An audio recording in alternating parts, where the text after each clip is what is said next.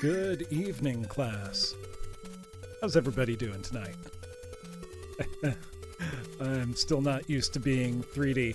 Good to see you, Calavera. Good to see you, Vaughn. Good to see you, QXWTY. Pleasure, as always, having you all here. Makes me smile. I'm still getting used to the facial expressions here.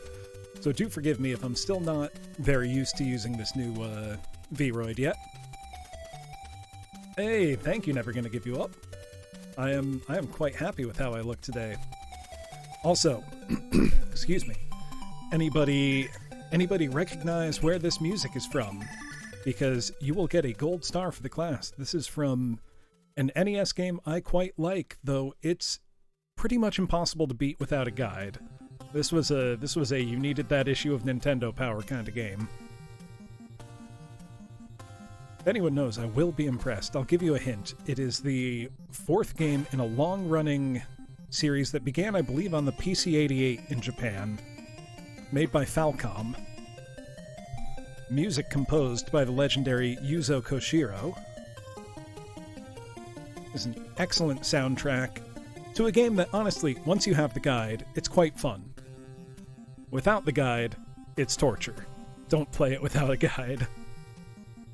I am, of course, talking about Legacy of the Wizard on the NES, which was Dragon Slayer 4. Pretty good game, if you ask me.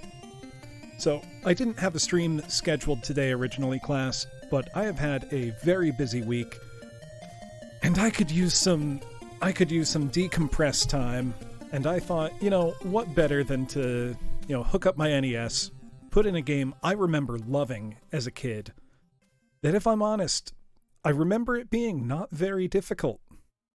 I am speaking, of course, of Konami's excellent Tiny Toon Adventures game from 1991. That is what I will be playing tonight. Actually, if you give me just a moment, I will pull up an image for you. Hold on, I promise I know how to operate OBS. 1 second. Yes, now does anybody else remember the TV show Tiny Toon Adventures? It was kind of like kid versions of Looney Tunes, like they're children or something. I'm not sure how to describe it. It's been a very long time since I have thought about Tiny Toons Adventures, and if I'm honest, I'm not sure I remember all the characters' names. I remember loving the show. Loving it as a kid. No, they're not kid versions, you're right. Yes, they were new characters. Almost like they're children or descendants or something. They all had clear analogs to the original cast who made appearances. Buster and Babs Bunny were your main characters, but then you also had like Plucky Duck and Hampton and an obsessive girl, Elmira, who would just hug pets and cute animals too hard and kill them. So I remember the NES game, as well as the Genesis game, being very good, and I also remember it being not very difficult. Now, I may come to regret those words, but I think there's only about 6 stages in the game, so I'm wondering, this is not going to be a full super long endurance challenge, but I want to see, can I just get through this game? I don't know. I know there is a level select code, so if I get my ass kicked too bad, I can cheat a little bit. It's a Friday night, class. We can cheat a little bit. We're not in school right now. We can be a little loose with the rules.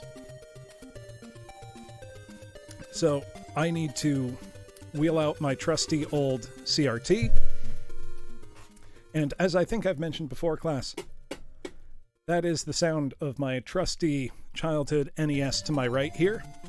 We will be playing on real hardware, which doesn't really mean anything. It's just I'm playing games that I own. And there's a chance that the system can always go wrong, which is fun, right? So let's make sure that our picture is good. Looks all right to me.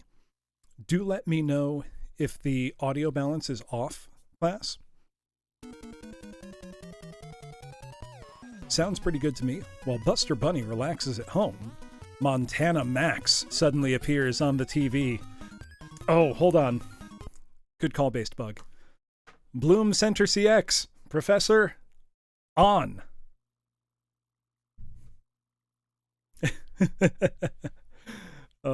Thank you for the reminder.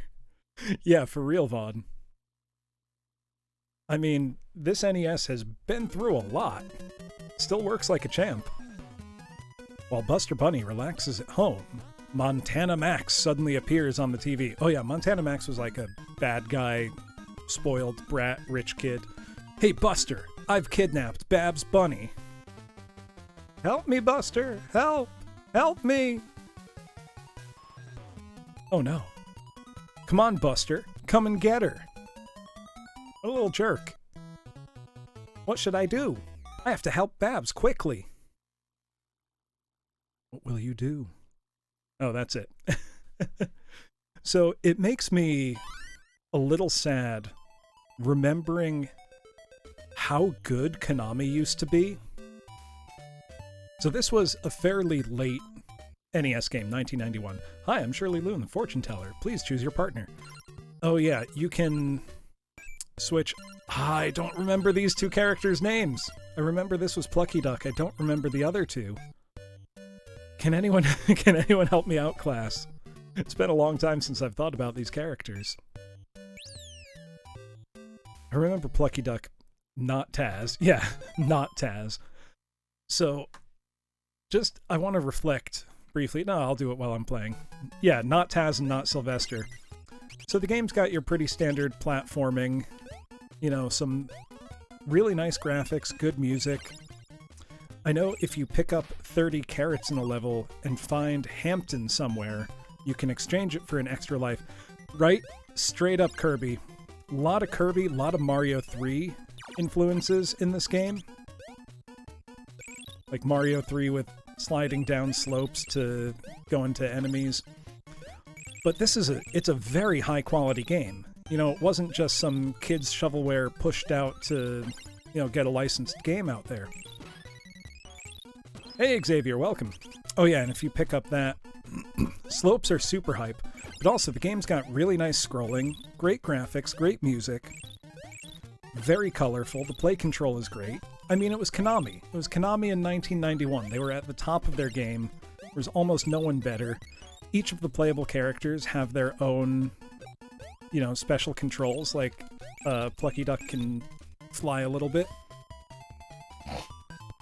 Oh, excuse me. I am a bit congested feeling. I just came from a 2.5 hour long rehearsal. My voice is a little tired. I have a gig tomorrow. Christmas music type stuff. Yeah, Xavier. I used to love this show as a kid. So of course I had the game, because that's, you know, as a kid you're like, I know that TV show, therefore I want that game. Only in this case it worked out great because the game was very good.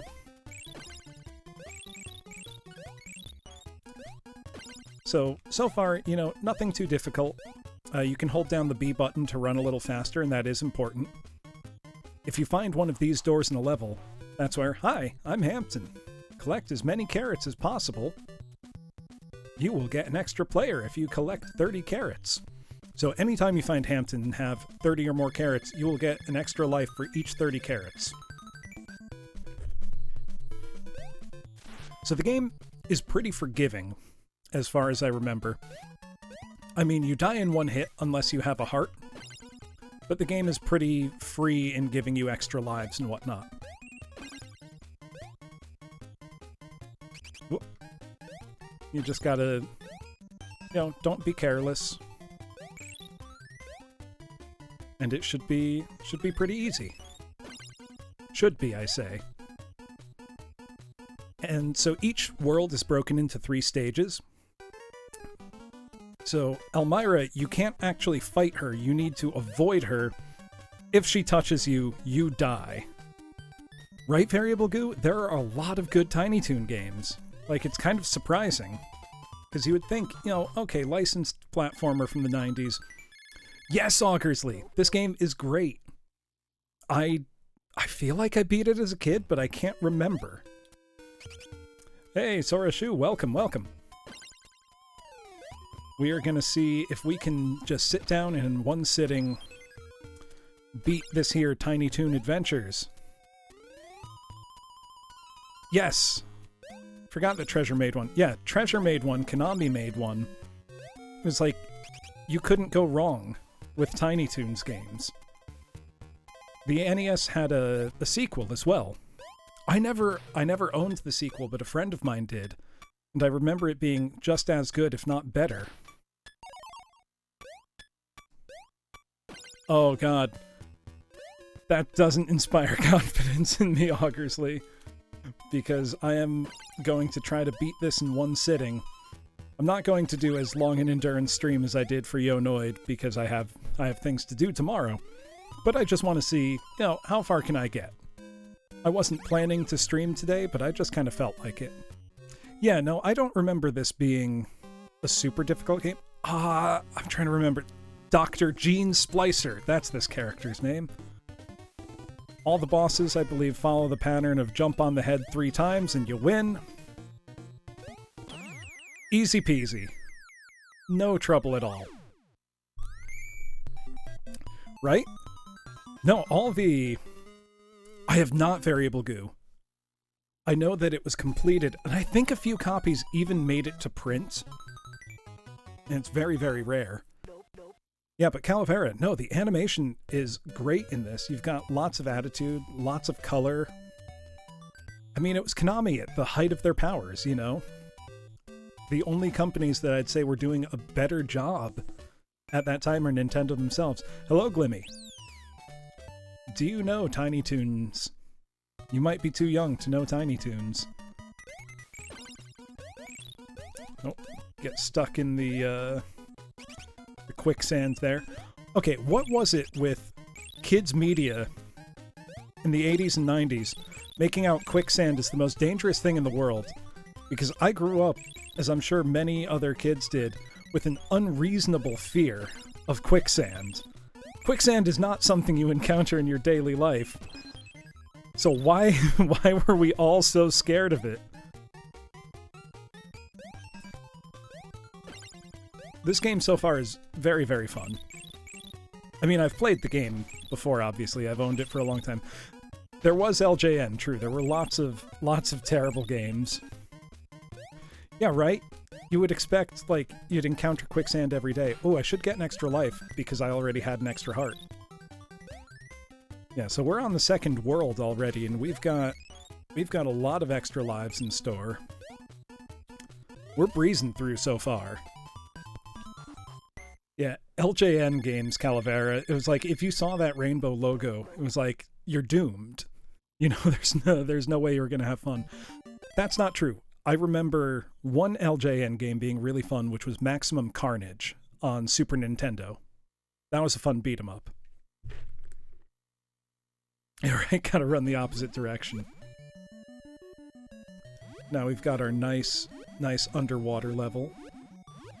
Oh, I've got to check what ended up winning that poll I was running. For what game I should tackle for my next endurance challenge. I think last time I checked, and the underwater level made me think of it, was Teenage Mutant Ninja Turtles.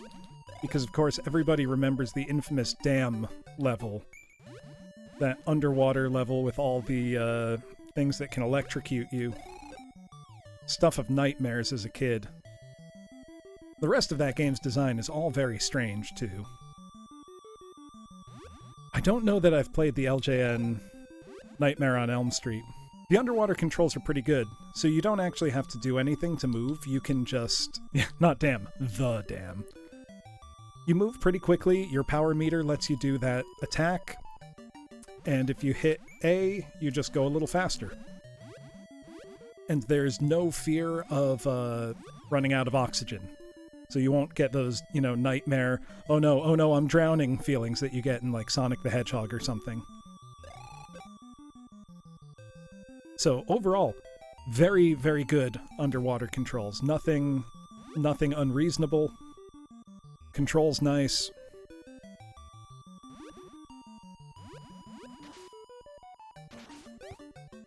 There we go. Piece of cake. Absolute piece of cake. Now, yep, another Avoid Elmira level. So these are pretty much just on a timer until the exit door appears. Which it now has. But I think the only way I can get past her is in that little... Yeah, here we go. Little gap and run. There we go, right? Avoiding a girl who has a crush on you is peak children's cartoon. I mean, the implication is always she grabbed them so hard that she was like crushing their spines. You know, it always looked very, very painful. We've got a pirate ship level. We are cruising through. We're on, I think this is stage 2-3 now. I could probably skip. God, I wish that was me. I'm sure that can be arranged, Calavera. I probably can reach that and hop over. So as far as I can tell, there's very little benefit in actually stomping on the enemies. You don't have the money. As far as I can tell, there's very little benefit to actually, you know, killing the enemies versus just avoiding them. Unless you want to just, you know, rule out the threat later. You know, it seems like you'll do just as well if you just avoid... Alright, we are at max lives already. I don't know what this game does for continues. That jerk threw an anvil at me. I didn't like that. I didn't like that at all. Let's be more careful with this one. There we go. If I remember right, those things below me are going to fall down when I run past them.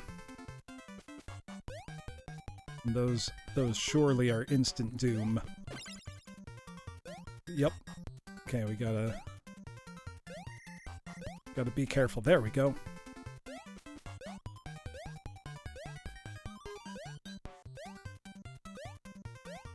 Some nice friendly platforming here.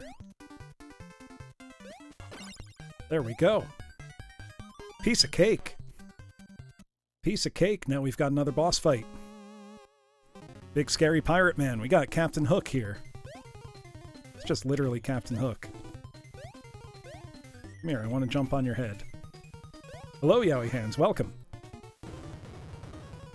Don't you try to Donkey Kong me, you budget Captain Hook. Surprised I didn't die there.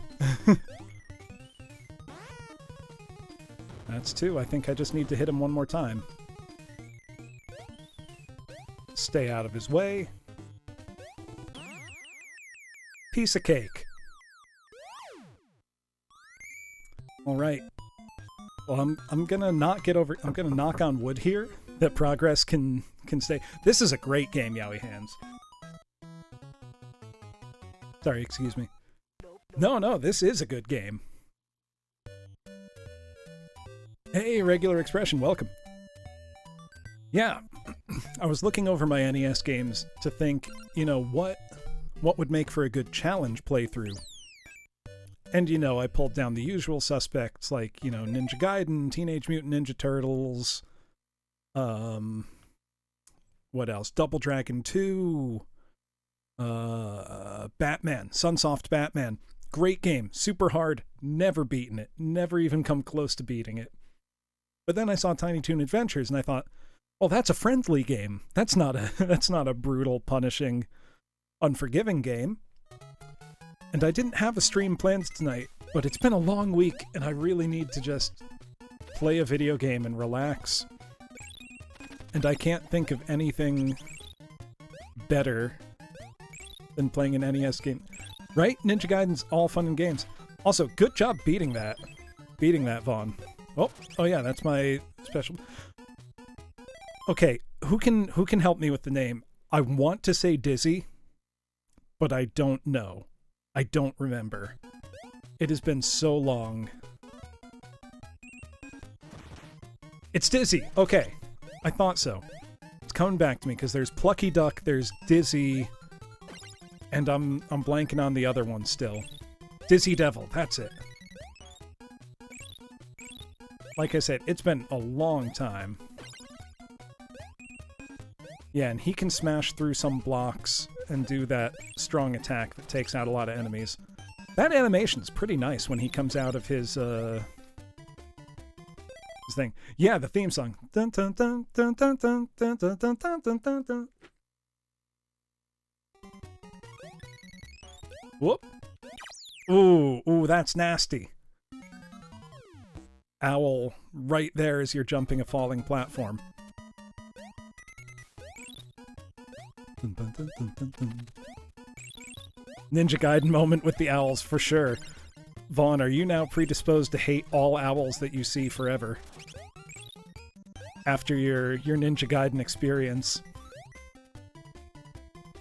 Exactly, Hanabi. Good old-fashioned NES rudeness. Look at that animation as he comes out of his spin. That's really nice. You hate birds. You'll ban all bird VTubers. Get out of the way. Hope this is health. Yeah.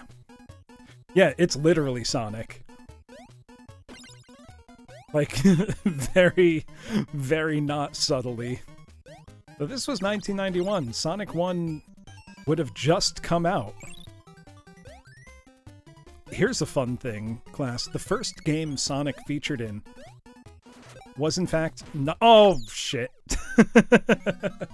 Was in fact not a Sonic game, but I think a game called Road Avenger,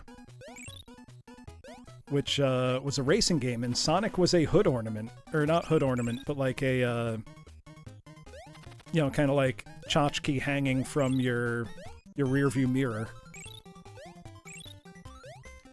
That was the first ever appearance of Sonic the Hedgehog in a video game. Oh, yep. Gotta let my power recharge. If you're Rad Racer.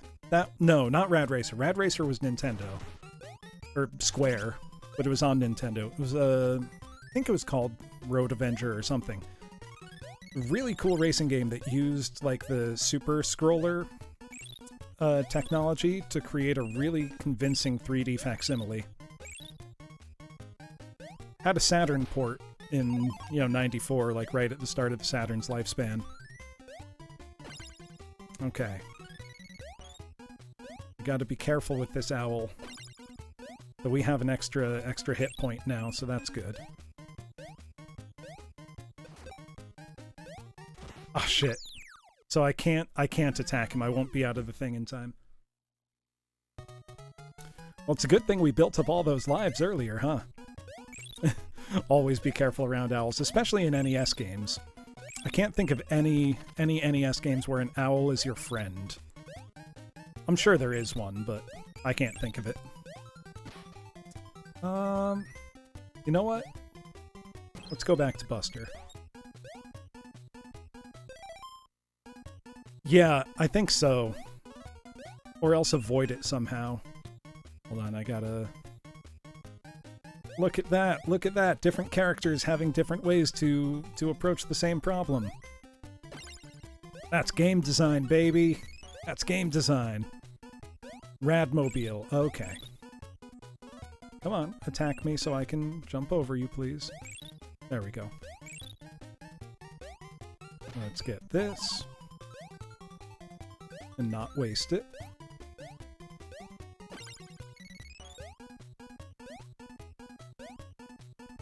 Gotta... Okay, no, that might be it. I'm never gonna give you up. I might just have the name wrong.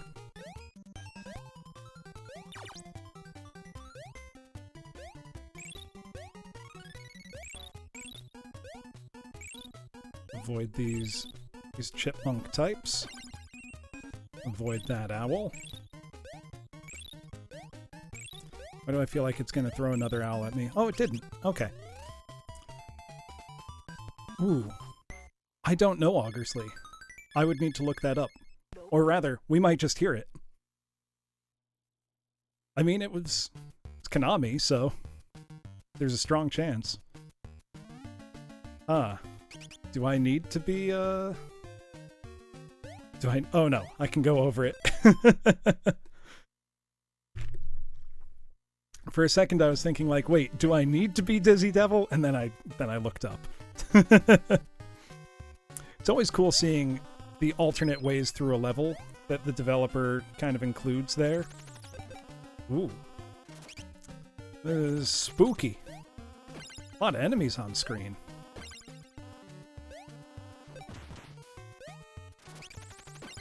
There we go. Right? It's not plagiarism if it's yourself. That's not true. It's absolutely... Self-plagiarism is a real thing. It's not a bad thing. It just does exist.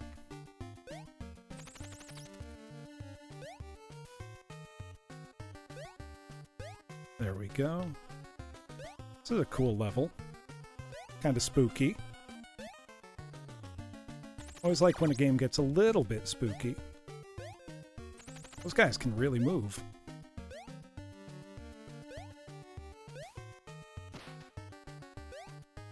Let's see.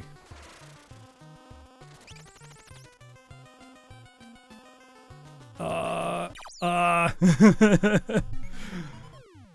Oh no. Dizzy can't run. That's his downside.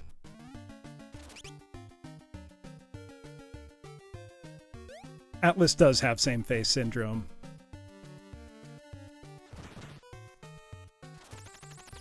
Avoid that. If Morrigan and Tatsunoko versus Capcom in Marvel 3 was the same 1994 sprite, I would have loved that. I mean, it's Morrigan. I would have loved it anyway, but...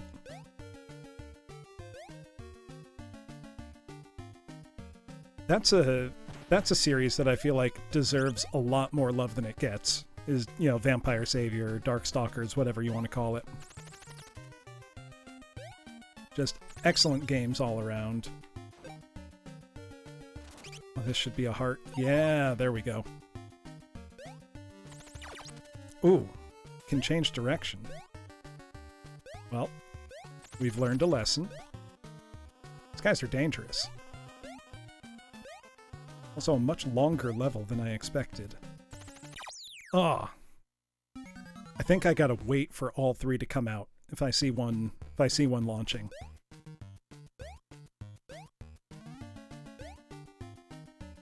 Oh, don't remind me, Variable Goo. It's hard not to still be salty about that. These bees are persistent.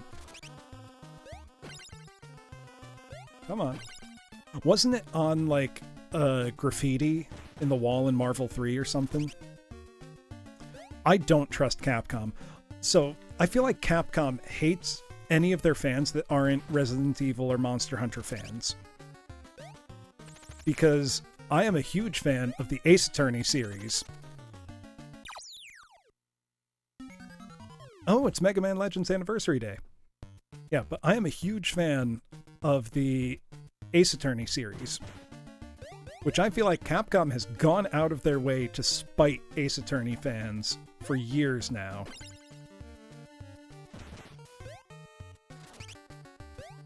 I mean, forget that we have no mention whatsoever of any Ace Attorney 7. They still... I'm amazed they translated the two great Ace Attorney games at all. Yeah, I was about to say... the fan translation, name every time you can show your badge and get a reaction. Literally every time, Calavera. Yeah, the fan translation of Investigations 2 is excellent. You know, even managing to get good name puns for everybody. And I have a physical repro cartridge of that a friend gave me for Christmas some years ago. Excellent, excellent game. And it kills me that Capcom will never, ever officially localize it. Oh, God.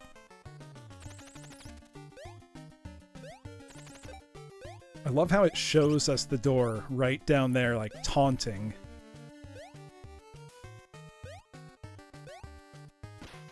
Let's see. No, I don't want to change to Buster.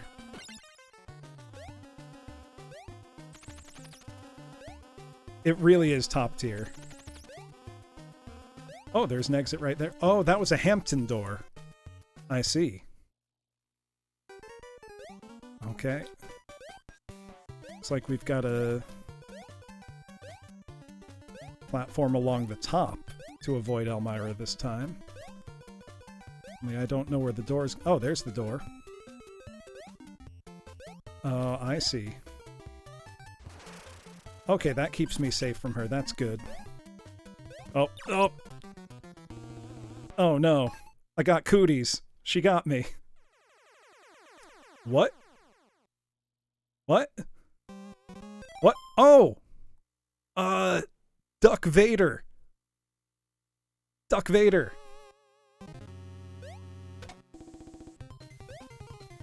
I remember, this is the secret boss. Oh. Yeah, if you beat him, I think you get 3 lives. No, I wasn't feeling Dizzy's vibe there. I'm gonna go back to Plucky Duck. Dizzy Bros, I don't feel so good. Yeah, I remember. I think it's gotta have to do with how many carrots you leave a level with. I think if you leave with full carrots, it'll bring you to that secret boss, and if you beat it, you get 3 lives.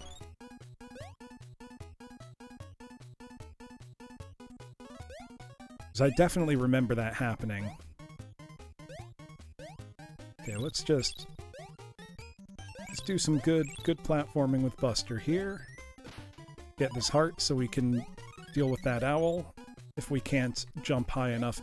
Buster can jump higher than all the other characters, so I think he can probably land on that owl's head. Oh, that was nice. That was nice. Nope. Or rather, he probably can. I can't. Oh, divisible by a certain number. Lots of games did that kind of thing back then. Also, I'm definitely gonna want to get to that Hampton door. Hampton. Because then I'll get at least 3 more lives. If not, the first 2 stages weren't too bad, and I don't mind replaying that. Though I do believe this game has a level select code if I want to cheat. And I might want to cheat. We'll see. I'm not planning a super long stream tonight because I have a busy day tomorrow. I have a concert I'm singing, and I'm also going to be finishing the prep work for the VTuber Choir project. Because we have our debut event Sunday night at 8 o'clock. But prior to that, we will be having... Ah, I see. I can just ride the platform for a bit.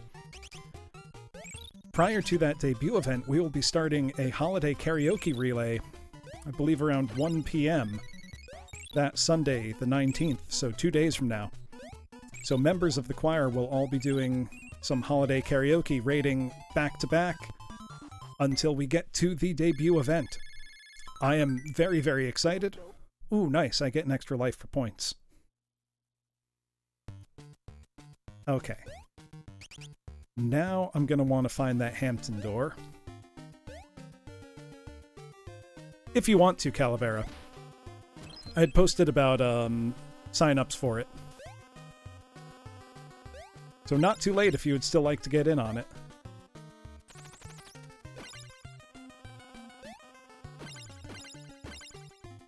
There we go. I see the downside of using not Dizzy in this level is that the level now becomes much more of a maze. Oh god. And we are overloading the NES here.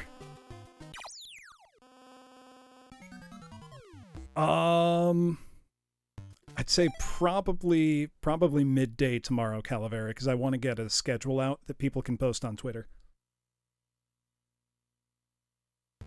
Right? There's something nice about it, because pretty much their options were either have a ton of sprite flicker when you have too much stuff per scan line, or slow down. Oh, I think I was on top of that one. Oh, that might be our last life. Okay, this is our last life. Right, so it might be a forgiving game, but that doesn't mean it's easy.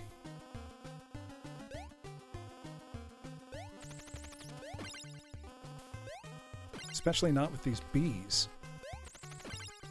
There we go. Oh! Rats. Game over. Oh, there's continues. I think the continue... Does it set you back a world? Nope. Alright. Seems like a consequence-free continue, which is my kind of game. I mean, this is a kids game. Granted, most games were considered kids games, but you know what I mean. This was a kids game that wanted kids to have fun, not a kids game where you could tell the designers were thinking, man, fuck them kids. They don't deserve to be happy. Not like whatever the people over at Capcom were doing when they made Yo Noid. Or rather, when they made Kamen no Ninja Hanamaru. I'm still processing the mental agony of losing to the Noid class. I vow my revenge. You will all see me kill the Noid. I will do it. I was actually practicing a little bit off stream, and it was going reasonably well, actually. I've been watching videos. I'm getting the Noid pro strats. I'm gonna take down the Noid. I'm gonna do it. The Noid will not get away with it. I will not abide the Noid getting away with it. You know what? Maybe that's my New Year's resolution. Is not only will I avoid the Noid, I will crush the Noid. I will grind the Noid to dust beneath my feet. I won't let him get me.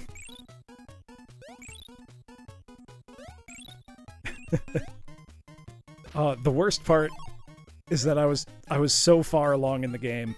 I got to the end of World 11 out of 14 in a 13-and-a-half-hour marathon session.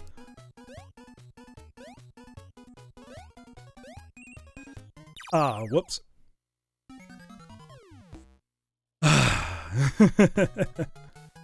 That's just me getting sloppy. It's like when you think about it too much, you start doing worse. I'm sure you all know the feeling.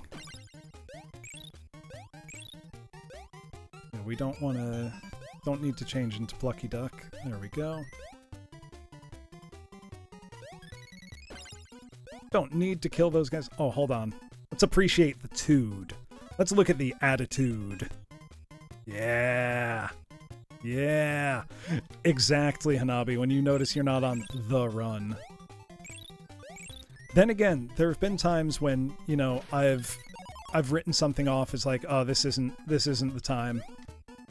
And then I somehow end up doing, you know, amazing. You pull out that miraculous pro-level play out of nowhere. You know, your true gamer sense activates for just a moment, and you're unstoppable. I don't think tonight is one of those nights, but we shall see.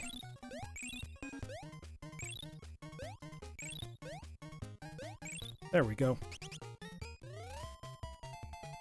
I love like 90s Toon era. Actually, do any of you watch the YouTube channel GameSack class? Because a couple years ago they made a great video just on the Toon era of, you know, games and platformers. GameSack is a very good channel. It's mostly just one guy these days, but it used to be a duo. Just well-researched, high-quality gaming programming, basically. You know, mostly focused on retro stuff. One of my personal favorite of the many, many retro channels on YouTube. They've been in it for a long time, you know, at least 10 years now. Yes, GameSack. I mean, the best retro game show on YouTube used to be Classic Game Room. But Classic Game Room's been gone for a long time now. You know what? We will have Dizzy as our backup. GameSack does sound suggestive. Also good to see you, Elliot. Yeah, no, Classic Game Room was the best. Mark knew what was up. Mark understood what made games fun. Yeah. I'm feeling good. Yes, this is the NES one, Burnsy.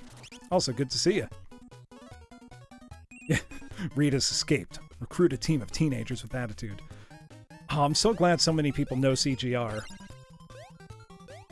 I have a Classic Game Room beer mug that I often enjoy putting my beer into because it says on the mug itself, insert beer output fun.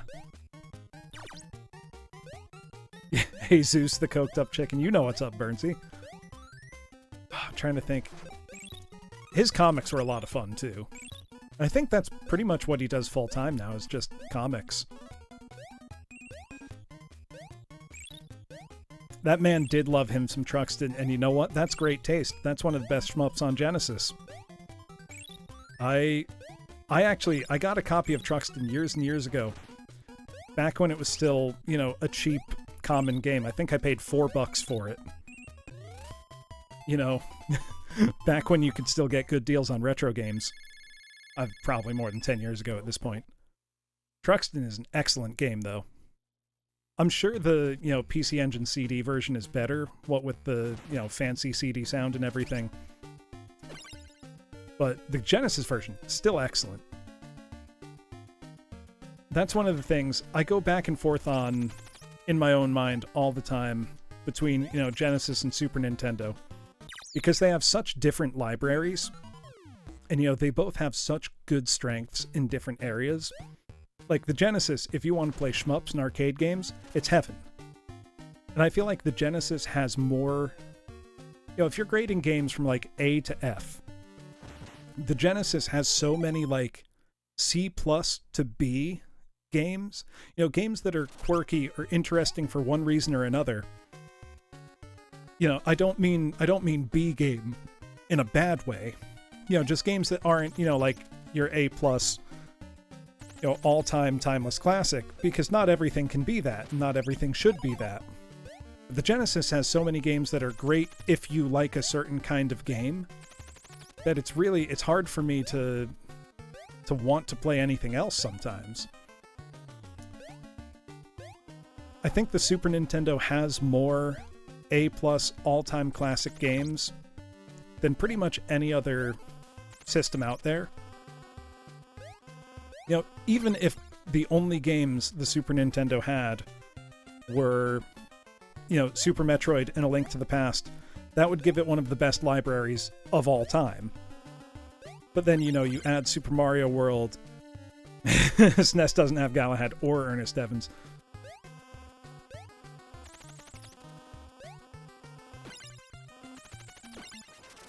SNES doesn't have Green Dog.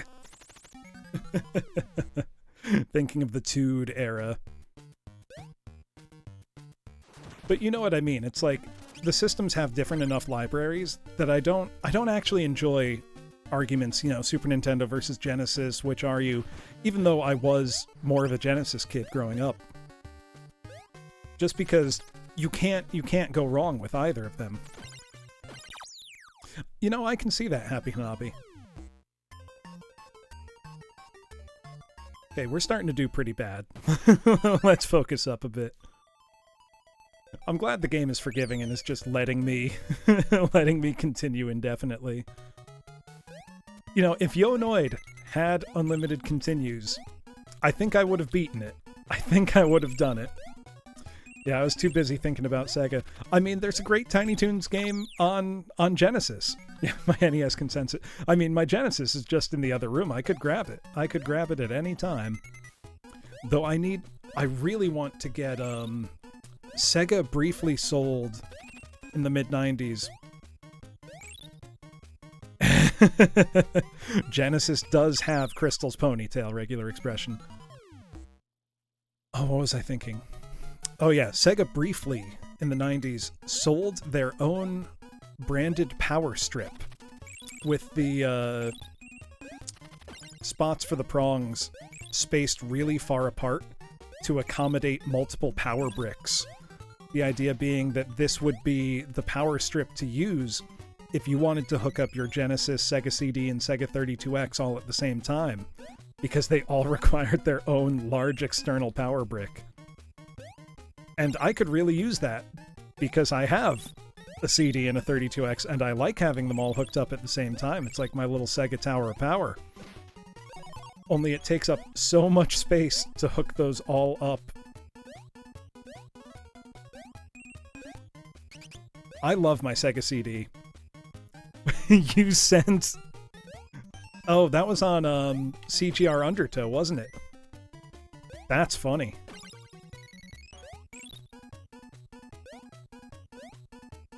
So you made an enemy for life, is what you're saying, Burnsy.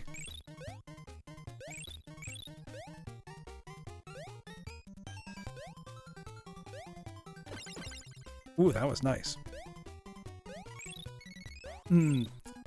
See, I just have a Master System that I'll use if I want to play Master System games, obviously.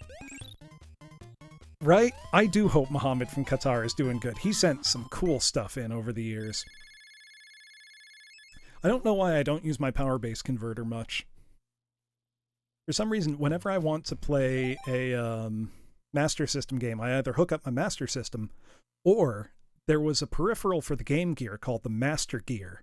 That was an adapter. You would plug it into your Game Gear, and then you could plug in a Master System game and play it on your Game Gear.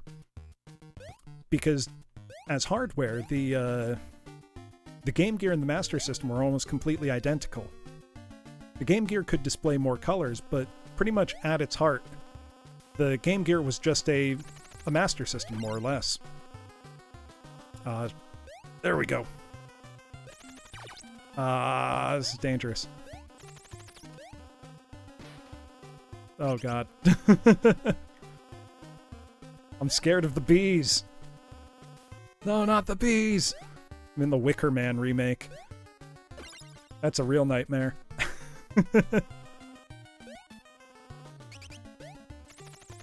a nightmare especially because the original film, The Wicker Man, the one with Christopher Lee from the 70s, is a classic. Oh my god. That bat can just, like, zoom straight to the bottom of the screen. Yeah, I like having my 32X hooked up because I got it for Christmas in 1995, and I've still got the box and everything. I didn't know as a kid that probably the reason I got it was because they were probably on heavy clearance by then, because it was clear that it was, you know, a dead system pretty much. So I'm sure my parents were able to get it for very cheap. I should ask them if they remember. That would be funny. It would be funny to learn. But, you know, I didn't know that as a kid. So I was there, you know, happily enjoying, you know, Virtua Fighter and Star Wars Arcade and Calibri. Calibri was awesome. That's one of the best games on the 32X. And Knuckles Chaotix. I am a Knuckles Chaotix apologist. Oh, that's a shame. Calibri, I think it was the same developer as the Echo the Dolphin games. And it really shows in, you know, just how weird it is, but also the cool, like, nature theme, the gorgeous music. That was one that also really, really took advantage of the expanded color palette of the 32X. That game was gorgeous.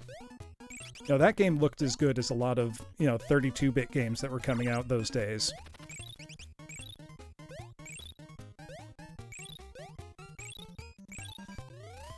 Yes. I mean, the core game in Knuckles Chaotix, it takes a steep learning curve. And, I mean, I'm blinded by nostalgia. Like, it is... No, I think it's better than Sonic CD, as far as, you know, the classic 2D Sonic games go.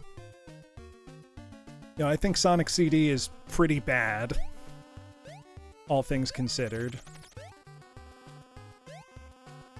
Okay. Oh my god. So those bats are not relative to their strict horizontal position. They move relative to the screen as well.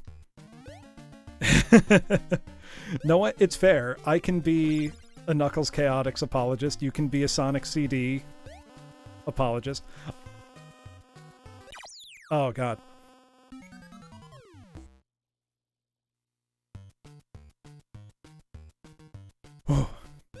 I'm trying to think, like, do I want to play as Dizzy? I think I was getting farther when I did.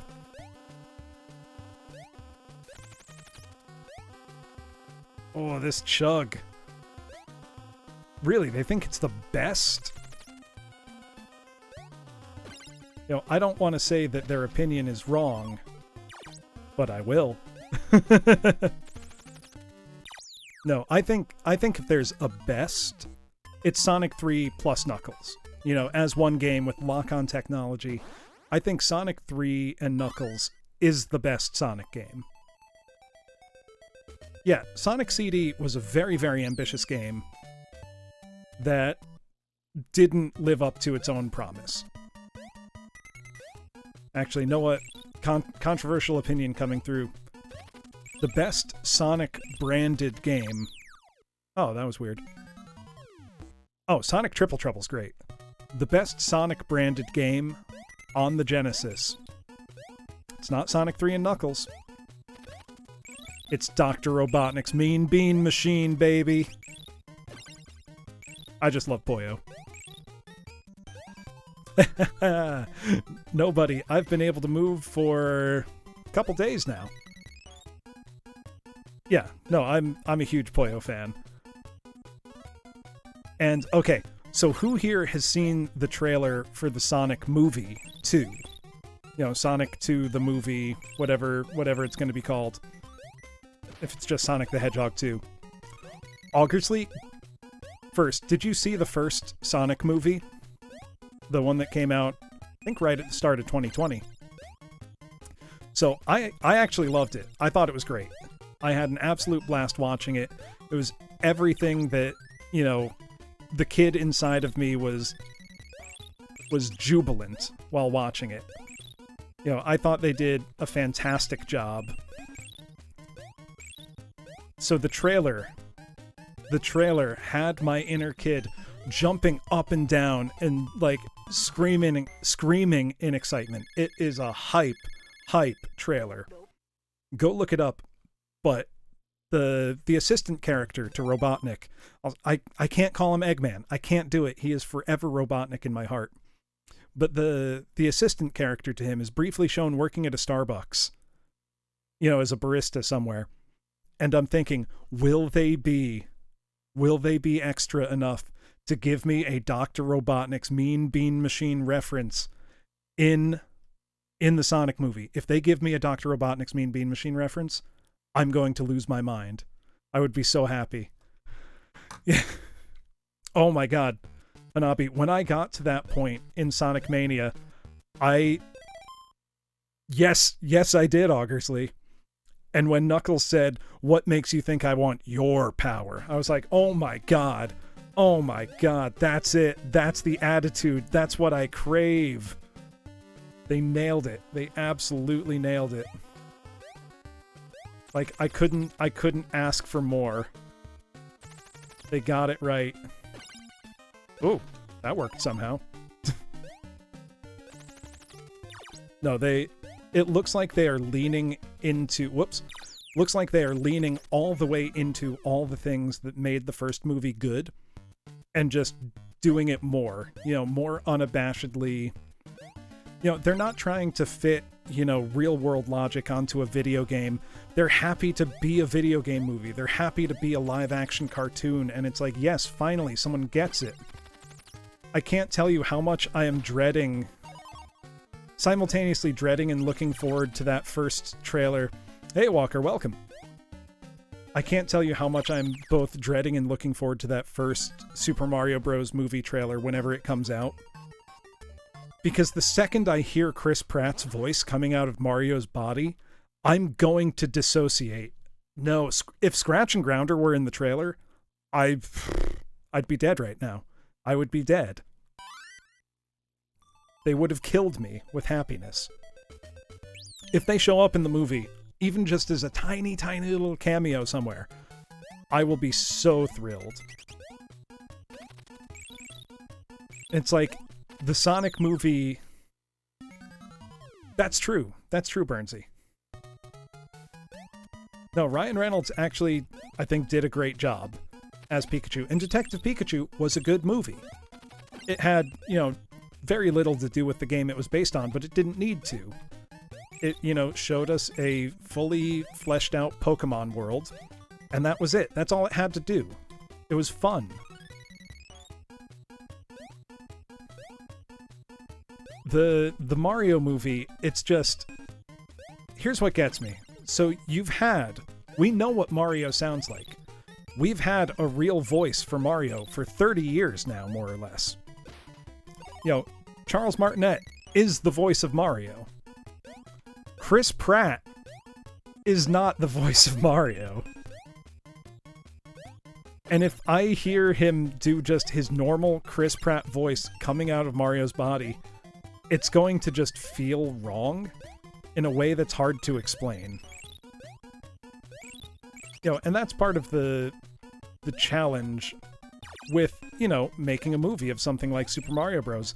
Especially because we've seen a Super Mario Bros. Movie before. They should have just made a sequel to the 90s movie. Call up John Leguizamo. Be like, yo, you want to be Luigi again? You want to go? We're going to let you do whatever you want this time. I want to know who at the studio thought, okay, we need somebody to be Luigi in our Super Mario Bros. Movie. You know, this presumably family-friendly movie. Who should we hire? I know. Let's hire the guy who has an off-Broadway show where he plays 6 characters, all of them like filthy mouthed. Like John Leguizamo's stand-up, if you've never seen it, one, it's incredible. Brilliant comic. Great social commentator as well. But he plays these ridiculous, over-the-top characters who are very, very R-rated characters. So I want to know who at whatever studio saw John Leguizamo's stand-up and was like, this is it. This is going to be Luigi in our family-friendly Super Mario Bros. Movie. Yeah, no, the story... Hey, Cutupon, good to see you. The story of that movie's production is insane because I think the people who wrote the script wanted to make, like, you know, a Blade Runner-style sci-fi, you know, cyberpunk-type movie, and then got pretty much assigned, like, hey, you're going to work on Super Mario Bros. And they said, we don't want to do that. We think that's dumb. We're going to make this movie that we, you know, have the script for. So they just did, regardless of, you know, whether that's a good idea or not. And it came out as the absolute fever dream of a movie we've all, I hope you've all seen. Because it's, I don't want to say it's not a bad movie. Because it's a bad movie, but it's not as bad a movie as you are kind of conditioned to expect it to be. You know, people talk about bad video game movies in the 90s, and that's probably the worst that people cite, because stuff like Street Fighter, you know, objectively bad movie. Super duper fun to watch, love it, you know, can't get enough of it. Also, you know, Raul Julia, last performance of his life, he was dying while they were filming that movie, and he was a class act, and Bison, every frame he's on screen, it's incredible. You know, there's that great scene where, you know, Chun-Li's talking about how, you know, he was, you know, a petty warlord at the time and came to her village, killed her father and all that. And he just goes like, I have no idea what you're talking about. And she's like, you don't remember? And he says, for you, the day Bison graced your village was the most important day of your life. For me, it was Tuesday. And it's like, damn, that's ice cold. That's top tier villainy. Also, you've got the excellent line from Zangief of like, wait, you guys are getting paid? You know, that's a movie that it's so goofy that you can't help but love it. And then, you know, for other 90s video game movies, you've got, you know, Mortal Kombat. Hey, guess whose NES is blinking? Hold on. We're gonna...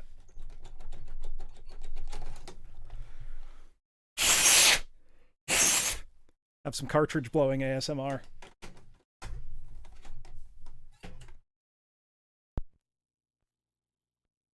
Oh, hold on. We're gonna...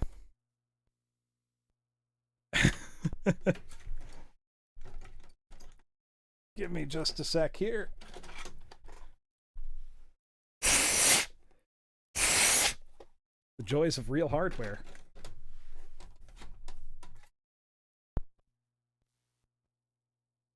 Come on. Okay. So, technically, nobody, the logic on that was that, you know, it could corrode the contacts, but it would take so long.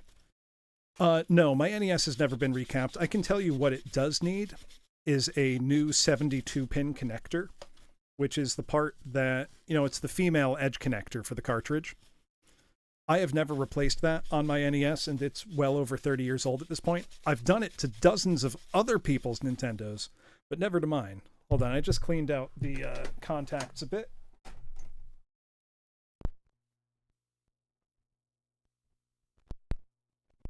Let me just wiggle it a bit.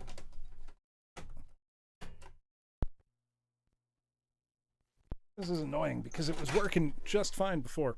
I'm going to slap the NES a bit, so don't mind any sudden loud noises.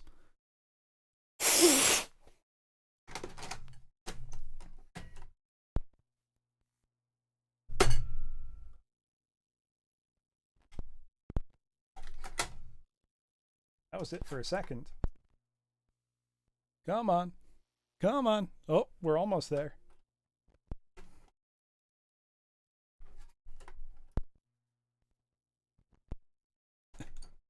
Percussive maintenance, exactly, nobody. It works a lot of the time.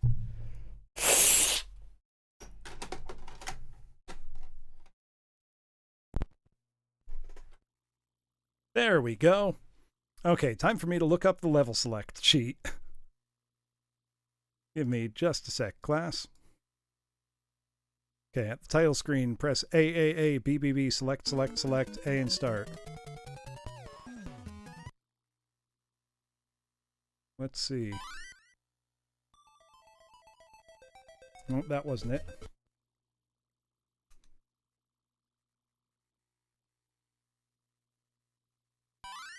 Yeah, seriously, Elliot, tell me about it. No, that's not it. It says, at the title screen, press A, B, B, B, select, select, select, A, and start. Let's see. Let's get to the title screen. Okay, A, B, B, B, select, select, select, A, start. There we go. Oh, God.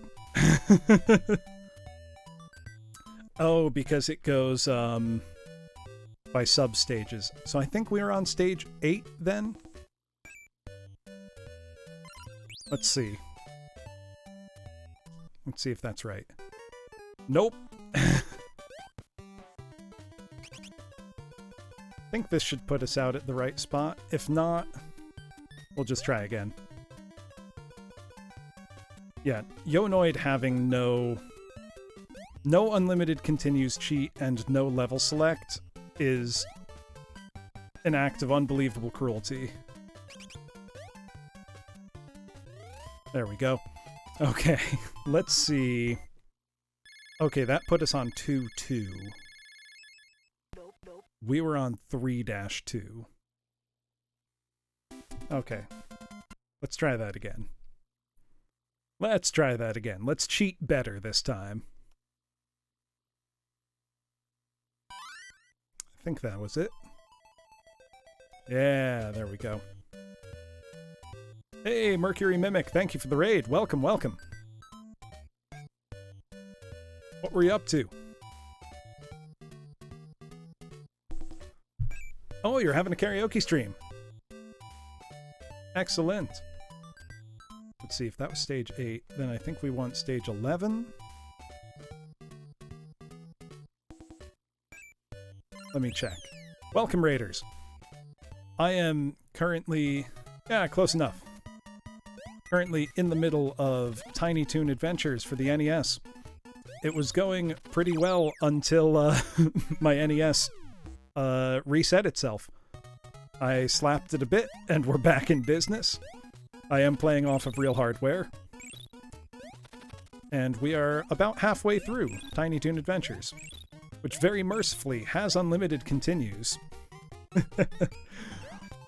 This is back from when Konami used to make good games. Seems like so very long ago. I also used to love this TV show as a kid. Even though I remember shockingly little about it now. You know, there's even some characters whose names I'm realizing I don't remember. Though a few have come to me while we were playing. So they're deep in their memories. There we go. Yeah, we've been getting stuck on stage 3-2 for a little while now. It's a tricky one. Ooh, landing on that enemy just saved me. Come on, do your attack. There we go. Thankfully, though, this game isn't too hard. Konami now does make tons and tons of pachinko machines. And the worst part is that they're making pachinko machines of their old licenses, of their old games. New content. And it's pachinko. There's a Metal Gear Solid 3 Snake Eater pachinko machine. It hurts. It hurts. Make it stop. Oh god.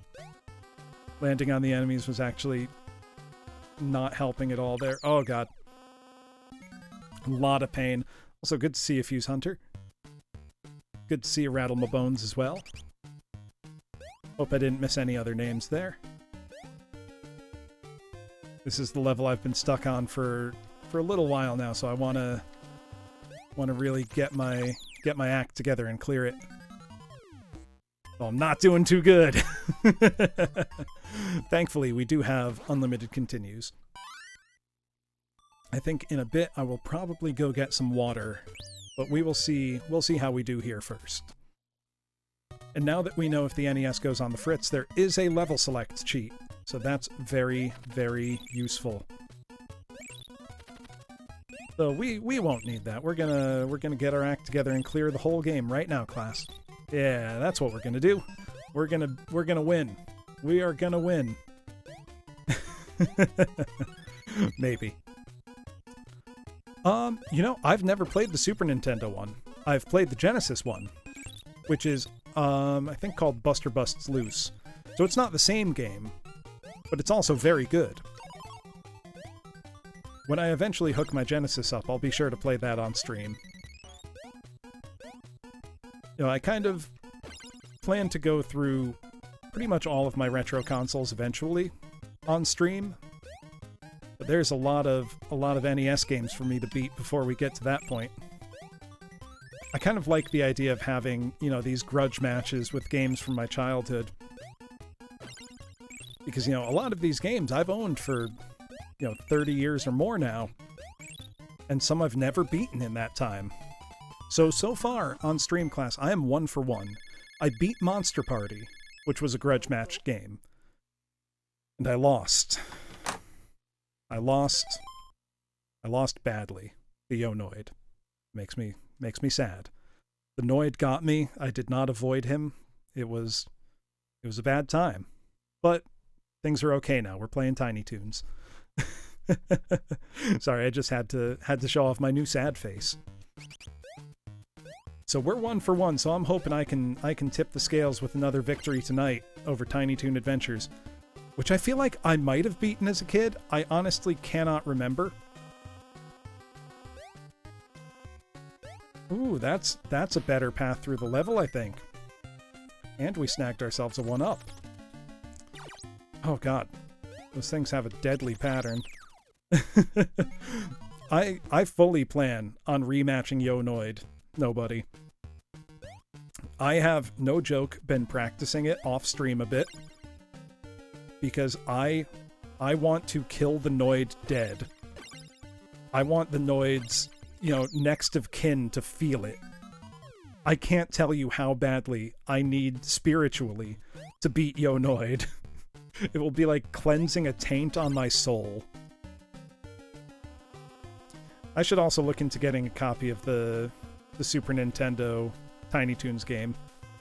I feel like that would be fun. Toru, welcome, welcome. Yes.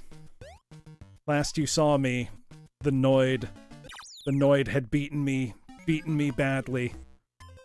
Beaten me very badly. Right now I'm just losing over and over at stage 3-2 on Tiny Toon Adventures.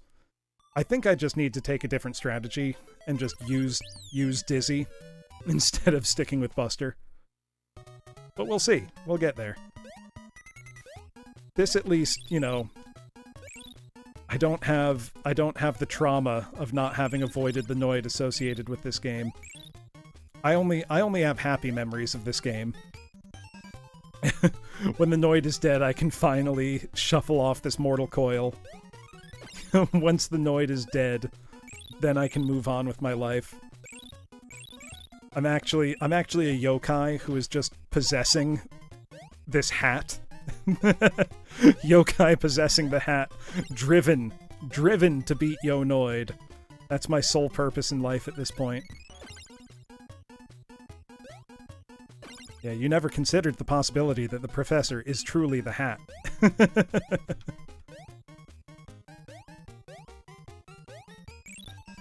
Yeah, the forbidden bloom lore. No, I am not a sentient hat, I promise. When I disappear the Noid, when I kill the Noid, I disappear into the void. You know, stranger things have happened. I'm gonna be honest with you, class. When I beat Yo-Noid on stream, and I'm saying when, I'm not saying if, I'm saying when I beat Yo-Noid on stream, do not be surprised if I cry. I will be overwhelmed. I will be feeling so many emotions. I will probably cry. Because that game has haunted me now for 30 years. That's a long time. That's a long time for a single video game to hold you in thrall. It's a long time to not be able to avoid the Noid. Oh, shit. Ah, it's too slow. Ooh, CGR has a podcast. Do tell. I'll just disappear when I beat it. Yo, Elliot, I don't know that you're wrong. I don't know if I have an existence separate from my relationship with Yo-Noid. Okay, the slide kills enemies. That's good to know. Oh, wait. I was going to switch to Dizzy. I'm a dumbass. I'm sorry, class. Look, it's a Friday night. My brain's done. It's run out of juice. There we go. Dizzy has an attack. This. But it has a power meter that needs to charge up. And he can't run. So Dizzy has drawbacks. Oh, and the power meter wasn't full. We're gonna try again. we are undeterred and the game is very forgiving. Of course we're gonna continue. Of course. We're not quitters. We're not cowards. Oh god, I just realized you can see me crack my neck now. I'm not used to that. I gotta be mindful of the way I move. You can see me now. I'm no longer hidden behind a bouncing PNG. Whoops. Just appreciate the Tood class that Buster Bunny radiates. Forbidden neck crack knowledge. There we go. Further fuels the bloom is secretly the hat. That's not true, Toru. That's not true. I can take my hat off. Whoops. Would you like to see that? No. The hat's staying on. It's a hat on kind of night. I don't know what that means, but it's the truth. I should probably make a hat on, hat off points redeem, come to think of it, but I'm not yet good enough at using the software to feel comfortable doing that on the fly. I will get there. I promise. The hat stays on during Tiny Toons. Damn straight. Right? Hatless Bloom is like... I mean, it's like when you see your teacher at the grocery store and then you're reminded that they're a real person. 100,000 point redeem. I have been told that I have the unsettling energy sometimes of seeing your teacher on their day off. Which, you know, fair. That's pretty much what I am.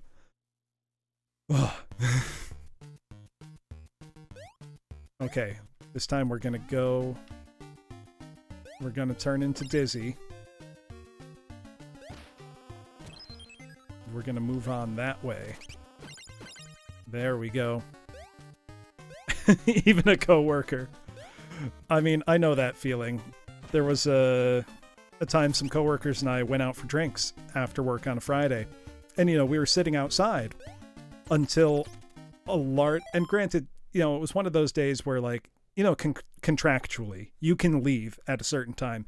Usually you don't because you have things you need to do. But every now and then, like on a Friday, everybody's like, okay, we're going to leave at the exact second that we can contractually leave.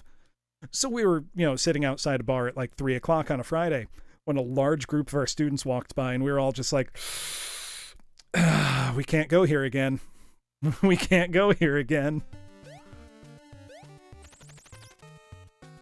We were all a little bit mortified. I mean, no one should be shocked to see their teacher having a beer. In my opinion, at least. Yeah. So, I have a much more embarrassing story than that, Elliot. So I think I've mentioned before that I used to live in South Korea, and I was an English teacher there. But I lived in quite a small town. By which I mean, like, there was one grocery store, pretty much, and a bunch of my students worked there as cashiers. So this was when I was still pretty new to Korea and Korean culture.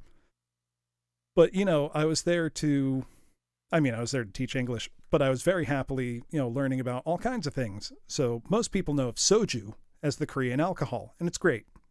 But there's lots and lots of other types of Korean liquor. And one I saw was this kind of plum wine called bokbunjaju, which is, you know, it's like a strong fermented wine type thing, fruity, very tasty. So I bought a bottle of bokbunjaju, and of course it was one of my students checking me out, and it's like, you know, whatever. You know, it's not that weird. You know, kids, especially there, know that their teachers drink. Koreans love to drink and party big time. But so I bought this bokbunjaju. I tried it out. It was tasty, you know, a little fruity, not quite to my taste, but you know, it's good. And then a coworker, a couple days later, pulls me aside and is like, Bloom, I heard you bought some bokbunjaju. And I'm like, yeah, you know, I want to try all kinds of, you know, Korean alcohol, anything I can find. And they pull me aside and they go, bokbunjaju is good for health. I'm like, great. You know, it's healthy. That's even better. Oh, hey, we're finally back to the Elmira level. But they go, no, it's good for male health. And the realization dawns on me that bokbunjaju is make your dick work juice, basically. That's the cultural association. And I bought it from my students. And I was so embarrassed that I never bought it again. Or rather, I bought it again, not in the town where I lived, ever.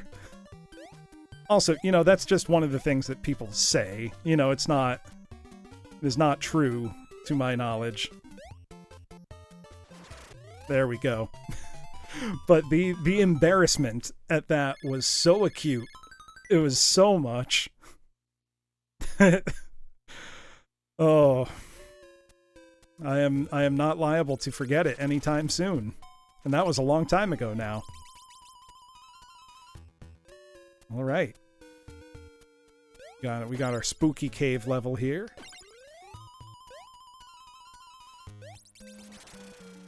This music sounds very similar to Castlevania 3 music. I don't think it's exactly the same, but it's very close. Ah, shit. Wait, can I get back up somewhere? Can I not get back up? Why let me even survive falling in the water if I can't get back up? That sucks. That really sucks. Okay. But we got past the stage that was giving us trouble. Which means that if I start doing terribly again, I will shamelessly cheat my way to this stage. There we go. This is not a game where pride is on the line. We're gonna avoid cheating as much as we can, but, you know, I'm not above it. It's Friday. Okay, is that the door? Is that it? Nope. That wasn't it.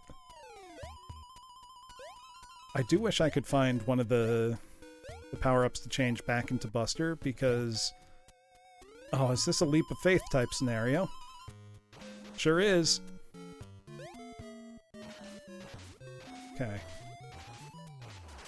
Okay, thank God. Okay, so I think Dizzy can get out of that, and I just ate a death I didn't need to before.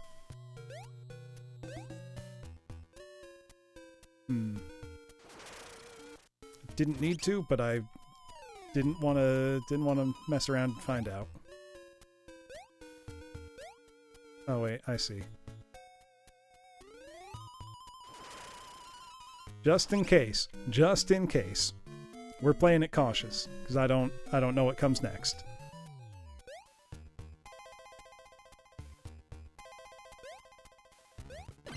Gonna be real careful. Oh, that's a little different. Oh, there we go. Getting out of the water is very difficult. That's the only thing in the controls that hasn't felt good so far. At least this stage isn't too bad otherwise. I'm gonna knock on wood right now after having said that. Was waiting for like... Oh hey, even better. Okay. Alright, that wasn't bad at all. Now it's probably... Yep, it's another boss fight.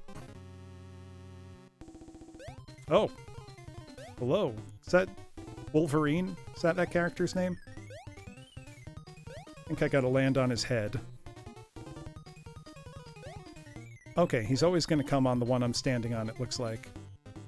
So when it stops, I gotta be ready to jump. Oh no. It might be random. I just gotta be ready to jump and land on his head, I guess.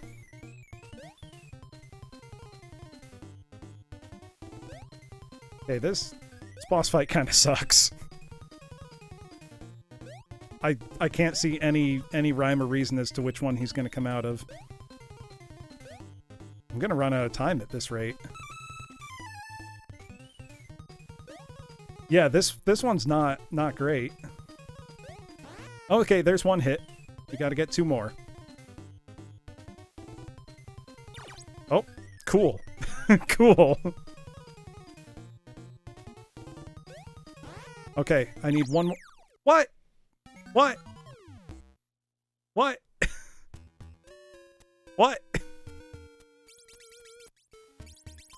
That really sucked. Okay, let's try that again, I guess.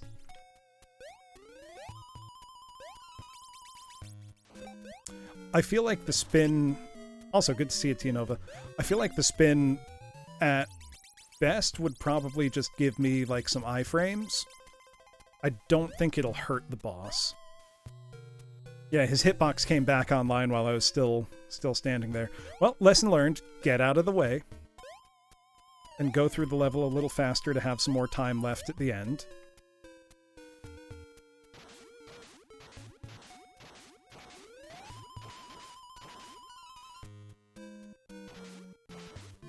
Don't love these water physics, but, you know, whatever.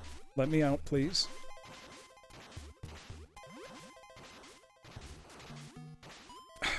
Come on. Let me out.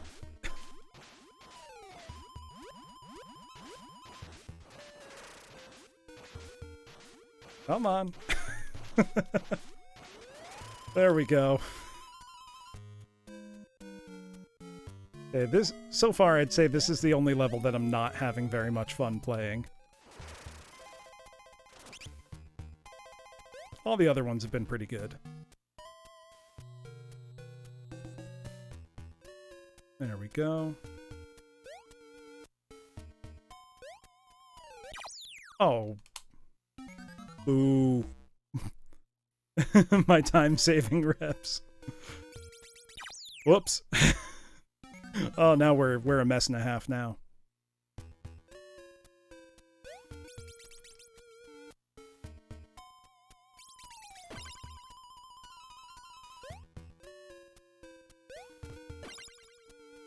Two for one special there, though. Okay, come on. I am enjoying the creepy cave music, however. The game continues, you know, to have high production values throughout. I feel like anybody but Dizzy would be more helpful here, but I haven't seen one of the power-ups that lets me change characters in a while. I would love if that was a thing you could just do at will, but it's not.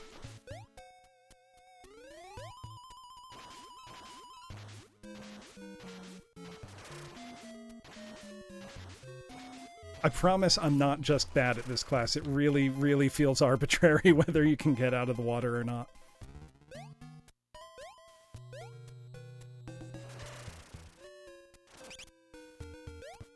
I do love his animation when he comes out of his spin cycle, though. Looks very nice.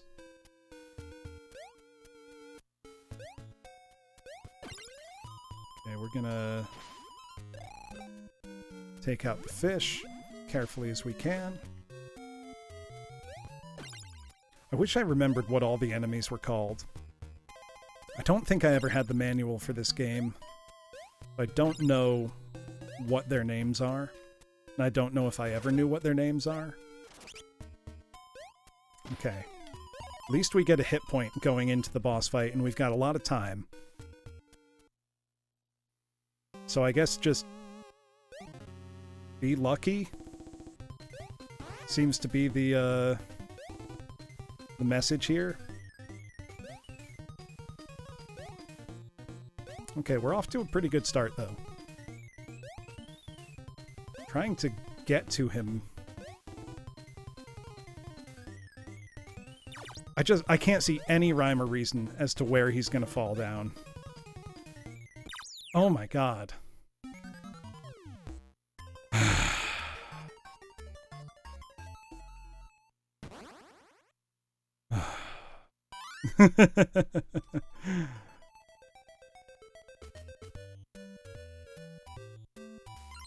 Let's... It's not Sylvester here. Let's try him. Let's give this another shot. We got this, we got this. I think this guy can walk on walls, if I remember right. Yes. Okay. Does anyone remember this character's name? Because I do not.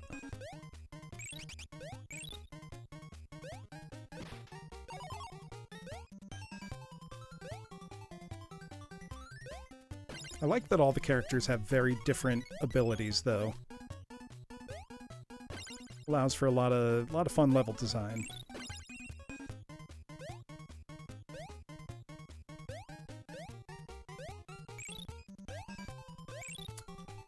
Is it Furball? Maybe. I can't remember. But he can run, so that's good. That automatically makes me like him more than Dizzy. Might be Furball. Nope, nope.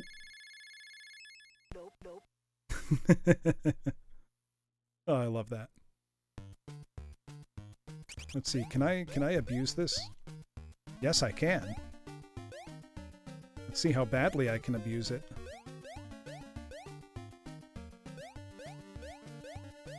I would love to be able to just skip most of this level.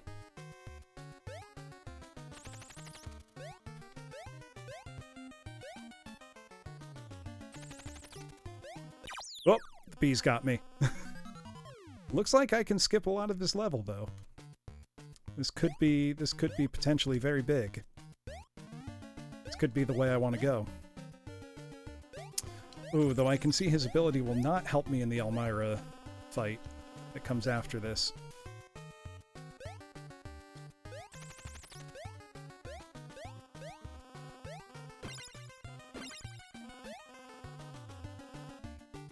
Whoop. That was almost disastrous.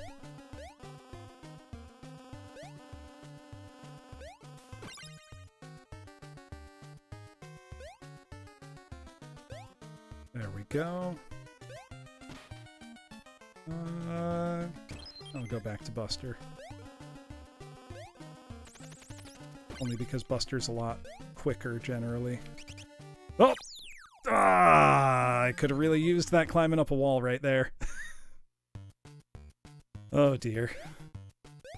Oh, dearie me. Now I've gone and... Here, let's... let's rectify our mistakes. There we go.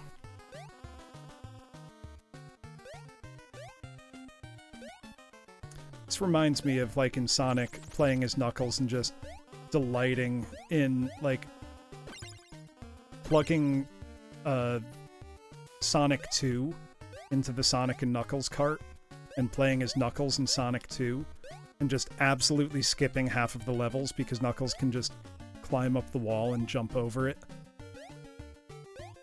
Did anybody else do that? Because that was supremely wonderful. Okay, there we go. That might be the strat. That might be the strat there for 3-2. This is going to be a tricky one. We're going to want to let the door... I think the door has to appear. Let's lure Elmira back this way. Whoa. And there we go. God, that's scary. Hey, we earned a life. Dope, dope. All right.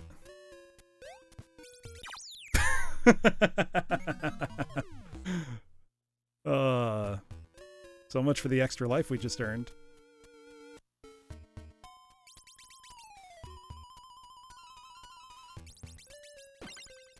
I'm wondering, is there any big skips I can do in here by climbing on the walls?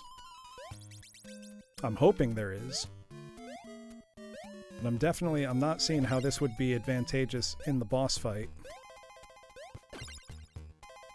I don't know how to predict that boss fight. Feels arbitrary. I don't like that. I don't like that at all. Is there... Tell me there's a secret up here or something. Nope. I would have loved if there was like a secret way out of the level there or something. Oh. There is something up there, though. Probably a bouncing ball, not a heart. You know what? I kind of want to find out if I can. Oh, that was close. Nope, we're gonna keep going. we're not gonna tempt fate. Can I go up and over? Oh.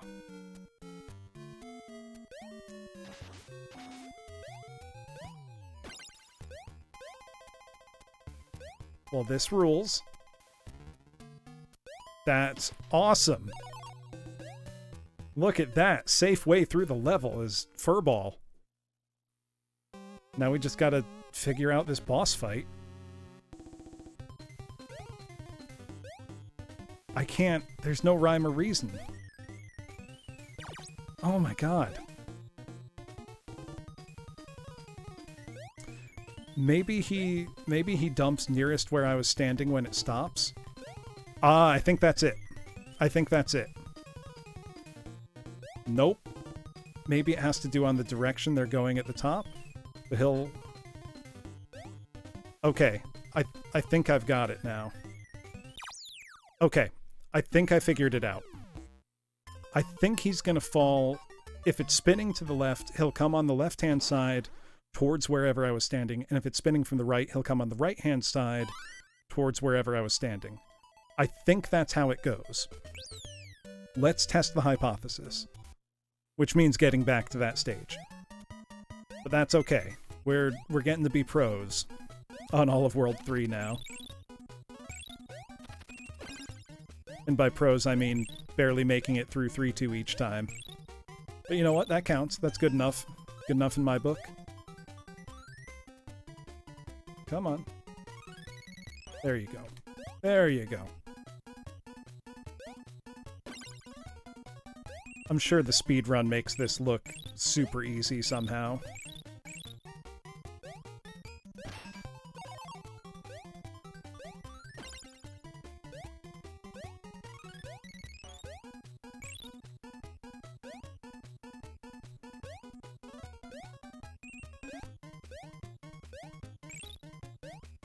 Okay. Going smooth so far.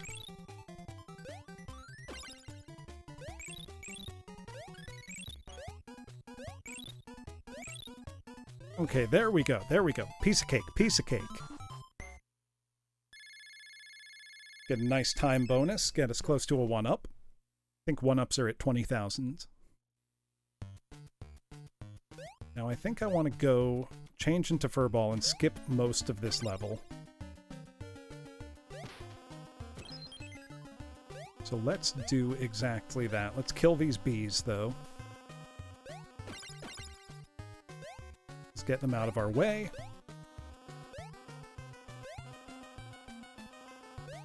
Skip as much of the level as we can. Is it cheap? Yes. Do I care? Not even a little.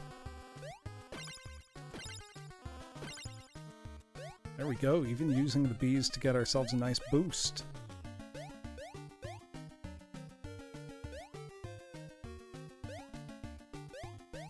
Alright.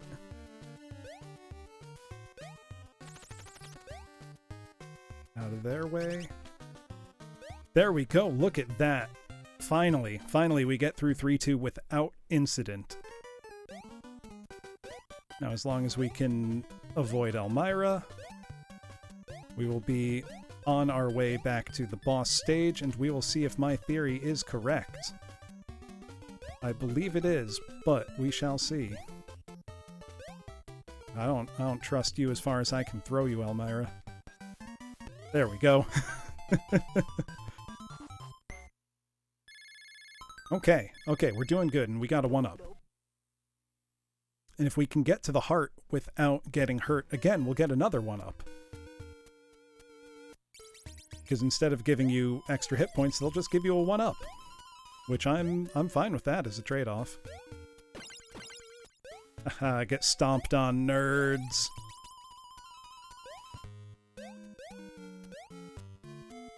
There we go. Whoops. Gotta be very careful here. Got very, very low ceiling clearance and have to land on his head.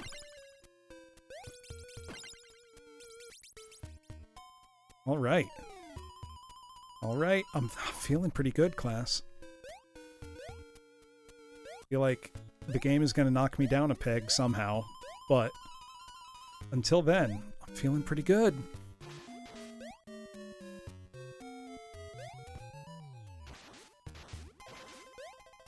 Okay, and I think we can skip most of this last stage here by going up and over. That's what I did last time. There we go. I can, in fact, skip most of this one. This always makes me feel so cool in old games when you get to just, you know, do a big level skip like this. Like, you know, in Super Mario Bros. When you go, you know, up and over. Exactly, welcome to the Warp Zone. You always feel like, haha, I found a secret. I'm not supposed to be able to do this, but I did it. Okay, let's see if my theory is correct. If it's spinning from right to left, he'll appear on the right-hand side. Okay, so he should fall down right on the far... Nope, I guess. Oh my god. So I think I'm right about what side he'll come down on. But anything past that seems to be luck. Oh, come on. This boss fight kind of sucks. That or there's some really obvious solution that I'm getting wrong. think if I die to him again, I'm gonna look at, not a video, but just see if there's like a game FAQs guide on what you're supposed to do. And see if I can apply that knowledge somehow. So I don't want to just skip a level. That would be too cheating even for my willingness to cheat level right now. But we shall see as we get further into the night how I'm feeling about cheating in video games. So if watching Game Center CX has taught me anything, Reno has taught me there's no shame in losing, in admitting defeat. Okay, yeah, that's just a character change thing there. So that's not important. Okay, at least it seems like we're going to be able to get through all the levels pretty safely from this point on to just get straight to the boss fight. And always with at least one heart. So an extra hit point, basically. Cheating my way to success, let's go! Okay. Yep. So he should land on the left-hand platform. Yeah. Okay, he'll land on the left-hand platform here. Yeah, just call the AD. Okay. So he's going to land on the left-hand platform.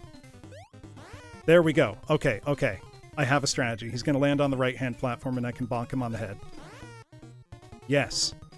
He's going to land on the right-hand platform and I can bonk him on the head. He's going to land on the right-hand platform. Got him! I figured it out. That feels good. That feels real good, class. I'm beaming. I'm so happy. I'm so happy. Thank you for the Pachi's based bug. So 3-3 clear. We're on to World 4. We're halfway through the game, class. We're breezing through. Really, we were breezing through until we got to World 3. You know what? We're gonna stick with Furball. He's doing good for us.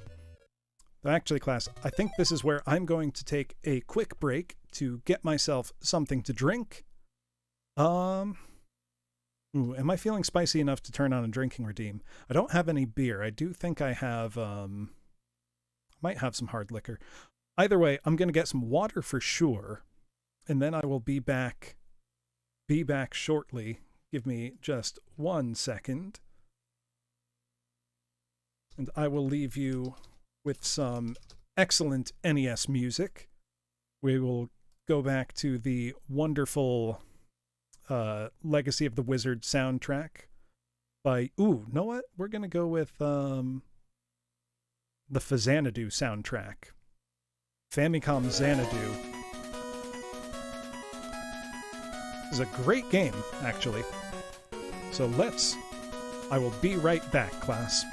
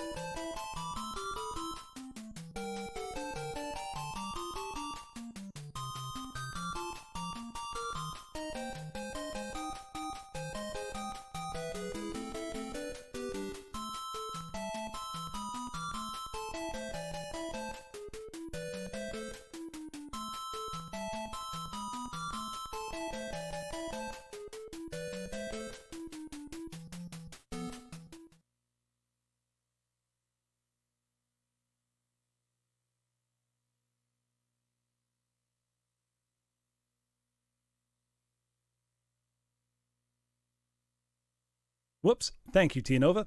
Yes, I am back. I grabbed myself some water. I'm going to stick to water. I have a lot of singing I need to do tomorrow, so I'm not going to tempt fate with alcohol. Just good old-fashioned water. So onwards now to World 4. Thank you for your patience, class. Okay, we've got characters throwing stuff at us from everywhere. Good lord. I wonder if I can just run run straight through. Or if that's like a surefire recipe for disaster. Might be a recipe for disaster. Let's see. We've got unlimited continues. It's the slum stage of Yonoid all over again. It is, but we have unlimited continues on our side. We can learn. Delicious disaster. Well, let's take it nice and slow and just see. Okay, we can. Oh, I disagree with that. Would love if there was a heart earlier on in the level here. Oh yeah, Roadrunner and Coyote, they were cool, you know? This is a tricky level. I think I just need to go quickly. If I get to the cat here quick enough before he pulls his projectile out. Yeah, there we go. Oh, he can jump now. The goons are getting stronger. Please be a heart. It's a heart! It really is, because you don't... You know, the format explains itself. You don't need any words to tell the story. That's probably a character switch. Yeah. Well, yeah, let's see if Furball can do us some good. Always clever. And just... Not just clever visual gags, but beautiful animation, too. Gorgeous backgrounds, everything. Oh, this is gonna suck. Hey, Nanara, good to see you.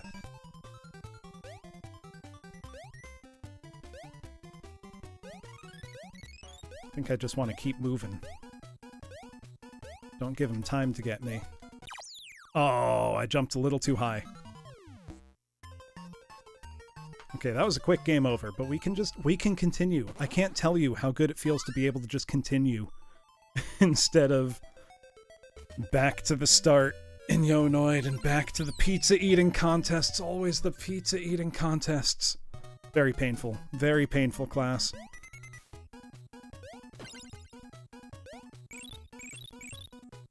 Right?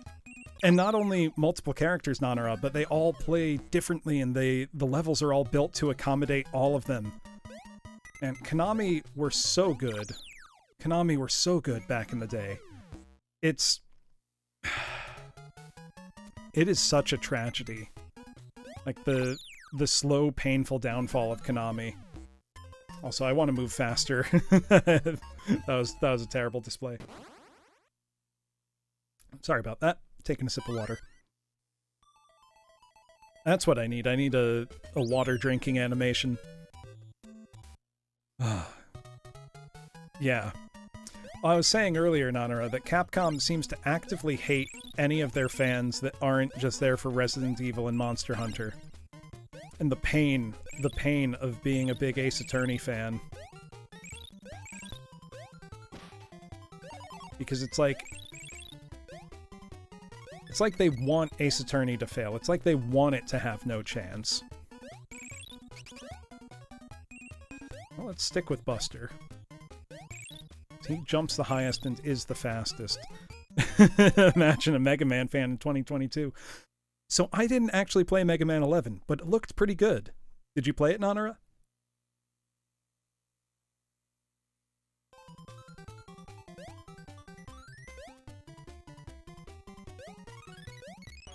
Alright, let's just keep moving, just do our level best here. Straightforward platforming. Damage boost through a bit. Swore off the series.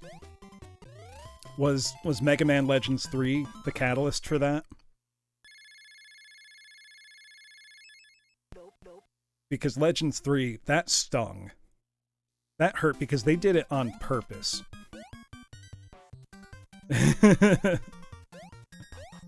I will say, I loved Mega Man 9 and 10 on the Wii. I thought those were great. What? What? The barrel hurts me? The barrel just straight up hurts me? I'll avoid that, I guess.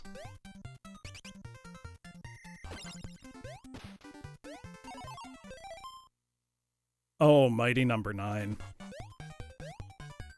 I actually never bought Mighty Number 9. I have seen it on sale for $5 and declined to buy it because it just looked bad. Oh my god. Oh my god. I'm being pursued. Oh, we got through somehow, though. We've got another Elmira stage. Ooh, best Mega Man game that isn't a Mega Man game. That's tough, because there's a lot that are pretty good. Would, like, Mighty Switch Force count? Because that was fun.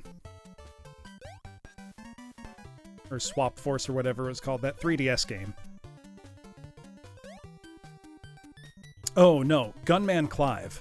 That's the best Mega Man game that's not a Mega Man game.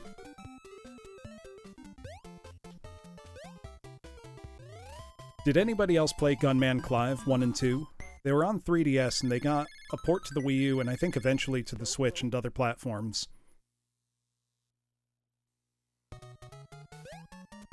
Alright, we're moving along here now. Well, let's try Plucky Duck here.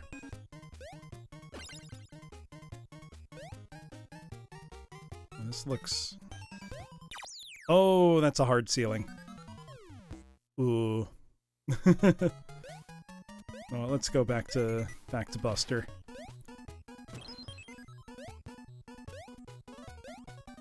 Yeah, Gunman Clive. They were very straightforward Mega Man clones on the 3DS. Very, very fun. Yo, kind of like budget titles, but really well made and a lot of fun to play. Oh, ah! That wasn't a control problem, that was just me being bad at games. Alright, we're on our last life. I don't want to have to do those first two stages again. I wanna press forward and see what the boss is. Let's do it. We got this. Yeah, Mega Man 9 and 10 on the Wii eShop, I remember being very fun because they pretty much stuck to the limits of old Mega Man games. Like, it was just a new 8-bit Mega Man, more or less. And I thought that was really cool. They had great music, too. I haven't played any of the, what are they? Azure Striker or Mighty Gunvolt? The ones by Inti Creates that look like new Mega Man ZX. Rusty, welcome! Welcome, Raiders! Hey, welcome, Yoro. Thank you for following. We are currently in the midst of trying to beat Tiny Toon Adventures for the NES. It's going pretty well, actually. We are on stage 4 out of 6. And this game, very, very mercifully, has unlimited continues. Rusty, how did the Soul Calibur tournament go? I was watching a bit of that earlier. It looked very fun. For those of you who don't know Raiders, my name is Professor Bloom. I do lots and lots of music-related stuff, like organizing the VTuber choir that is singing... Oh, debuting our performance of Carol of the Bells this Sunday at 8 p.m. Eastern, preceded by a karaoke relay leading into the event with all sorts of choir members. Oh, Elliot has just redeemed something very fun, which is a minute's worth of opera recitative. You don't know how to do things. Yeah, wasn't this one of your first times streaming with PNG, Rusty? 720p, I'm sorry, Nanara. All right. So, what Elliot has just redeemed is opera recitative, which is the part of opera where they are delivering text, basically. So I'm going to narrate the next minute of my gameplay as if I was delivering it in an opera. For those of you who don't know, besides being a teacher, I do work as a professional singer. Classical music is what I do outside of VTubing and my day job. Matter of fact, I have a concert tomorrow, 2 church gigs on Sunday, and a whole lot going on for the week of Christmas, because this is a busy time of year for musicians. Hey, thank you for the follow, VoidMark1. And thank you also, Lulzmaker21. I missed you earlier. So opera recitative is like this. I go and narrate as if I'm singing, but it is not quite a song, but text delivery, and it is often quite annoying. However, it has been redeemed, and I do not want to renege on my promises, so I will stay and sing for you. Though I cannot process 2 things at once, the video game and the singing are at odds in my head. I'm trying to get past this stupid dog, but I can't do 2 things at once anymore. My brain is old and crusty, and I'm feeling rather rusty, and Rusty just raided, and I'm very grateful. However, I am blanking on things to say, trying to think of music while speaking and playing a game is very hard. I think I owe another minute still. Sorry, class. So now we have a platform section and a stupid dog throwing things out the window. Do any of you remember Tiny Toons? I used to love this show, but I remember very little. It has been a very long time. Exit! Exit! We are done! Yeah. So that's an idea of what goes on. You hated that show, Bearded Potato? Oh, really? Oh, I used to love that. Alright. This level before, I just kind of ran straight through and got through more or less in one. You can't land on those barrels, apparently. Which sucks. Ah, game over. Yeah, but Rusty, how did the Soul Calibur tournament go? Who was the eventual winner?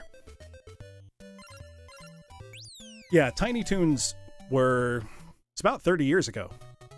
It's like, that was when Warner Brothers had a lot of really good cartoons on, like, Animaniacs, Tiny Toons. Caleb won the whole thing. Very nice. Him and Shimada were the finalists. I kind of wish Shimada won. No offense to Caleb. Were there any big upsets?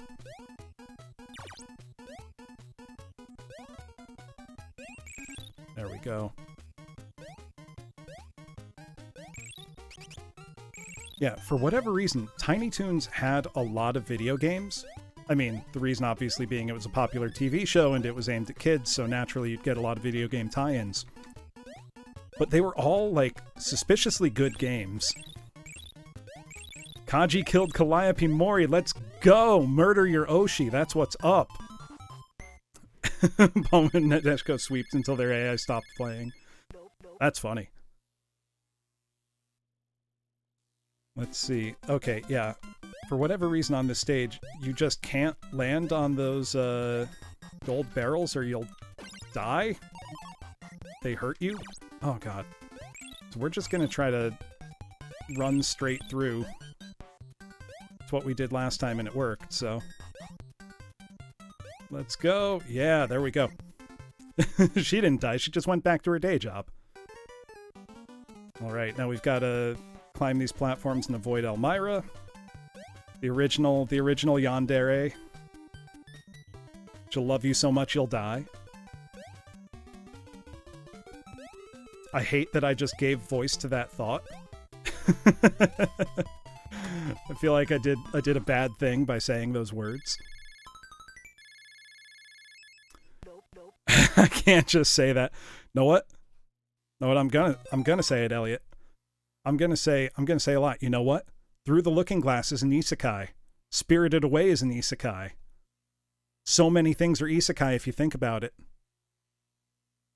Just think about it. So many isekai. Too many isekai. I'm mad about it. Wait, that's my angry face. I'm mad about it. Nah, I'm not mad. I can't just say that. Oh, excuse me. Yeah, Bearded Potato. I remember it being... Can the Magic School Bus be classified as an isekai?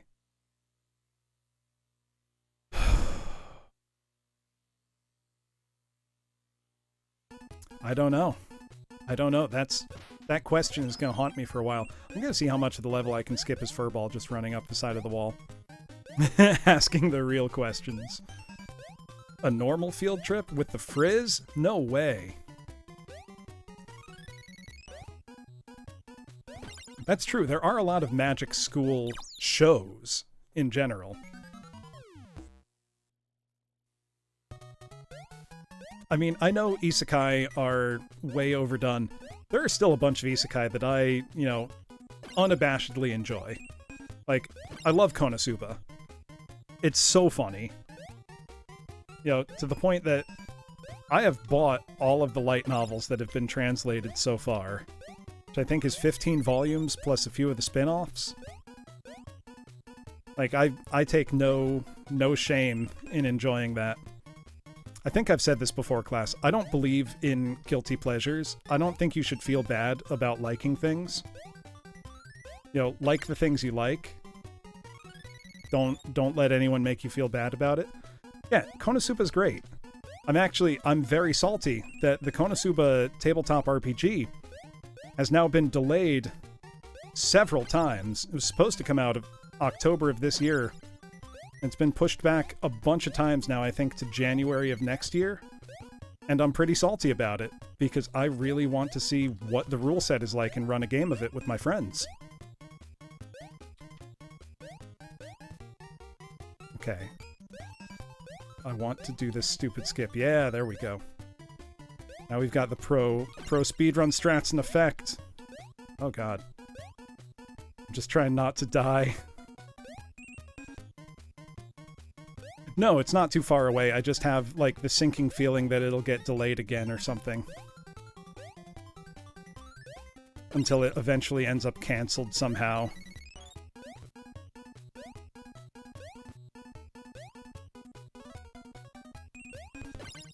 There we go. Oh, wait. Is there a secret up here that only Furball can access? There is! Yeah! Guilty pleasures for everyone but you. Oh, yeah. No, I'm not trying to say isekai are, creative at all. They're not. They can just, if they're done well, they can be a lot of fun.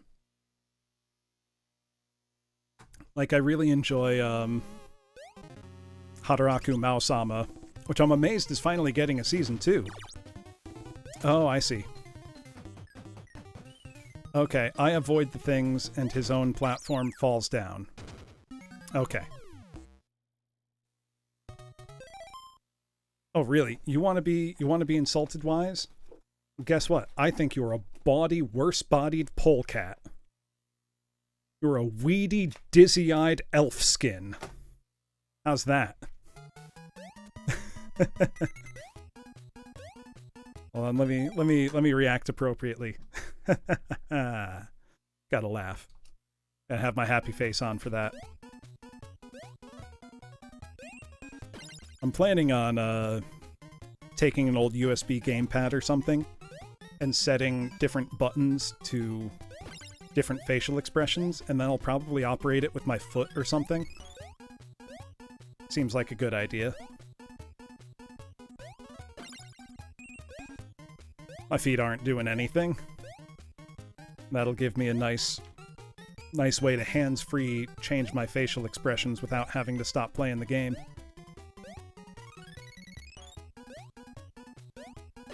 Yeah, but let's see. There have been a few isekai that, you know, I've just enjoyed for what they are. Like, oh wow, it's gonna make me fall all the way down to die. That's vaguely insulting. But yeah, Mausama, the one where the guy gets, you know, transported from the demon world where he was a demon lord to regular Japan where he works as, you know, a manager at McRonald's. That's a lot of fun. Season 2 for that is coming out 10 years after the first one. I'm looking forward to that. The reincarnated as a slime one, I think is fun, just because Rimuru is like a normal, middle-aged, middle management type guy who just goes and, you know, mostly focuses on building a little nation for himself. I thought that was cute. Trying to think. Haven't watched anything like, haven't watched Sword Art Online. No idea if that's any good. Probably not, is the impression I get from how people talk about it, but you never know. Trying to think what other isekai I have or have not watched. The spider one, yeah, that looked fun. Yeah, I'm not surprised to hear that SAO is garbage rusty. Yeah, the spider one looked fun. SAO, as far as I can tell, is just dot hack again. You know, it's just dot hack for a new generation. Which, like, I mean, dot hack was okay. I thought the PS2 games were fun.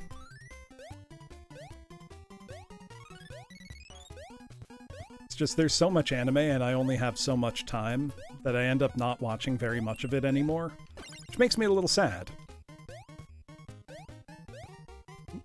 The pink P90 girl one. Wait, here's where I go. Okay, let's give this boss fight another try.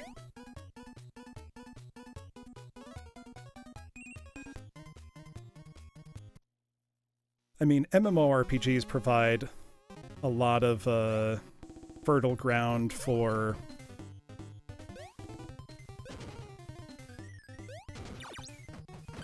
anime.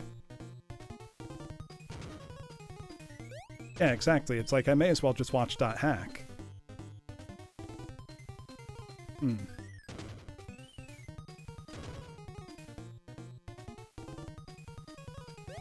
a little perplexed here.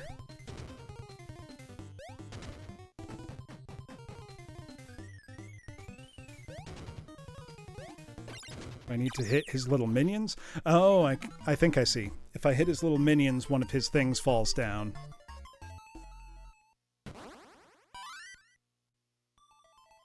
Oh, I didn't know that, Tianova. Called SAO. Series no longer about it. No longer about SAO. Now where's our series about SEO, about search engine optimization? That's the anime the kids need. Now, how long until we get a VTuber anime? I'm sure there must be one in the works already.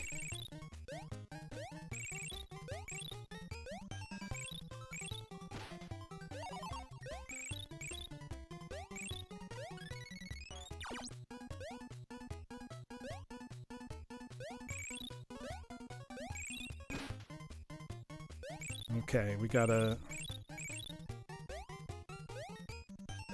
One was made in 2018? That wouldn't surprise me. I know there was a light novel series or manga to that effect. Oh.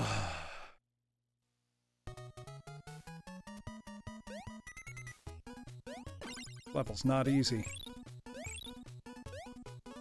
You know, my memories of this game as a kid was that it was pretty easy. Maybe I was just better at video games as a kid? I don't know that that's true, though.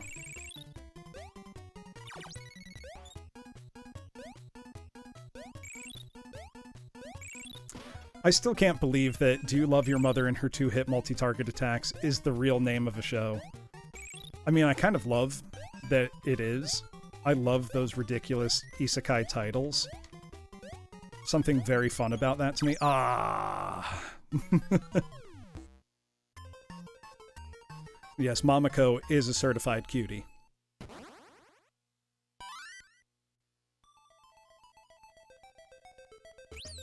Just what a name for a show. Actually, that's what you can do, class. Find the most outrageous isekai title or light novel title you can. Because chances are there's none so outlandish that I won't immediately think it's real. You know, Calavera, I'm not gonna think about that. I have enough that keeps me up at night. I don't need to have a Ship of Theseus crisis with my own body.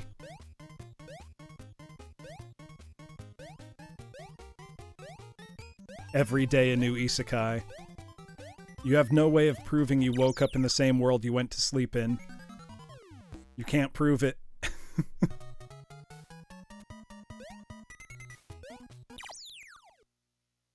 Well, that sucked.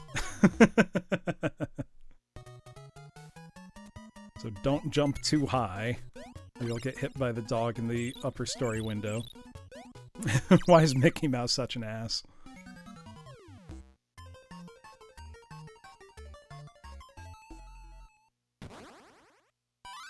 I do like this game over screen a lot, at least. Silver lining to all this suffering. Whoops, I didn't mean to switch away from Furball.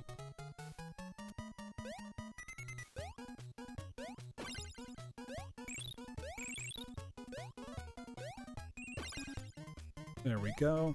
I think his name's Furball, at least. That was the consensus we came to.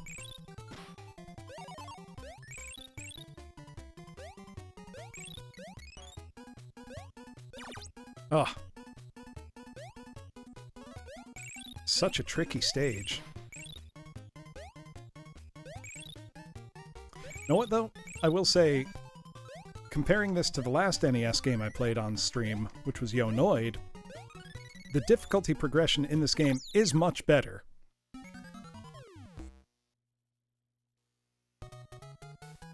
Because the game starts out easy and has gotten harder, which is better than Yo-Noid having its second level being one of the hardest in the game for no clear reason.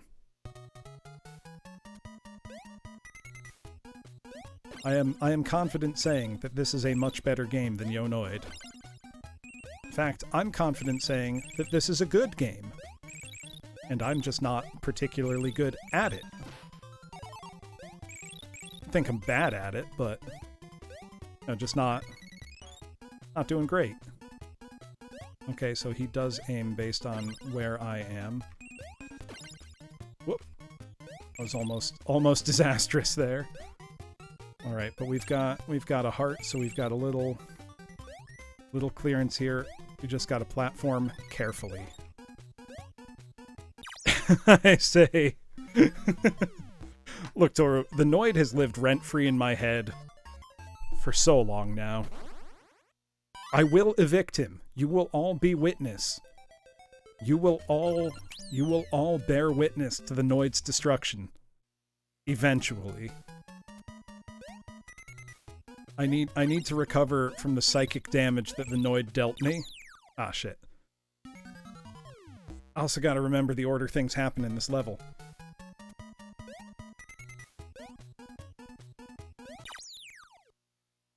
Boy, the projectiles get to be a lot here really quick. Okay, gonna go quick, hop on this cat's head. Jump, let him jump. There we go. Okay. I don't care about collecting the carrots too much because I haven't seen a Hampton door in a while. Oh my god.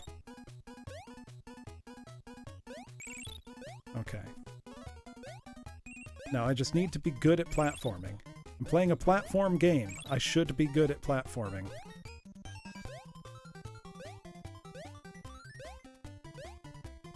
I've got to avoid hitting one of the dogs with my head because I'll die. Ah! Like trying to do the small jump and I hesitate. I hesitate on the button for just a split second. And that's enough time for it to all go wrong. Let's try again.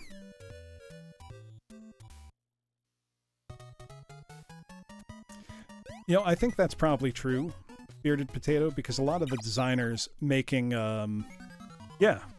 Well, I think it was a big part of, especially for home games, being hard, even compared with their arcade counterparts, was that you wanted a game to be able to occupy you for a long time.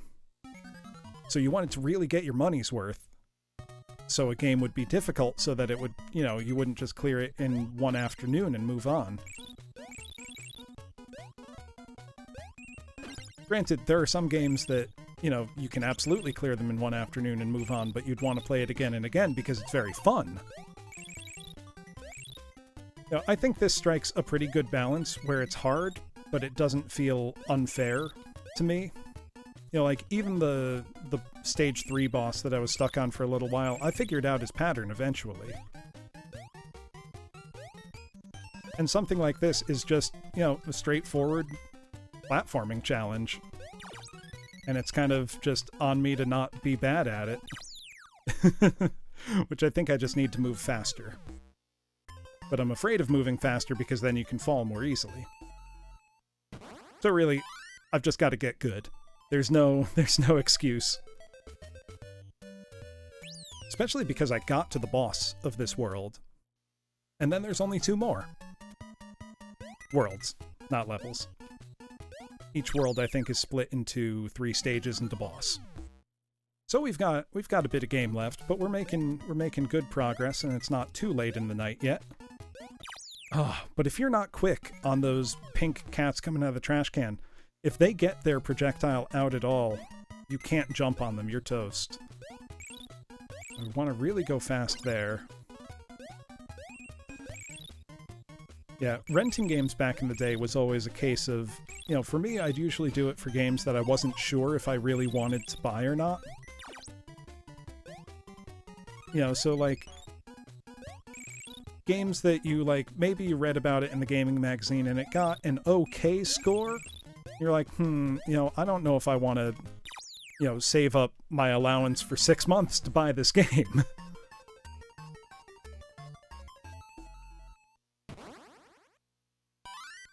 Because cartridge games were expensive. People forget.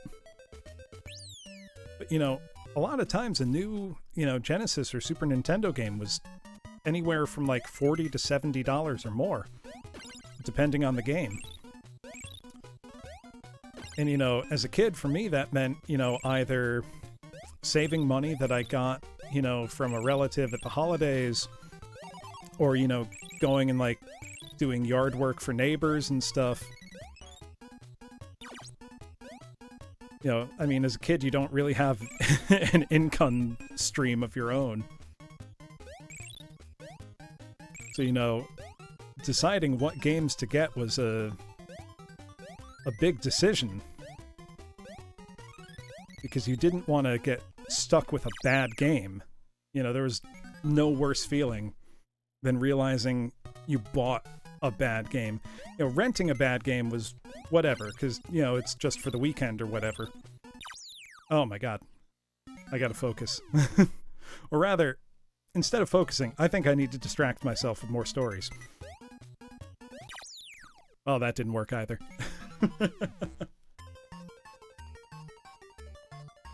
What was I thinking? Oh yeah, renting games. So, who here, class, remembers going and renting video games?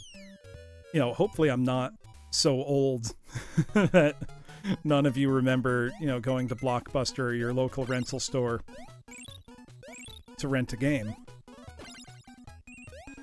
My favorite was always going to this one local rental place we had. It wasn't a big chain or anything, but, you know, just like the local video store, because the staff would always have, like, recommendations. So they would always steer you away from the crappy games and crappy movies. No, renting's not that old. I remember renting games well into, like, the Wii era. Like, I definitely rented a couple games on Wii, PS3, and Xbox 360. And that wasn't that long ago. I mean, it was kind of long ago. Yes, I remember Regular Expression. One time, I was, going to Blockbuster or wherever to rent a game with my dad. And I think it was like the third weekend in a row that I wanted to rent the same game. And he said, you may as well just buy it at this point. I'm like, huh, that's a good idea. I remember thinking like, wow, dads are smart. That's why they get to be dads. I think the game that was the, like, tipping point for that for us was NFL Blitz on the N64. Because it was like almost every weekend I wanted to rent that game because it was super fun. And he's like, just buy it at this point. Oh yeah, Bearded Potato. Any like long, oh shit. Any long adventure-based game was like, nah, that's a save up and buy it kind of game. Oh, that sucked. That sucked a lot.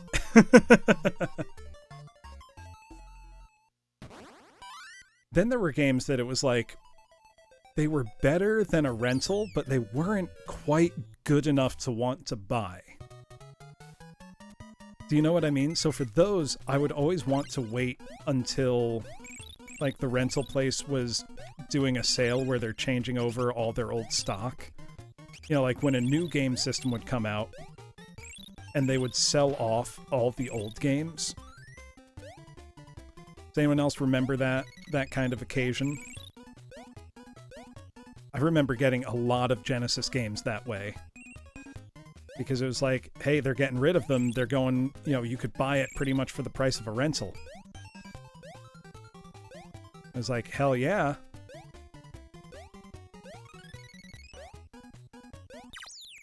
What? I thought I had a heart. Yeah, you convinced your friend to get and play it at their place. Yeah. Well, see, Tia, I have the advantage of having an older brother. So I had, his and his friends' wisdom to draw on at that point.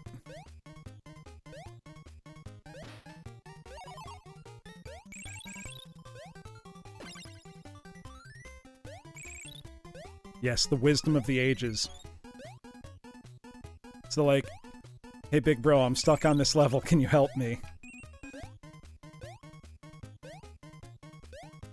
But when we were kids, our parents always liked any game that could be played two-player co-op, because it meant we wouldn't be fighting over whose turn it was to play.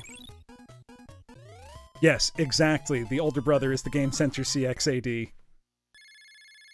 So the games that we played most as kids were probably things like Contra, Double Dragon 2, games that had two-player simultaneous co-op. Oh, come on. The heart was right there. Turtles in Time. We played a lot of TMNT 2 on the NES, which was TMNT the arcade. Yeah, exactly. Fight over, who's not pulling their weight in the game. Eschaton, I think you are a bawdy, bait-breeding lewdster. You're a surly, cockered whore, son. How's that? Those are fun to do.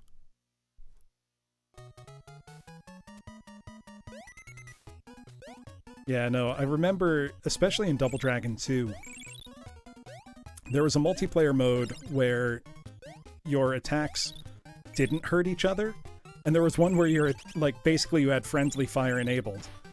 And if you ran out of lives, you could steal a life from your co-op partner.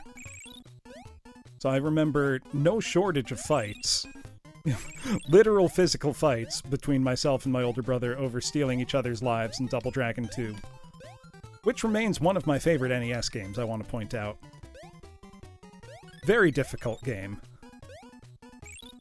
Okay, we're finally getting the rhythm of this level down. There we go. Oh. Got through that one quickly, too.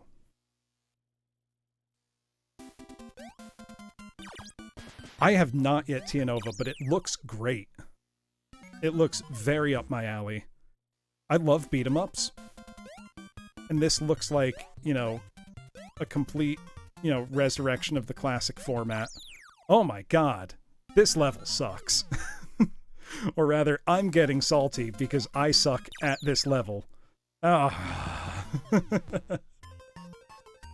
I think the most recent beat-em-up I've played is Streets of Rage 4, which was absolutely fantastic. Streets of Rage 4, they completely knocked it out of the park.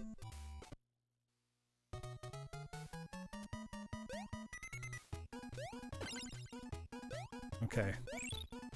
Let's see if we can get through this level without dying. So that would be encouraging. Then we can focus our attentions on getting through the next level without dying. Yeah, from what I've seen, River City Girls just looks like a great time. You know, classic beat-em-up gameplay, nice, fresh, new style visuals, really appealing animations. It's a beat-em-up, so I don't care at all about the story, but... Oh, you played it! Yeah, no, it looks great. It's just on the list of, you know, want to play, haven't gotten around to yet.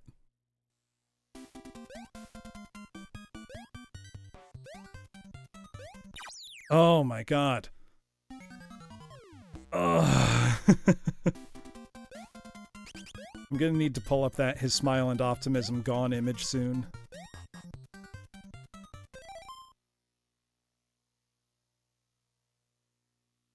Sorry, need a sip of water. Ugh.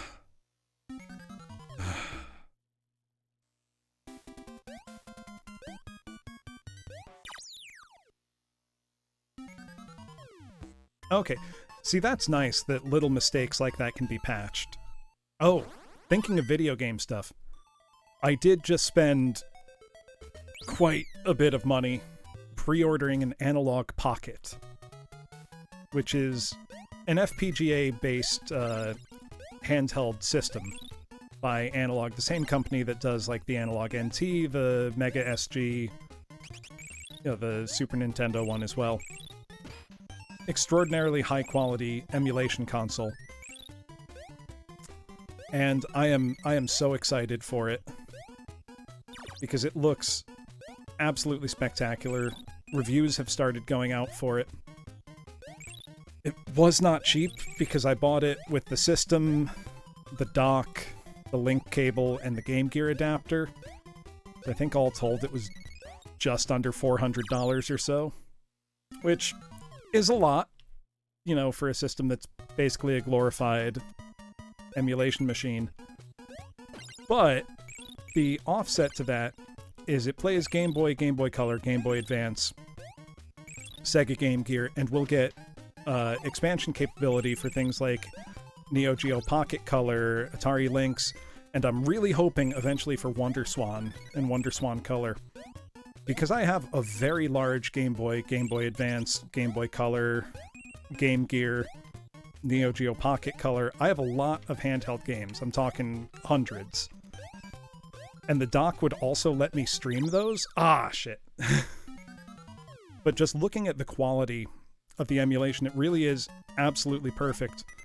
But with a beautiful high-resolution display, it looks like a dream system for me.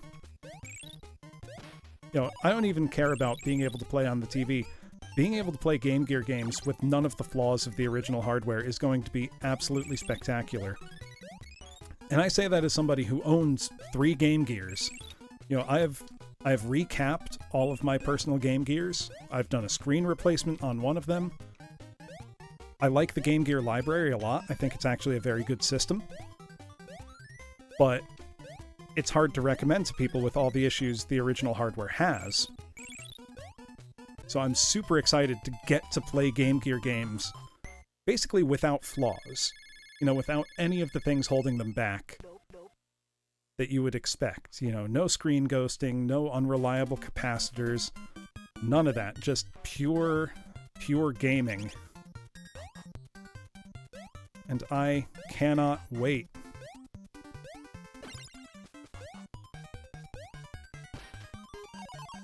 Okay, thank God. Let's just boogie at this point. Get to the next... Oh! These two stages really suck. They really suck.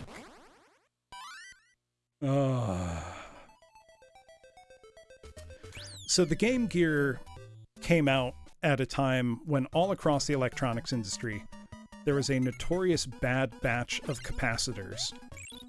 So the Game Gears that, you know, are still around today, almost all of them will need new capacitors, so the screen will look extremely washed out if the screen even powers up correctly at all.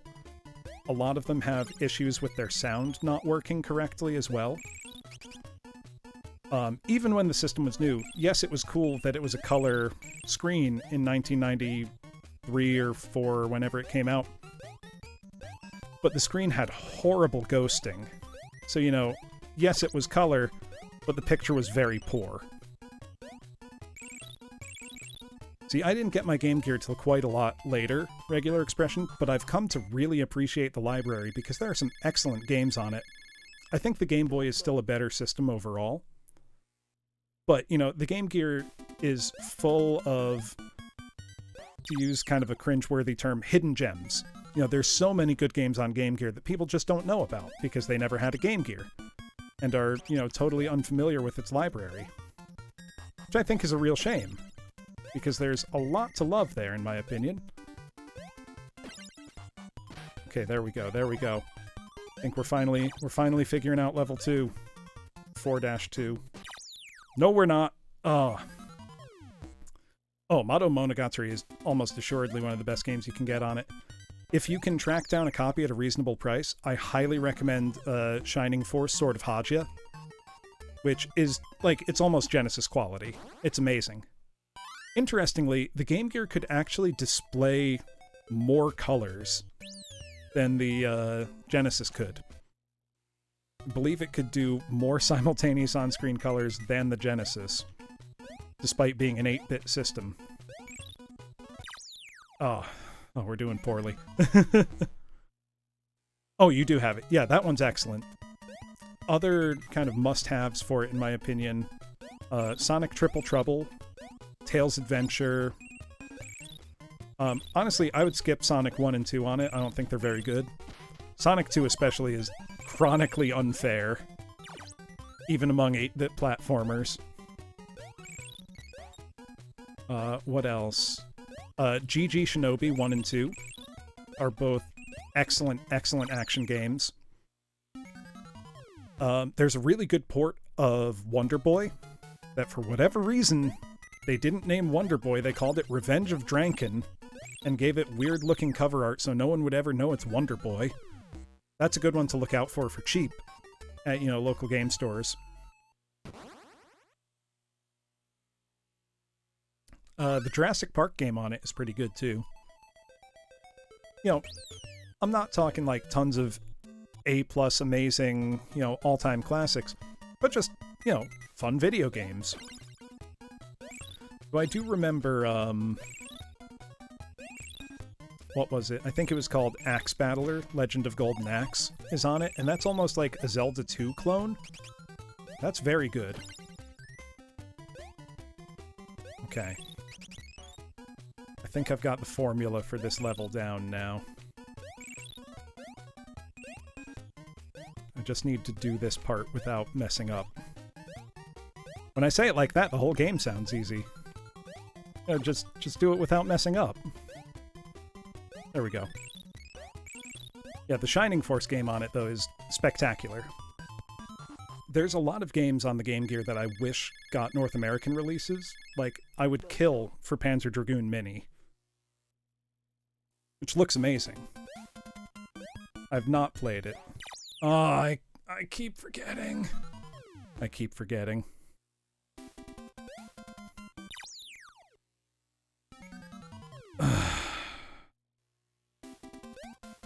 I am bringing shame to myself and my family. I want to go fast, but I can't.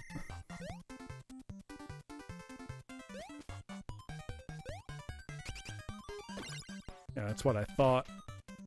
Okay. Why do those hurt me? Yeah, no, Mini doesn't look that good, Arthur, but I want it, you know? Oh, there were a bunch of Disney platformers on Game Gear that were good, like Donald Duck and Lucky Dime Caper, some Mickey Mouse games. Those were all very good on the Game Gear. Yeah, I was just talking, Arthur, about how I ordered a Analog Pocket. I don't know what shipping group I'm in yet. I'm hoping it's not the one that's shipping in 2023. But even if it is, that's fine. I can't wait. It's gonna be great. And by then, any issues that, you know, currently exist with it will be ironed out. I ordered it pretty early in the day on the 14th, which was the day they went live. But probably not early enough to get a guaranteed unit.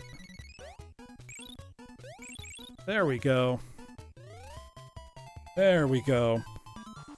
Alright, now let's not mess up 4-2 for the millionth time in a row. Did you order one? Because I can't wait. I can't wait to have it in my hands. It's gonna be so nice. Probably batch 2. Yeah. Yep, I got it. I got it with the dock and the Game Gear adapter and the link cable. Link cable was mostly a, yeah, why not? And this will give me a 1-up. Yeah.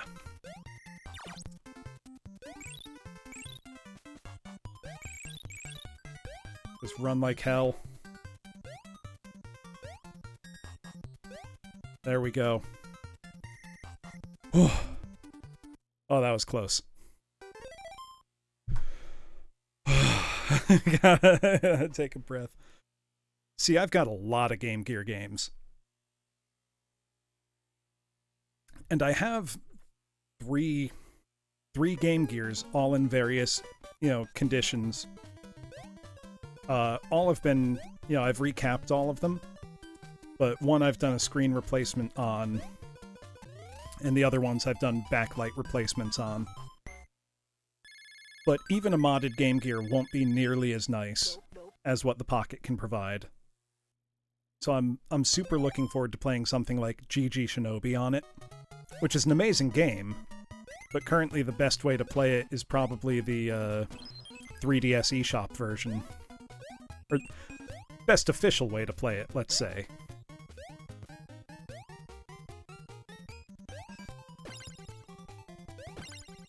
There we go.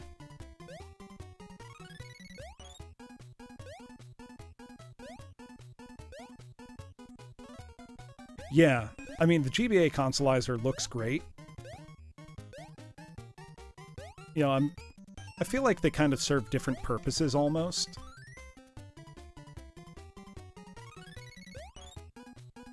But for me personally, having... especially when they come out with the adapter for Neo Geo Pocket, because I have a pretty sizable Neo Geo Pocket Color collection. Oh, come on, I killed that! Why'd it have to respawn? No, I have a good few Neo Geo Pocket Color games that, well, you know, my Neo Geo Pocket Color itself is a delight to play on. It'll be nice to have it on, you know, a modern backlit screen and all the, you know, all the niceties that come with the Pocket. Analog Pocket, that is.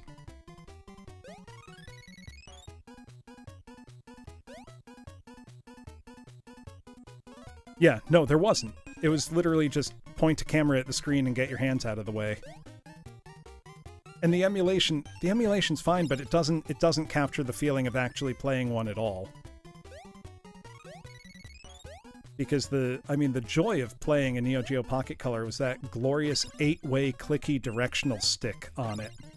Games feel so good and so responsive on that.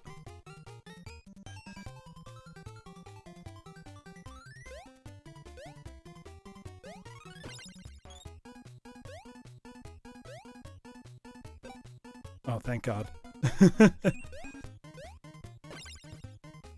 Right, we're gonna make it. Shit! Oh. I'm also really hoping that they announce, like, a Wonder Swan adapter. Because I have a Swan Crystal, and I have, I think, about a dozen games for it. Now, granted, the mileage I get with those games is pretty limited because I don't speak Japanese, I don't read it. But it's still a very cool system. And I would love to be able to, capture it a little better. I got such a good deal on that Swan Crystal. It was about a little over 10 years ago. I got the Swan Crystal along with Final Fantasy 1, 2, 4, and Romancing Saga 3 for like $80 or something. Insane deal. Local, too, not online. It was really nice.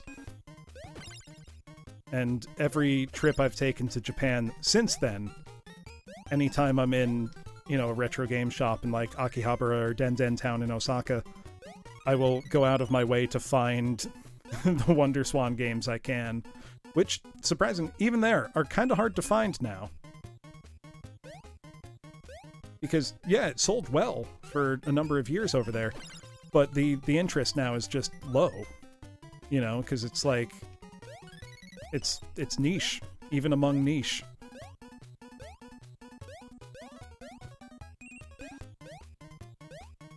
Still a very worthwhile system, though.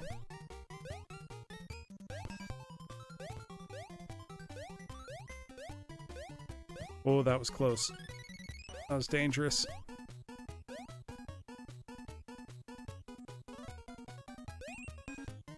Yeah, I think a lot of people, too, just kind of gloss over the Wonder Swan as, like, a footnote, even though for a while it was kind of the best-selling handheld system in Japan for a couple years. But the Neo Geo Pocket didn't really make a dent, sad to say. But the Wonder Swan really did. That's why Nintendo pretty much had to come out with the Game Boy Advance when they did. Because the Wonder Swan came and ate their lunch. Because you had big publishers. Bandai obviously made the Wonder Swan and was the one pushing it. But you had Square Enix on board. You had tons of licensed anime titles. Okay. If I stomp his little gremlins, his platform gets smaller. I just gotta... yeah. Ah! Gotta figure out the timing on where they drop and avoid them that way.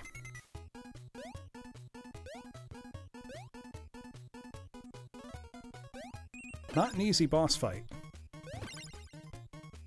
First two boss fights in the game were very easy, and since then they've been... I don't think they drop on the left platform, Bearded Potato.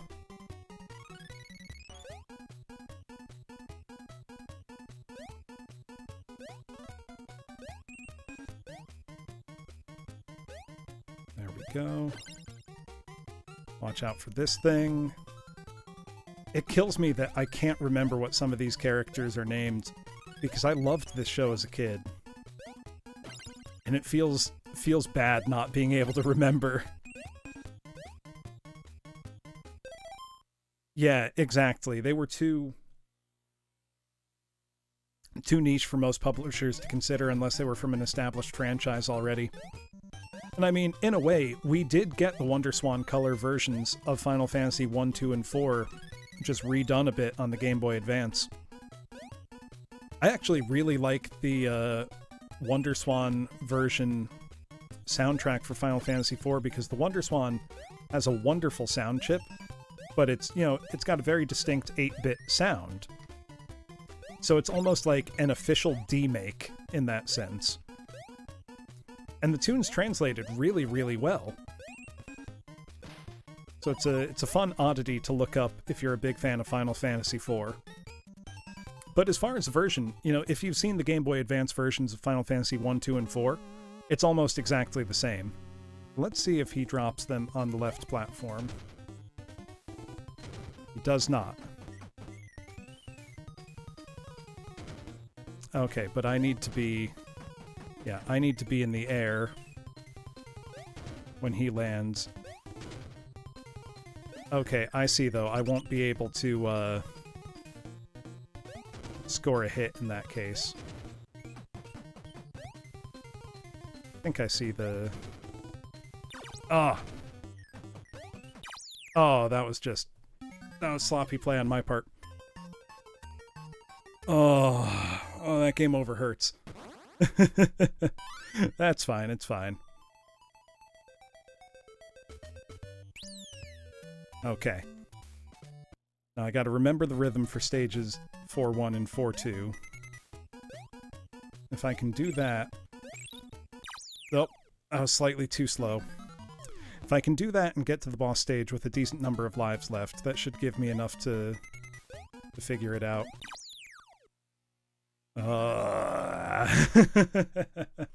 I gotta time my jumps better. Well, let's just get the continue and go for it. This game is at least very merciful in its continues. Unlimited sounds good to me.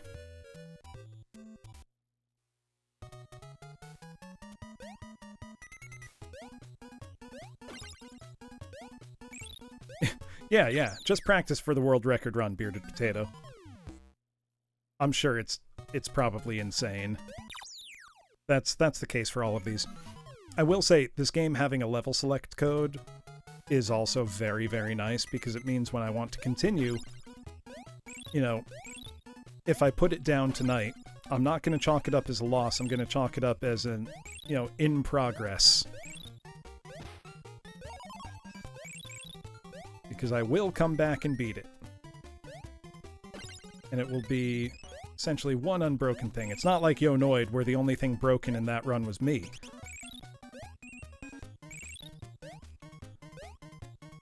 And just I can't stream for 12 straight hours tonight because I have a lot I need to do tomorrow. Like singing a concert.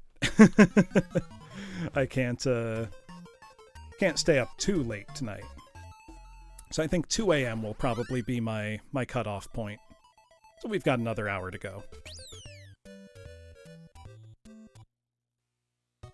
You've also got a lot of games in progress.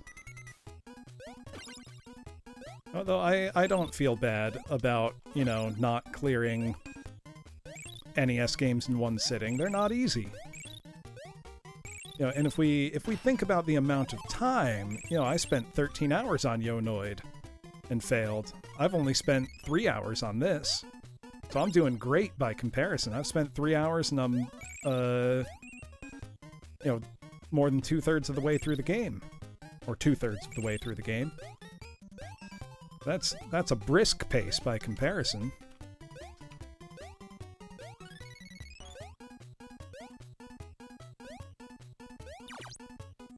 I'll take that hit. That's fine. There we go. Oh, literally sweating. Just wiped sweat off my brow. I'm getting into it.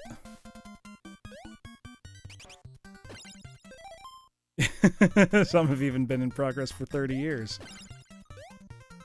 Like Yonoid.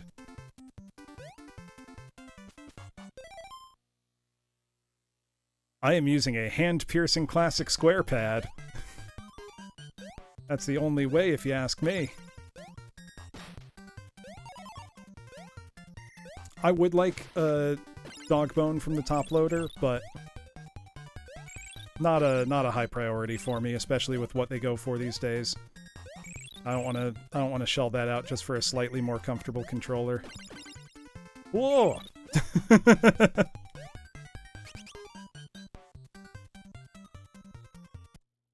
Actually, you know, I've made my peace with the square NES pad. It doesn't bother me that much because I hold it pretty loose in a wide grip, so it doesn't actually dig into the flesh of my hands too much.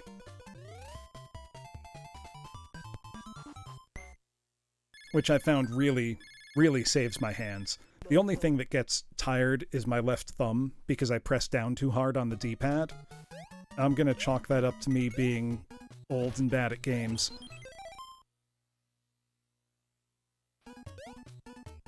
Oh yeah, does Hyperkin make a dog bone? Hyperkin products used to be pretty trash, but have gotten a lot better in the past few years.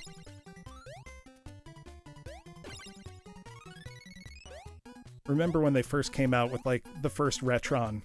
Garbage. Absolutely terrible. But these days, they're pretty good. Let's hold it from the top. You know, I'm always tempted to, like, use my NES Advantage, you know, the arcade stick style one. Even though it's not a very good controller. I just always liked it as a kid because it made me feel like I was playing at the arcade.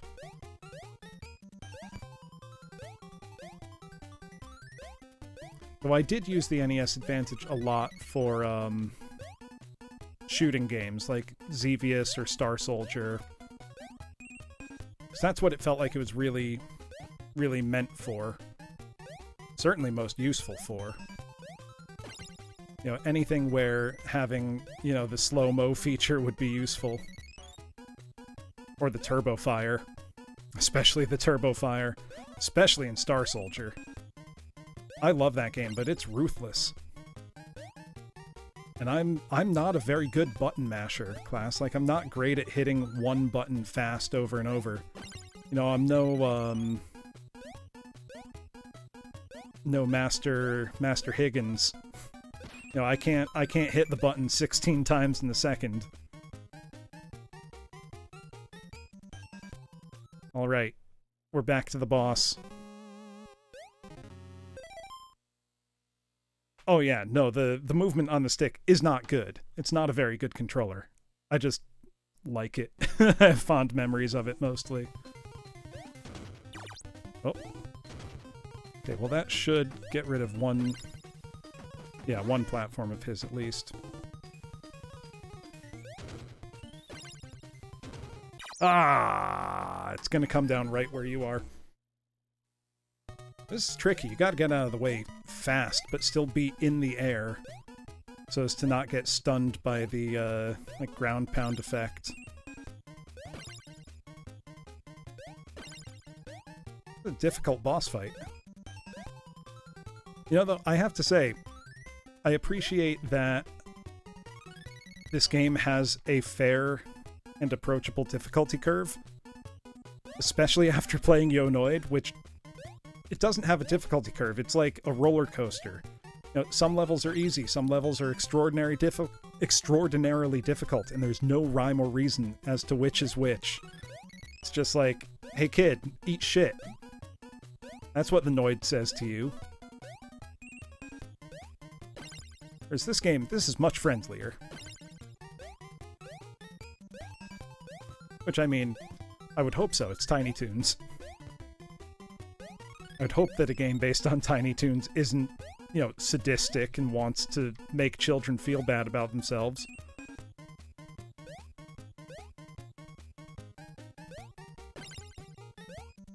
God. This does just make me sad about what Konami has become. They used to make so reliably such great games. You know, you used to know that if, you know, the box said Konami or Ultra back in the NES days, that you were in for a good game. You know, it was... hurts to remember.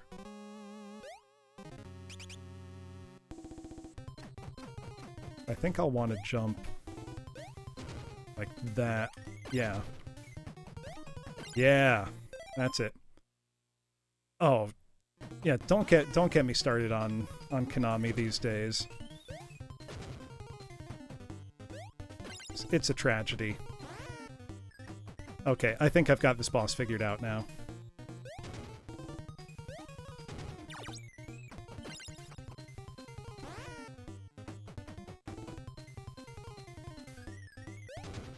Oh, come on! Why was the pattern different? Why was it different? I don't think I did it wrong. Let's try again, I guess. Oh, I was so confident. I was so confident. I doomed myself. Game's keeping me humble. Not letting me get a big head.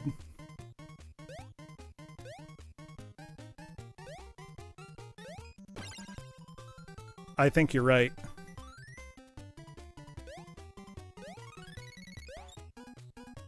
That is not an easy boss pattern. The timing is very tight for the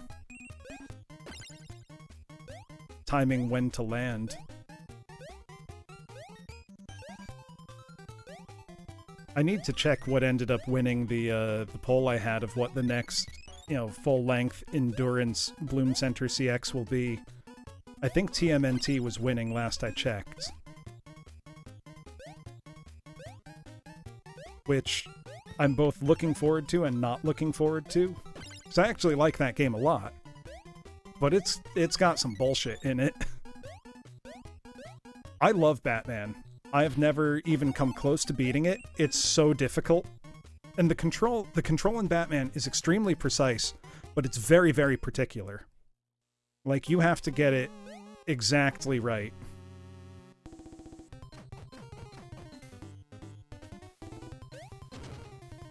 Okay, yeah. Wow, you gotta be, like, right at... Oh, shit.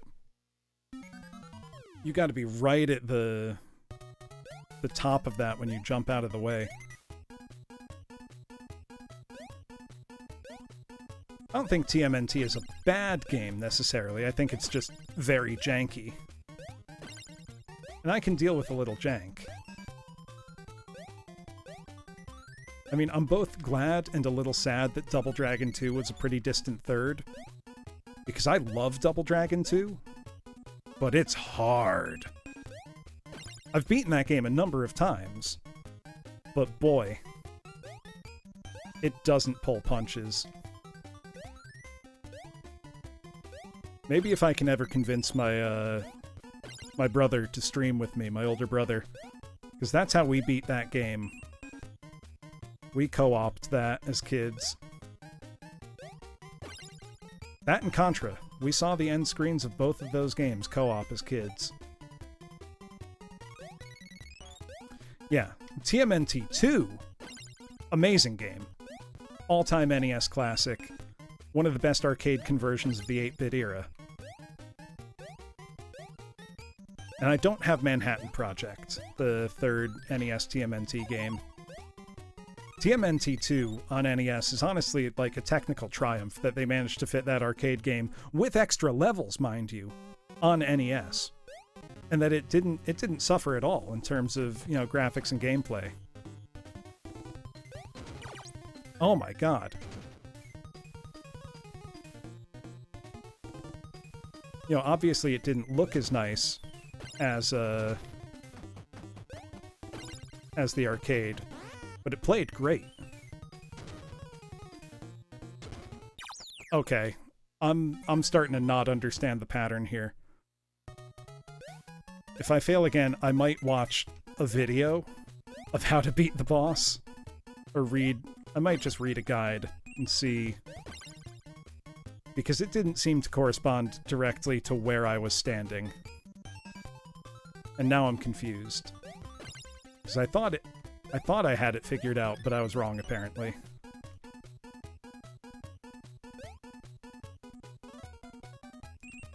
Yeah, I mean, the way to win in TMNT is just play as Donatello. Which, why wouldn't you play as Donatello? He's the coolest. That's an opinion I'm willing to fight over, class. over who the coolest Ninja Turtle is, and the right answer is Donatello.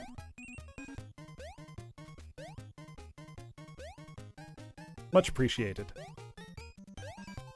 Yeah, if there's anything I'm doing, like, chronically wrong...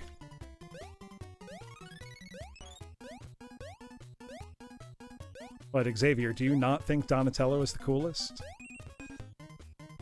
Because he is. Whoops! I fucked that up.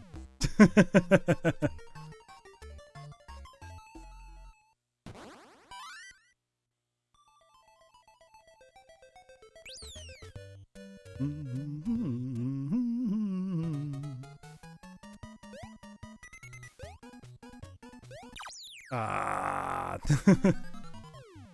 The top fact does not have hints on the pattern. The top FAQ says, do it right, just get good, don't suck, don't get hit by the falling little monkey dudes.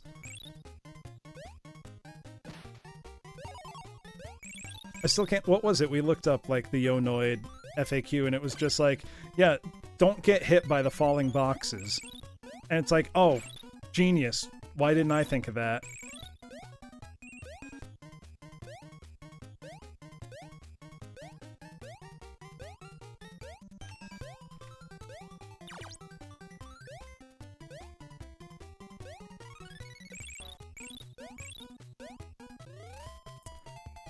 I also don't know if he... Yeah, I don't think I'd have time to jump back, but I don't know if the boss himself has a hitbox that would mess me up.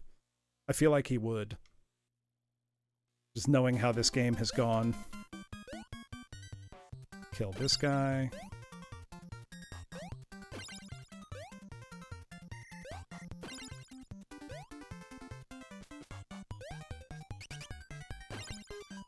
The FAQ is not helpful.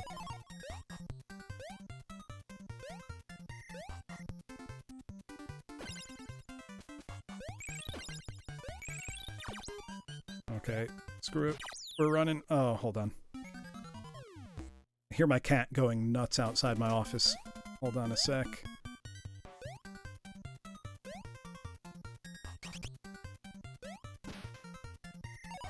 Oh god. I'm gonna need to pause and go reprimand my cat for for successfully peeling the veneer off my office door and eating it. My cat is an uncivilized bastard. Ugh. Keeps eating wood. What is wrong with this cat? He has a bowl full of food upstairs, I guarantee you. Okay, I'm gonna refill my water and go angrily... You're one to talk, Vaughn. Give me just a moment, class. I will be right back. Hold on. Let me leave you with some good NES music. God, I can hear him pulling the wood off the outside of the door.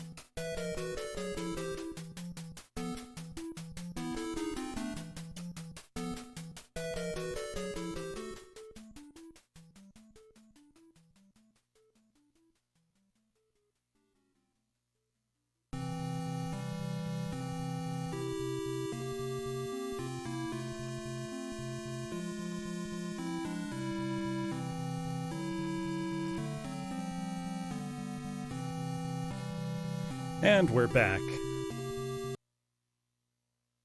Curious, anyone able to name the game's soundtrack that was playing? I'd be very impressed if you can. Yeah, no, I think my cat's just bored because it's 1 a.m. and usually I'm in bed by now. So he's like, Dad, why are you not in bed? That must mean it's playtime, right? That must mean it's nighttime playtime? No, kitty. No, it is not. Okay, here's my... There we go. All right.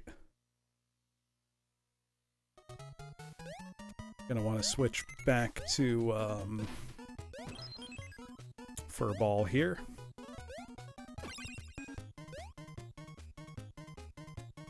You know, my cat thankfully doesn't vomit often, and if he does, usually in the same place, and it's pretty easy to clean up. But boy, he's attention hungry sometimes. And I know if I let him in while I'm streaming, he will try to chew on my microphone cables, because he has done so multiple times. He has chewed through headphone cables before, and speaker wire.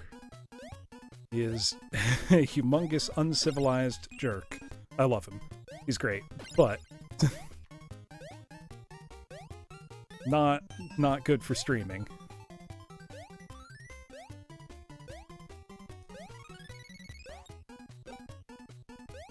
Okay.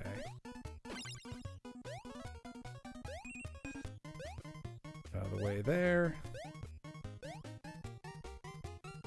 I at least feel reasonably good about my ability to navigate through this stage 4-3 here. It's the boss that's really getting me.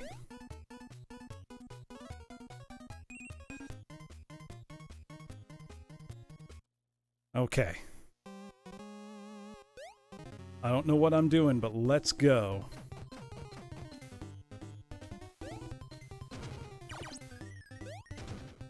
I cannot figure out the pattern. Exactly. Why are they like this? Okay.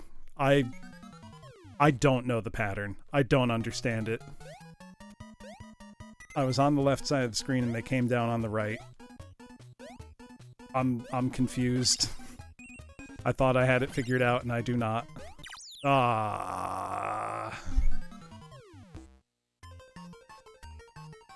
I'm starting to become tempted to use the level select code to go straight to the boss.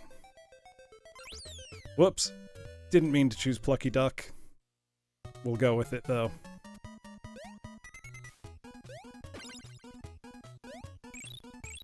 I don't know if I'm desperate enough to cheat enough to skip straight to the boss stage, but I might be. We'll see.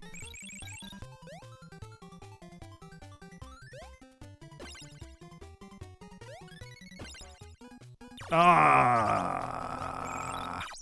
You know what? Let's screw it. Let's die to let's get hit by the same projectile twice.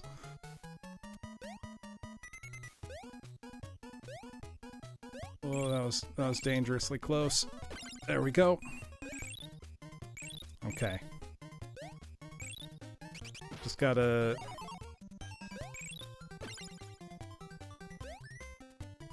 keep my gameplay nice and tight.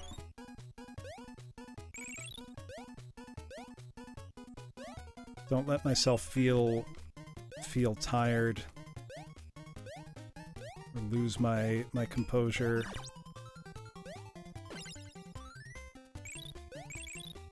Okay. Oh, gotta stretch it out. We got this. We got this, class. Let me take the stage slower and see if that can make it more reliable. As it is, this stage sucks. I hate it.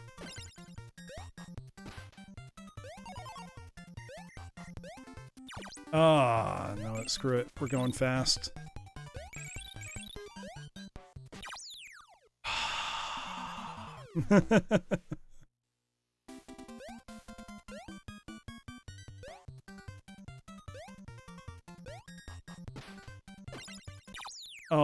God.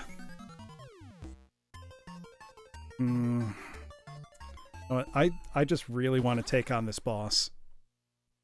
Jump back to the small platform, dodge the vibration, jump back and kill the monkeys once the second one was in the air. You know what? I'm gonna try it.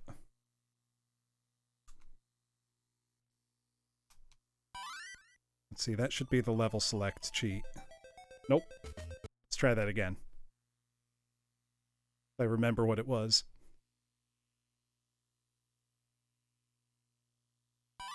Okay. I think this should let me choose my stage. Yeah. Now the question is, what stage is that?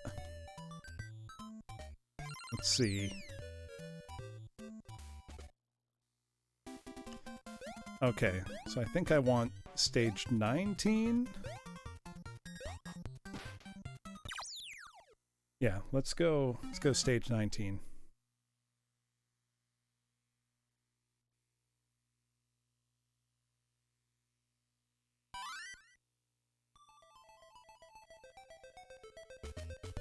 '19 should take me right to the boss, I think.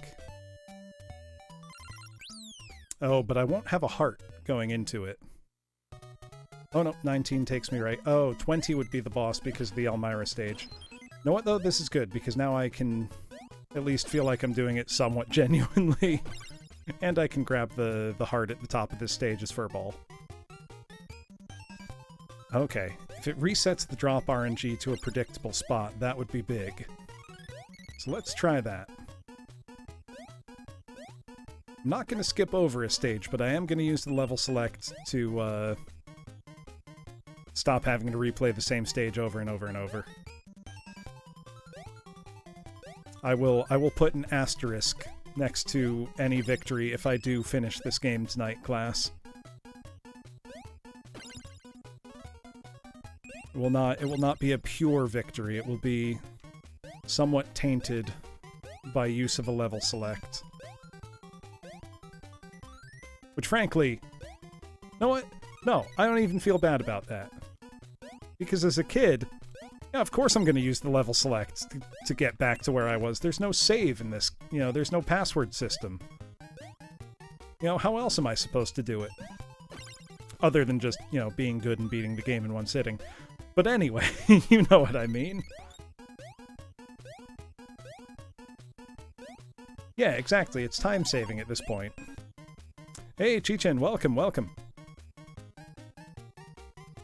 Alright, so let's see. So is he over here, would jump during... I think I got it.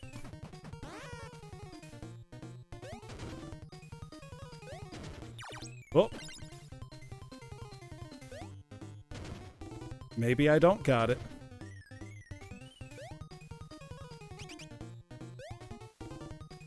Well, he changed his, whatever. I'll take it.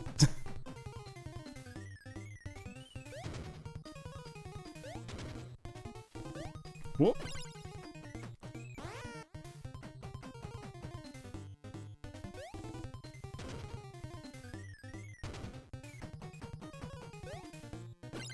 And that should do it.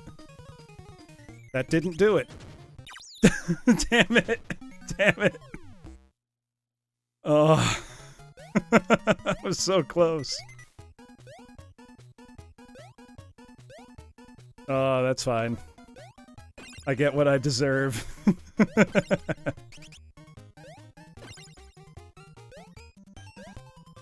That's fine. We got this. We got this. I'm armed with knowledge now. I really need to get some of those forehead cooling pads that Areno uses on Game Center CX. You know, that's the difference. That, you know, if I had those, I'd be winning right away. Oh, there was no excuse for that death. That was sad. That was bad. Yeah, that's it. I need the forehead cooling pads. That'd make me a real gamer.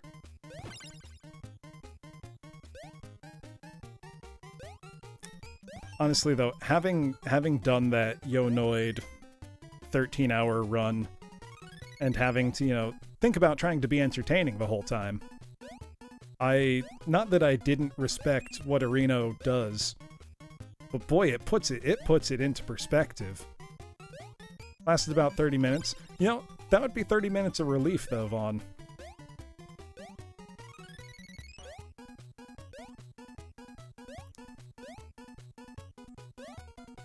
But yeah, a lot of respect for Areno's endurance. Also, it is amazing that he can clear the games he clears because he's not very good at most of them. Weirdly, he's pretty good at Ninja Gaiden. Like, that's one of the games he was best at on stream, or on stream, on the show.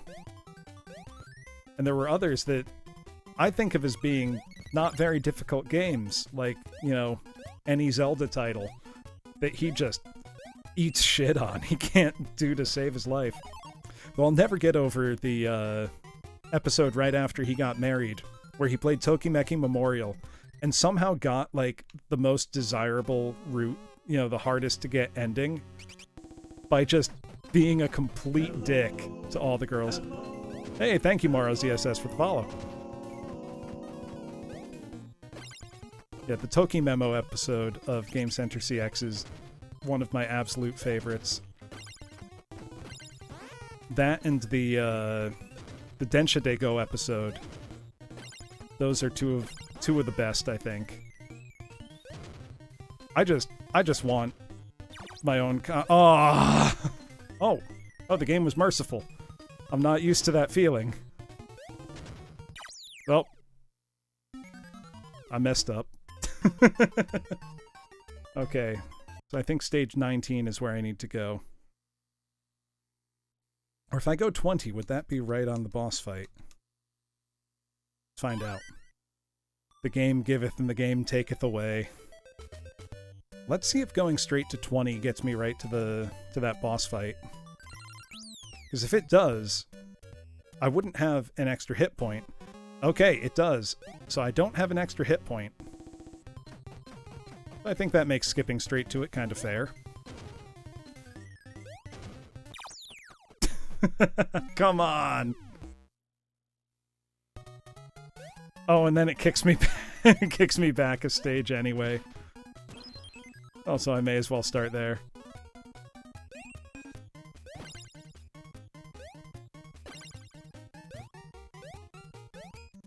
Yeah, the game doesn't seem to like overlapping hitboxes very much.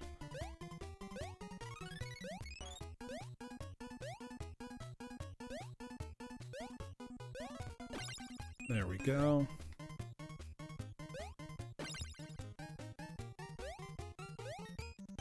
Very dangerous. There we go. Okay, we can do it. We can do it. I'm gonna choose to believe in myself here. I've got the strategy. I've got the skills. We're gonna make it happen, class.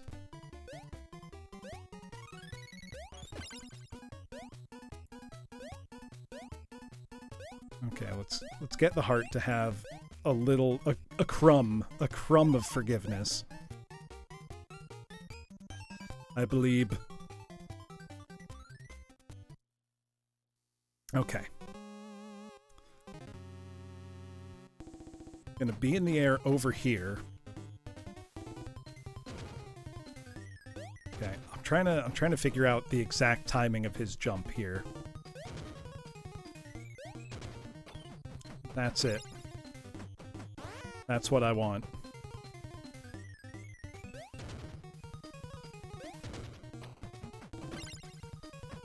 That's what I want. Messed it up. Let's try again. Not gonna even bother.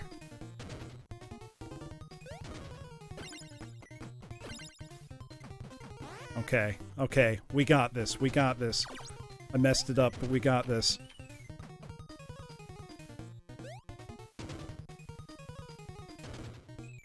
I'm so nervous. I'm so nervous.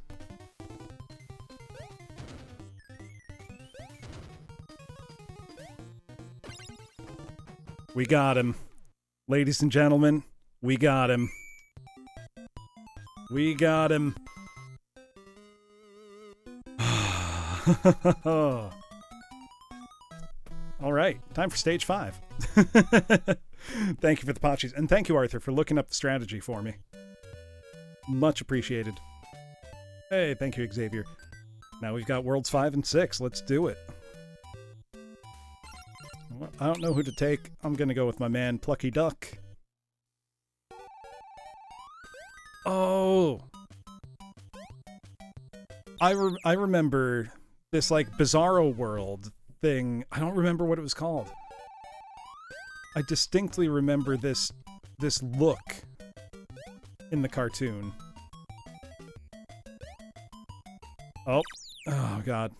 I thought it was a blind faith jump at first until the platform came floating in. Okay, we're fine. We're fine. We're at stage 5 now. Let's figure it out. We got this. We got this. Actually, Plucky Duck's flying would be very, very helpful here. Buster's high speed is actually not an asset here, I don't think.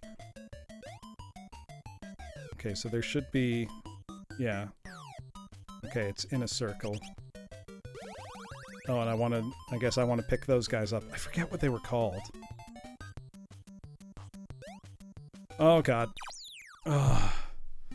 This is a little rough. This is a little rough not being able to see very well. Oh. I have no excuse for that one, class. That was just getting hesitant on the jump. Very, very... Oh, God. Now I'm thinking about it. That's the worst thing you can do, is think about the game too much. Okay, that's fine, that's fine. We're learning. We're learning. I refuse to be daunted. Limitations of sprite work. I mean, if they had gone with slightly smaller character sprites, they could have gone with a wider viewing angle. Which is why... Okay, here's a hot take for you, class. So Super Mario Land 2 on the Game Boy. Unquestionable great game. Excellent game. I like Super Mario Land 1 better, even though Mario Land 1 is a weird game. Specifically because Mario is so tiny. The Mario sprite in Mario Land 1 is so tiny that you get a really nice big view of the playfield. And in Mario Land 2, it's a gorgeous big sprite. You know, he looks just as good as the Super Nintendo game, which is amazing. But you can't see what's in front of you. You can hardly see. So it's like, you know, give Super Mario Land 2 a remake, because that's a great game. Exactly, FOV before FOV was a thing. Give Super Mario Land 2 a remake, so that I can actually see where the hell I'm going. Because it's got great music, great graphics, great level design. But you can't see. It's the same problem that Sonic 2 has on the Game Gear. It's a totally different Sonic the Hedgehog 2 than the one on the Genesis.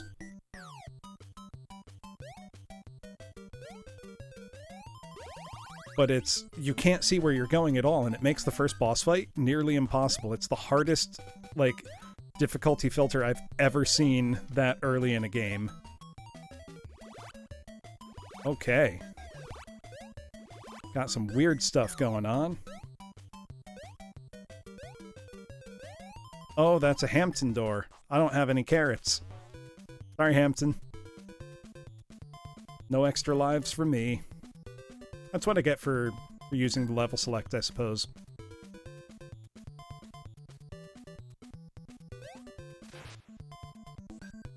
Do like how Buster does that cool, like, leaping dive thing. Can I run over these? I can! But for that.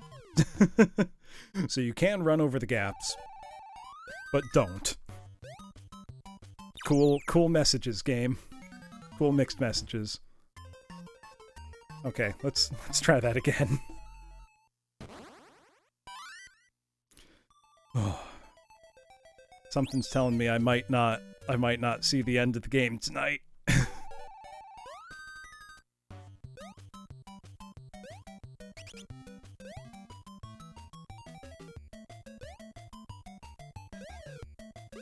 I'm trying to remember what those little guys were called. It's killing me that I can't remember.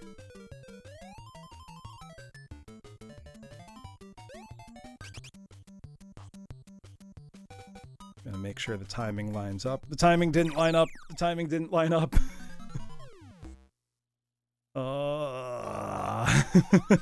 Okay. I can do this. Gonna believe in myself. Only being able to just barely see it as it enters the screen and having to take it on faith is so rough.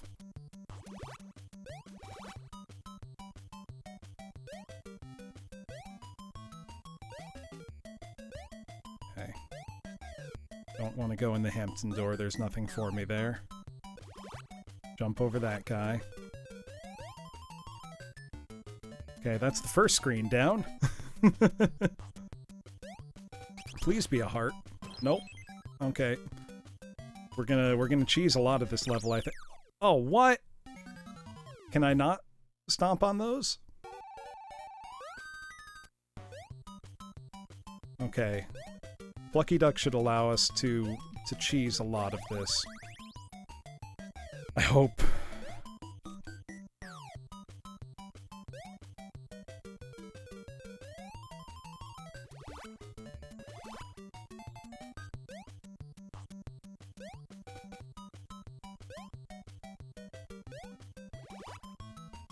Is this cheap? Maybe. Do I care? Not even a little. The game lets me do it. Do not want to switch back to Buster.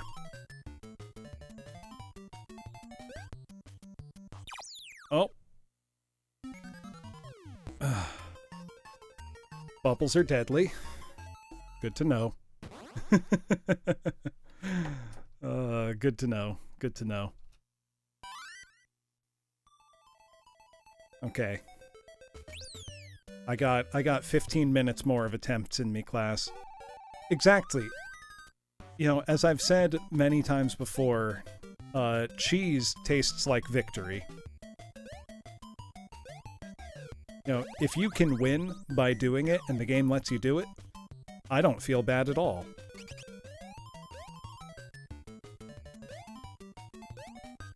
I think, though, I will go until 2 a.m. That will probably be my cutoff tonight. I have a lot to get done tomorrow. I also have a very exciting weekend coming up that I'm very excited to tell all of you about. Exactly, Cheechin. Call it speedrun strats. Don't get touched by those bubbles. Apparently deadly. Oh, I can land on those. I just got the hitbox wrong before. I think I gotta collect these little guys. Oh, dear.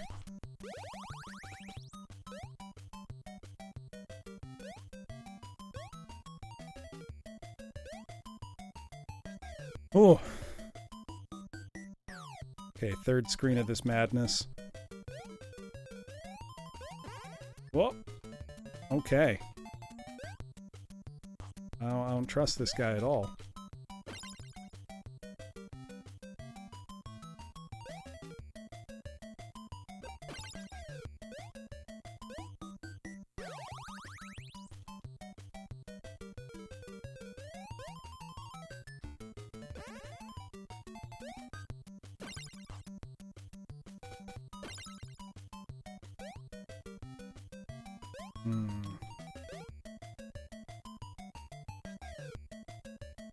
Oh, wait. There we go. Okay! We did it! Okay. That felt good. Ooh, what is this? Oh, hey! Was that the whole world? Was that all of World 5? It was! Wacky Land. That's what it was called. Wacky Land. Thank you, Cheechin. Thank you, Glimmy. Okay, World 6. Know what? We're gonna see the end of this game tonight, class. We're gonna do it. I'm reinvigorated now. Oh, hold on. I just knocked over a whole bunch of my microphone wires, which were spooled up. Give me 1 second. I am motivated. I'm very, very motivated. Okay. Whew. You know what? Let's go with Furball. Whoa! Hot start to the level. Oh, God. Oh, that's cool. No, thank you for coming, Xavier. Oh, we're in Max Whatever's mansion. Oh, okay. Chandeliers fall. Good to know. Oh, I can probably slide under them. Oh, and I see the butler turned off the lights. Now that's a really cool effect.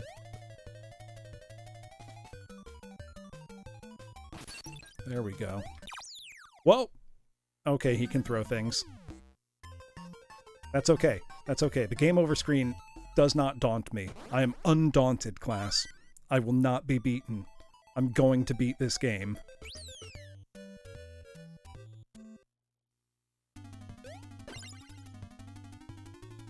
I think the, yeah. Guy up there, I love that light turning off, you know, you see Buster, you know, blinking. He throws his nightstick.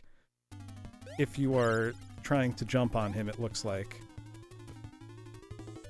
I'm loving that, like, lights off effect. That's super cool.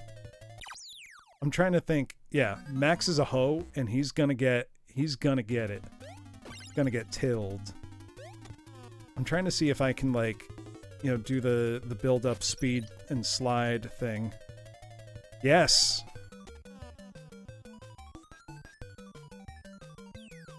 Oh my god.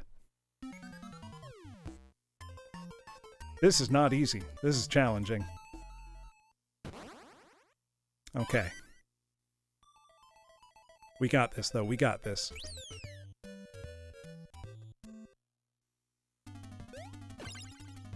That is also just such an aggressive start to the level.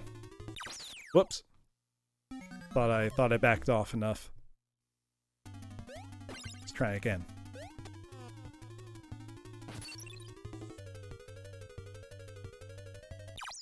Oh, come on. Okay, I think I'm starting to see how this goes, though.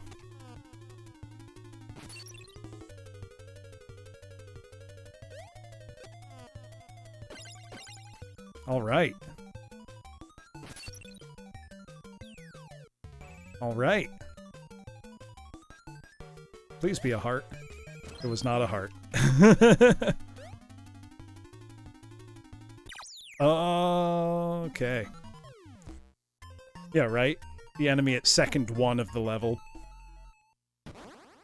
Though in fairness, that first enemy has never been the one who's gotten me.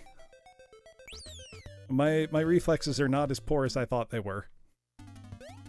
Actually, my reflexes are pretty good. I did one of those online, you know, like test your average response speed things the other day, and my average response speed, I think, was about like between 180 and 200 milliseconds, which is pretty quick. I'd say solidly above average for my age group, or for any age group, honestly. I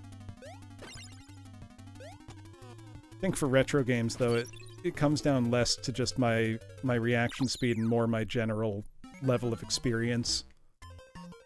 That, you know, I know to expect some pretty unfair stuff sometimes. Though, you know, I don't even know how unfair I would say it is.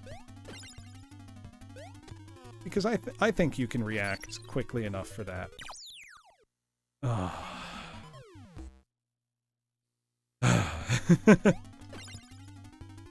And I think you have some iframes at the beginning of a level anyway.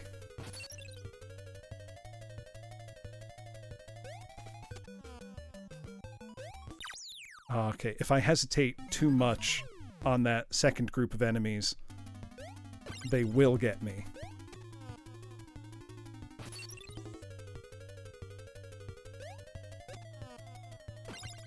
There we go.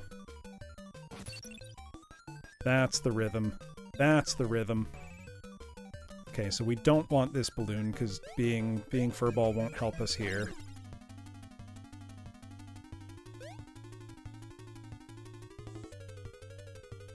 Ah!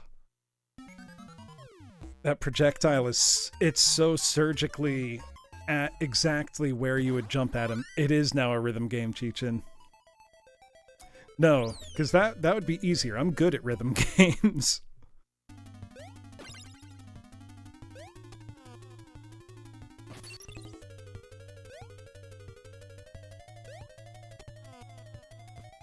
Yeah, I can't hesitate. That's the thing. I gotta be bold. Guitar Hero 3, oh man. Been a long time.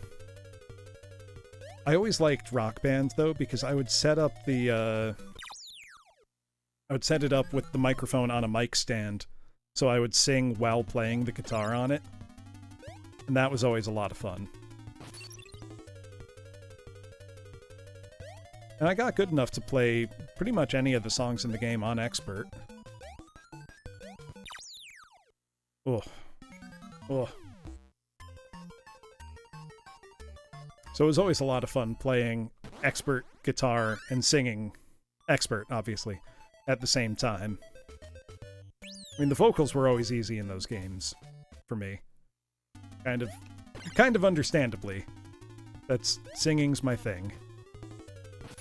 So I got pretty good at the drums in Rock Band.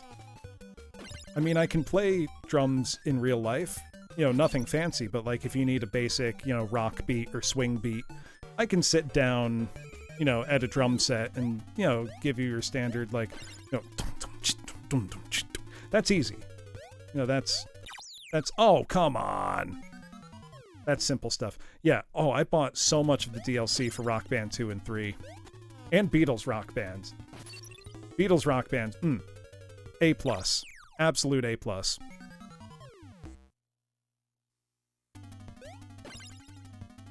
In a way, I'm sad that that era of, you know, big chunky plastic peripheral rhythm gaming is over, because it was a lot of fun. But I understand why the appetite for those games is pretty much gone. You know, they really oversaturated the market in a very short amount of time. Ah. It's okay. We got this. I am still undaunted, class. I'm going to beat this game. We are going to see the ending together.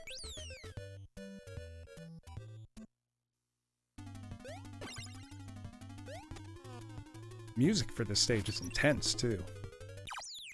Oh, come on. I thought I went into my slide soon enough. Give me your energy. No, don't give me your energy yet. I don't need it yet. I'll let you know when I need it. Yeah, I don't think I have the drum set anymore, to be honest. I think that got ditched at some move in the past. By ditched, I mean, you know, given to a friend who was still going to use it.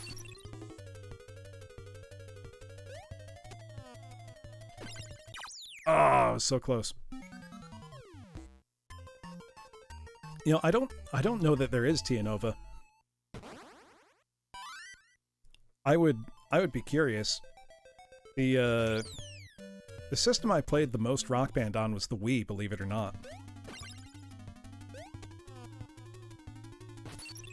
I always appreciated how easy it was to hook the instruments up, because literally you just plugged a Wiimote into them. People give the Wii a lot of guff. But honestly, for me, the Wii represented one of the last bastions of arcade-style games at that time. Because there were a ton of great niche games on Wii.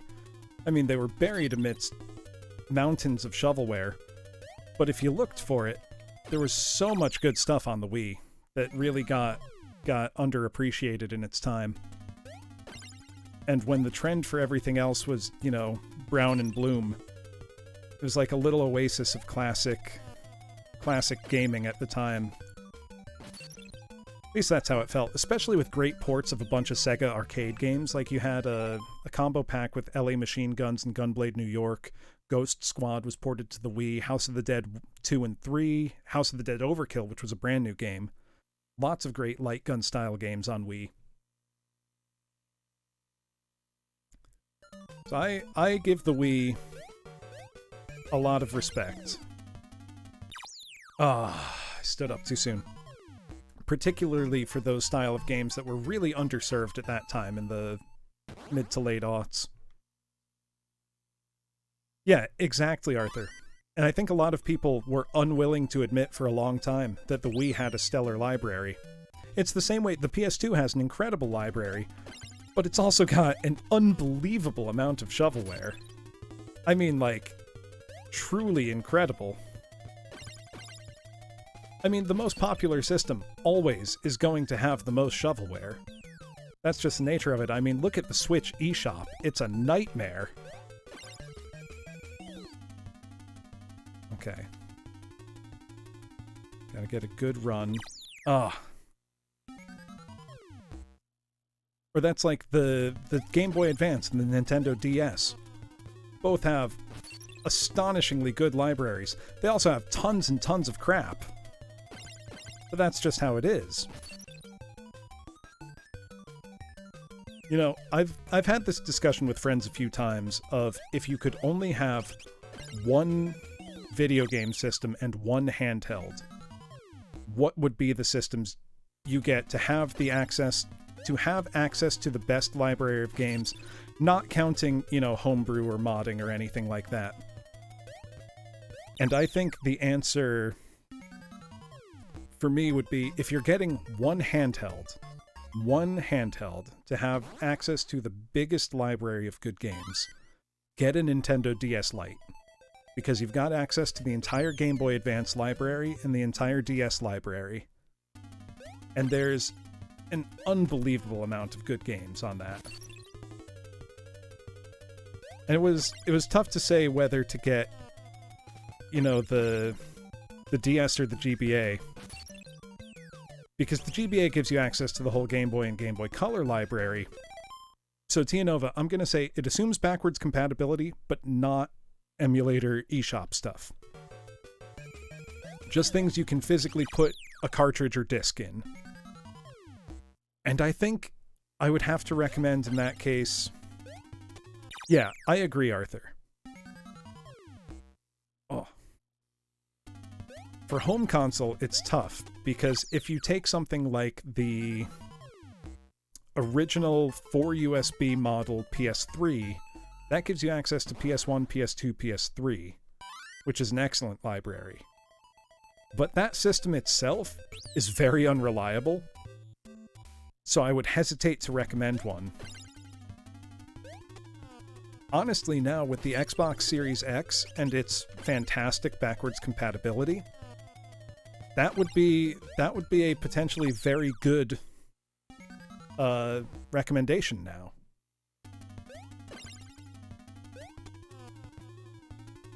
The Wii is also a strong contender with both the Wii and the GameCube libraries accessible. Though while I love the GameCube, I think people have somewhat rose-tinted glasses for it. GameCube's a great system, don't get me wrong. But I think there's a reason that the PS2 sold way more, and it wasn't just that it was a DVD player. I mean, that was the main reason. But the PS2 had such a wide variety of games. I think the GameCube's best games are better than the PS2's best games. That's a matter of taste. Personal preference.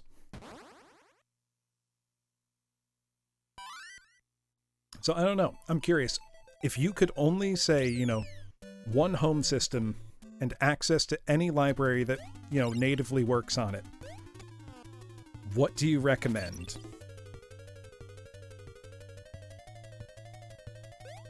Oh, SOCOM 2.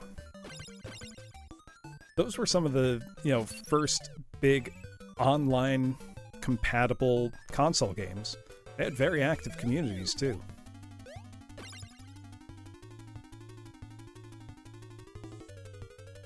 Oh my god. This part is really tough.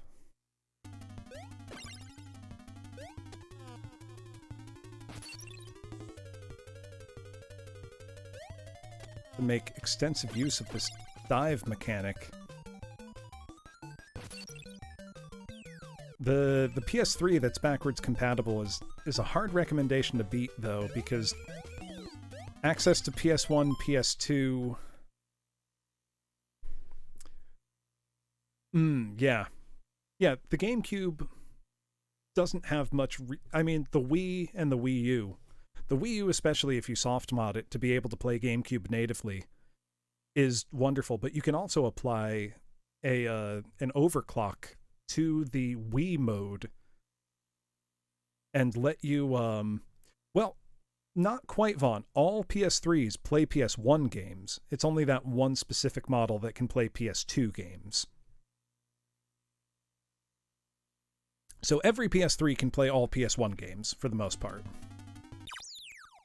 Whoops. Which is great, because the PS1 has an excellent library. There's almost no reason to own a PS1 anymore unless you just want, you know, to have one. I mean, I have two, but I mostly have those because I was given them.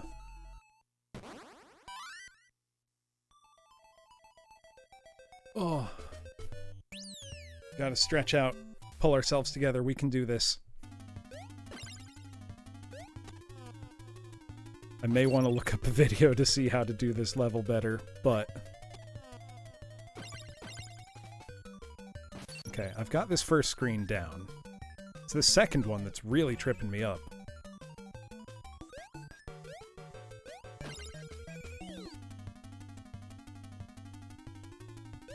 Well, I'm wondering if I shouldn't just be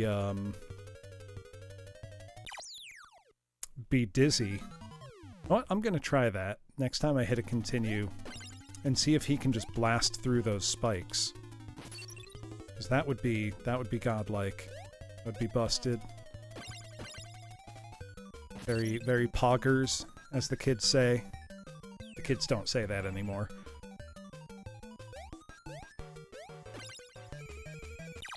Ah.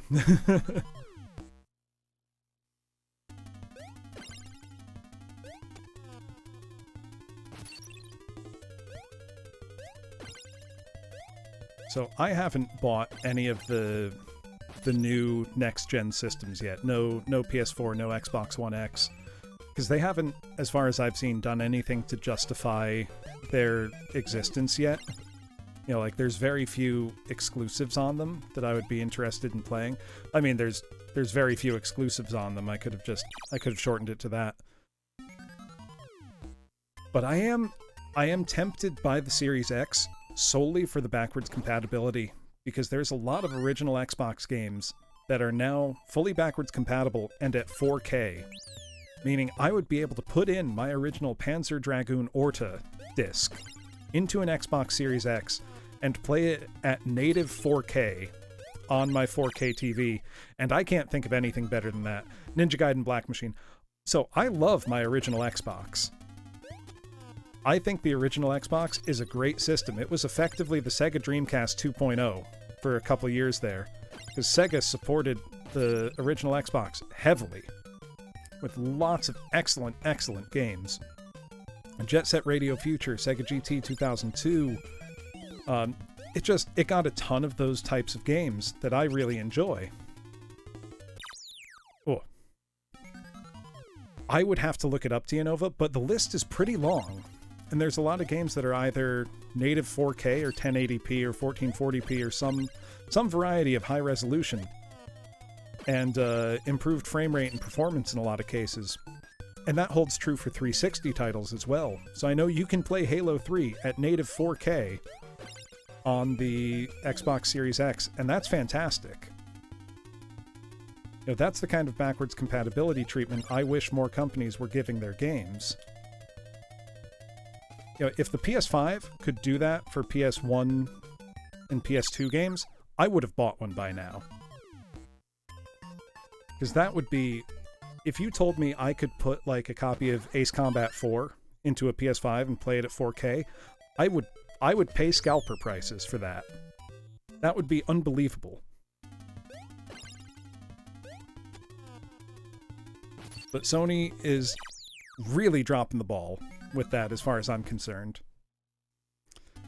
You know, Nintendo's dropping the ball as well with their really, really terrible emulation of N64 titles on their own online service. Which is... It's embarrassing because the Wii eShop had very good N64 emulation. It's like, how'd they go backwards? I love Nintendo, but they always manage to make weird mistakes like that. Okay. Yes, 3D prop, Hamza. I have evolved. Alright, let's see if Dizzy can blow through these spikes. Let his power build back up. He can! Interesting. I think he can slide as well, but let's see how far we can push this. Whoop, that went poorly. Good to see you, Hamza. I am on the last set of stages in Tiny Toon Adventures for the NES. It has been hard fought thus far. But we are so close to the end, I can't give up now, even though I really, really should go to bed.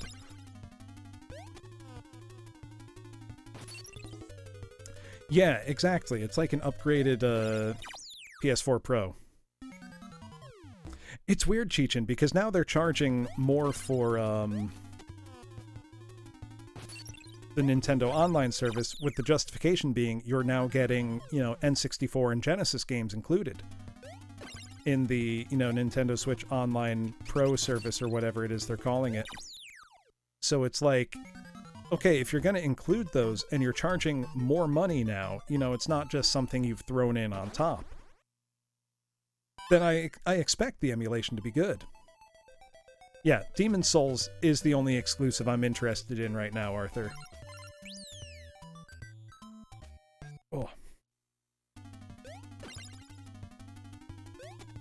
Yeah, I never bought a PS4 Pro, and my PS4 is currently probably on its last legs because it sounds like a jet engine about to take off. So I probably should get a PS5 at some point, but it's like, when the main attraction of it right now, you know, I'll watch Digital Foundry videos and they're like, look how well these PS4 games run now. It's like, shouldn't they have run like that the first time that I bought them? You know, I can't help but feel a little cynical in that sense. Where it's like, cool, so now you're telling me I can get the experience that I should have had the first time? I don't know. Maybe that's too cynical a view, but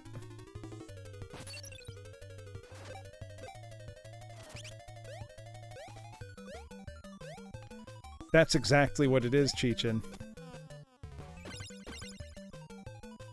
Whoops. Which is strange because the NES and SNES games are all pretty good in terms of their emulation. And some of the N64 games run better than others, which is bizarre, to say the least. I think I've just got to do this as Buster and get good. I think that's just the answer. Be better at the game. Ah.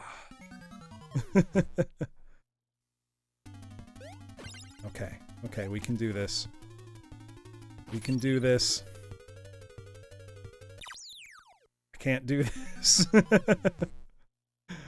When I hit the next continue, I'm gonna look at the game FAQ and see, is there a recommended approach or strategy or something? Okay, there we go. The first screen's not too bad. It's the second screen with all the sliding that's really giving me trouble. Only because the sliding control feels kind of weird. Ah, okay, I gotta jump right after he throws it, or right after it clears my head. Okay, let me look at what this guide says. I have one pulled up. Let me look. Guide and walkthrough. The walkthrough better not just say do better. That would be upsetting. Let's see. Oh yeah, no, the N64 is super difficult to emulate. But it's like, considering that they've done a better job of it themselves in the past,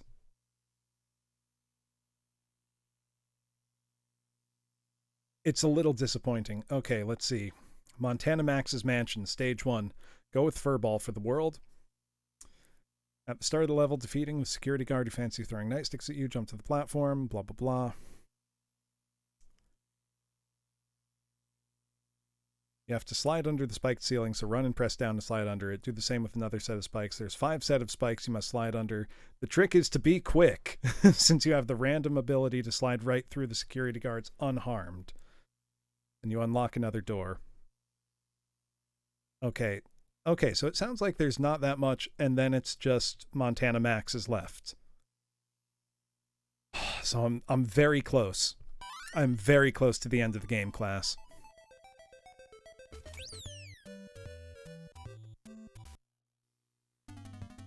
Oh, the Mario Kart Online.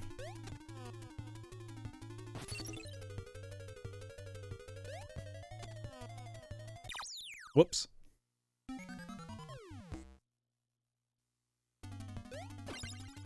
I think the difference in the N64 emulation this time versus how it was on the Wii was that on the Wii they made very, hyper-specific versions of each. Pretty much each game has its own entire emulator shell wrapped around it. And for the Switch, they've basically gone with a high-level emulation to emulate, the system itself and then run the games individually. Which would be a better approach if the HLE, the high-level emulation, was more accurate or was better. So it's a step forward in one way, in that they're creating a framework that should enable higher compatibility and more titles. But it's a step backwards in that the end result is worse than what we got 15 years ago.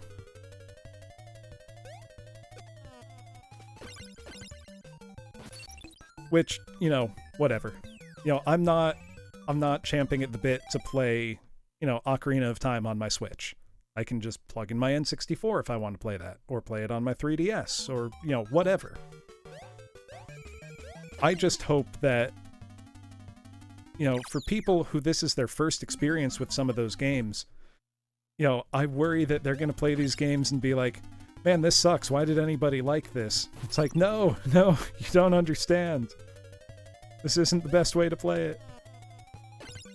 Which I realize is a very silly thing to say, but it's the same way I feel about seeing, retro games in, the wrong aspect ratio or something. Super minor nitpicky complaint that most people aren't going to notice. Do you know what's wrong with it, Cheechin? Because most N64s can be fixed pretty easily. Oh god, I didn't have enough speed. Buster was just under there waiting for death. Okay, we gotta clear this. I can't lose to this. I need to beat it.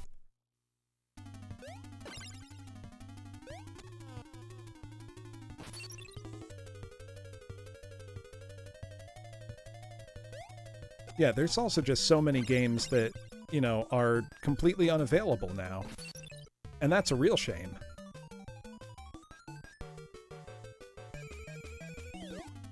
Okay, so I think I want to just try to never break... Never break my momentum here. But it's so hard to do.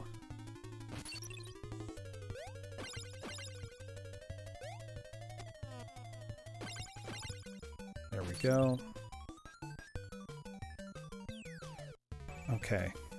So after I kill the first guard, I need to just power straight through. Ah! Exactly, Arthur.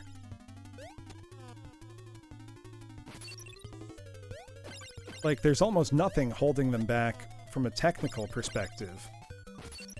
You know, I imagine there's a lot of licensing and stuff that would need to go on, but it's like, these companies that hold the rights to these old games, it's like, people are absolutely willing to pay for these games. Oh, there we go. There we go. I was getting it. I'm having a breakthrough. I'm excited again.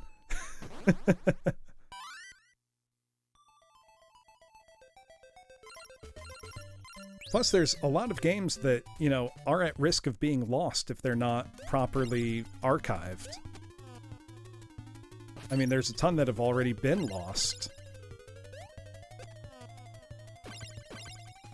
You know, especially early PC gaming, both, you know, Americas, Europe, Japan. A lot of those early titles are maybe gone forever. Ah, I wasn't going fast enough.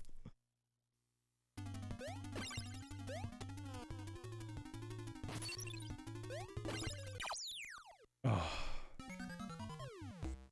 Pain, Pecco.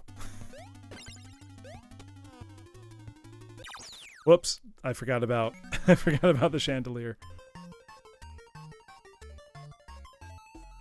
Yeah, you know, it's a question of who has the rights. Oh, yeah.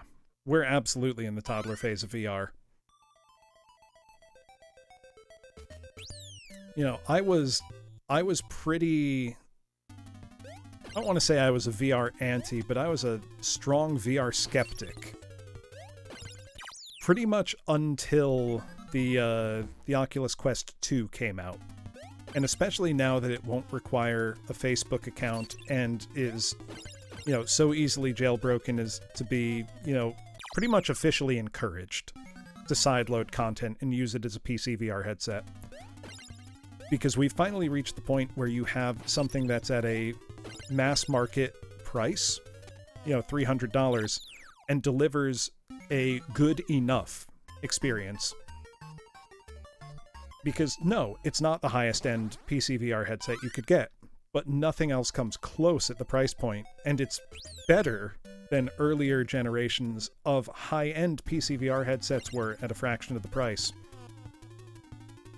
So for me, it reached the point where it was worth it. I think the really big jump in accessibility will be when it's just smaller. You know, when it's basically like putting on a pair of glasses instead of putting on a big, bulky headset. Which, granted, the Quest 2 being completely wireless is a huge step forward.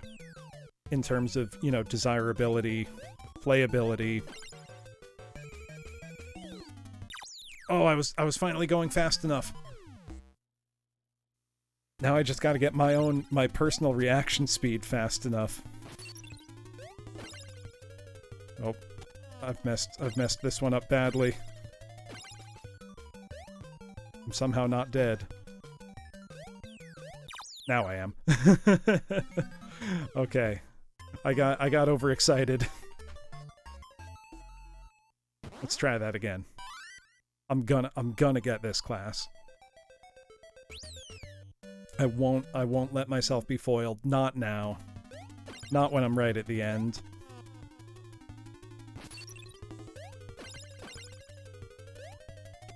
Okay. There we go.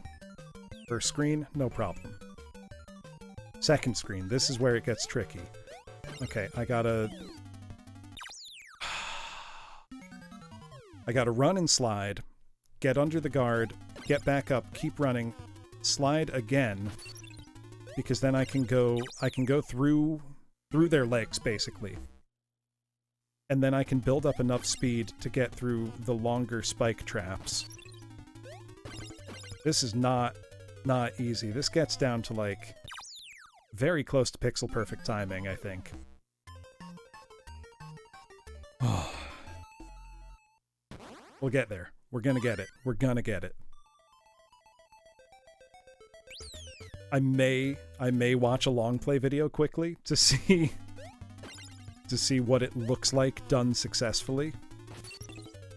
You believe? Thank you, Leon. Thank you, Vaughn. I'm getting your names backwards. 'Cause my own brain is getting scrambled.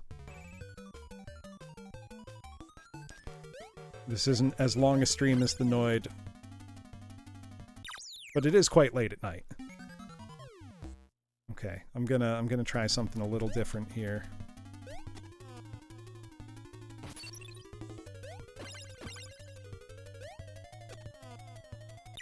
Nope, that went poorly. Like I can feel my thumbs starting to quit. My D-pad thumb, my left hand. Oh my god. Come on. Stretch it out. Stretch it out.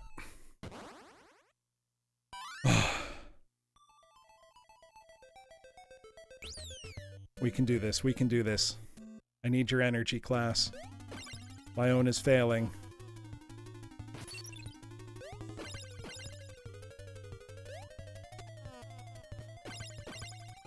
There we go. Okay. That's the first screen. Thank you, Vaughn. I can feel it. Ugh! Standing up just a moment too soon, but that's because I need to continue the run. I need to keep building up the speed.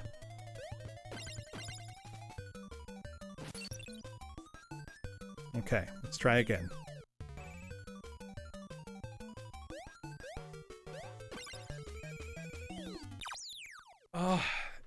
It's this first one really is messing me up. I'm getting impatient and I keep messing it up. And then it feeds on itself, you know? You're in your own head about getting it wrong, so you want to keep trying. But then you keep getting the same thing wrong. I appreciate the belief, Cheechin. I can do it. I can do it.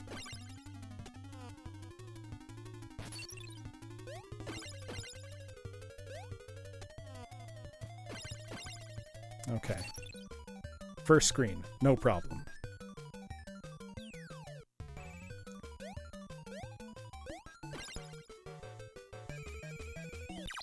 Ah! There's so little time.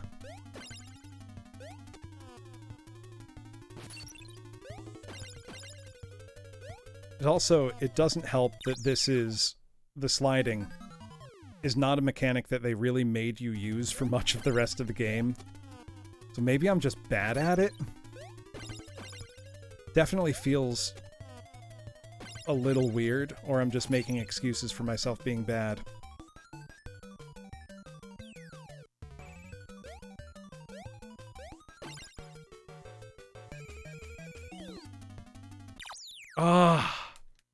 Just wasn't going fast enough, I guess. Hold on, I'm gonna quickly look at a long play video. Give me a sec, class. I just need to see what it looks like. Is it just exactly what I'm describing and I'm just not doing a good job of it?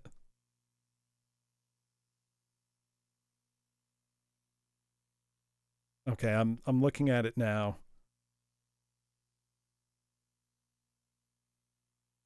Okay, I'm looking at it now, and I want to see, you know, what's different than what I'm doing. Okay, he goes back all the way to the left. Oh, he seems like he just makes it. Just barely makes it. Okay, I am beginning to believe. Okay, I think I can do it. I think I can do it.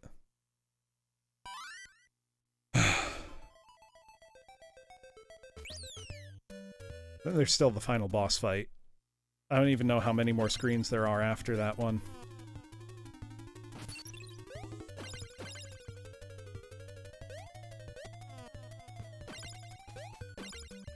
Well, that was close. Okay.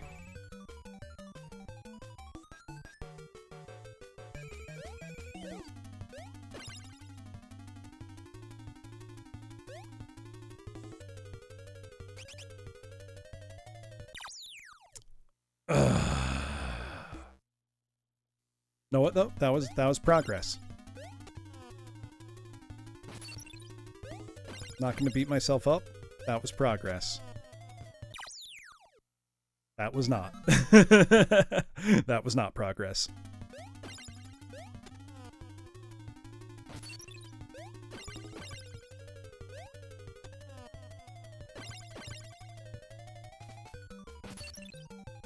There we go.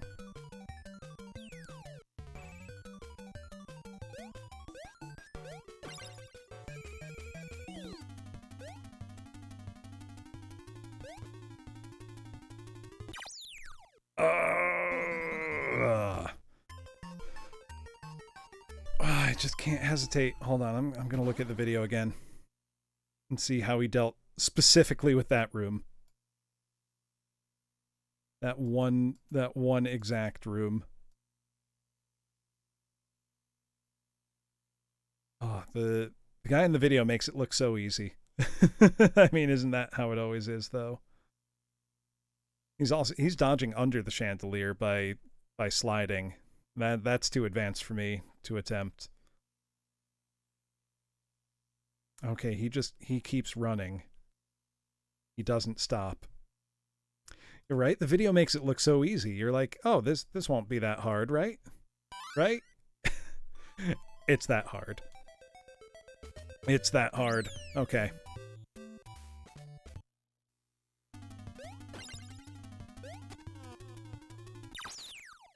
I think I'm just too slow to hit down on the D-pad.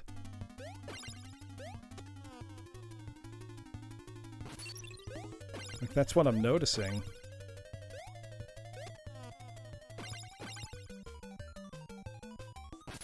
Like, I'm bad at activating that slide quickly.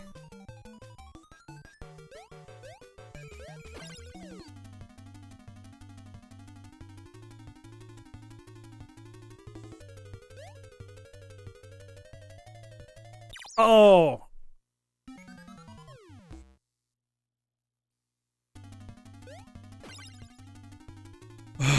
I did it only to mess up. Only to mess up the simple jump. But know what? I feel pretty good about that. I messed up the easy part.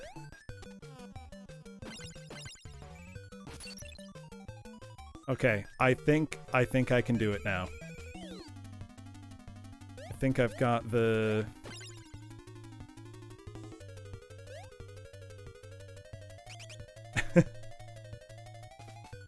Oh no.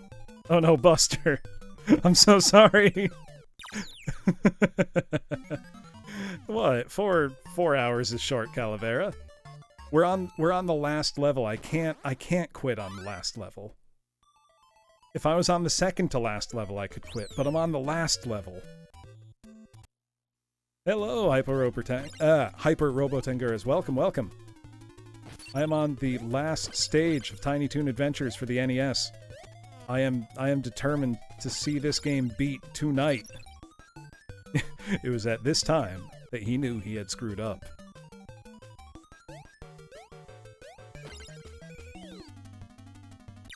Ah! I'm too slow to hit down on the D-pad. It's killing me.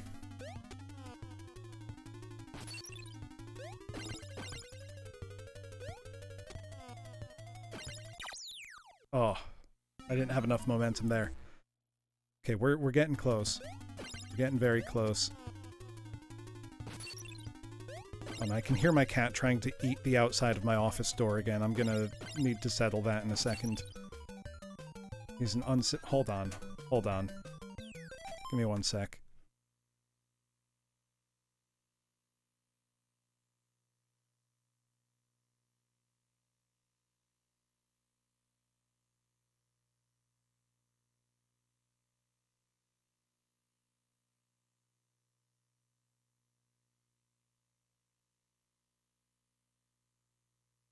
Sorry about that, class.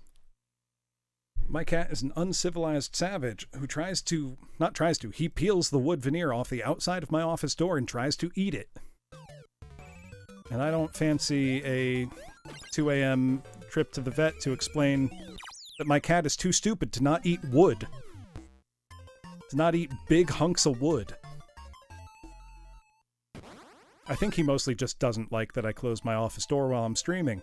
But if I left it open, he's going to chew on my cables. And probably knock something over. Because I've had him do exactly that during a stream before. I love my cat, but he is not to be trusted. Okay, there we go, there we go. First screen, no problem. Second screen.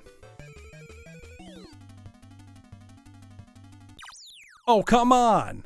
I did not let go of down on the D-pad. No, honestly, I've tried all the things that are supposed to make cats not want to touch stuff. None of it works. He just doesn't care.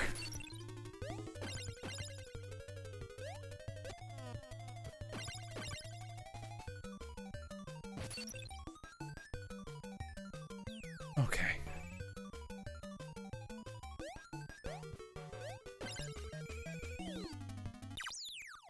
Oh my god. Maybe I'll wait a second. Let him get closer first, because I can't keep doing this level over and over and over. I'm gonna lose my mind.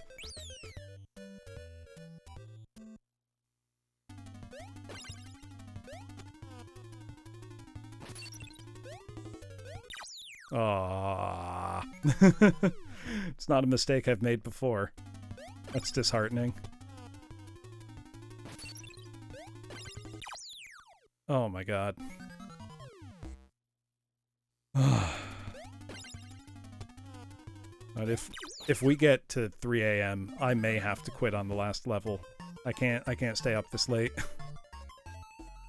I have too much I need to do tomorrow.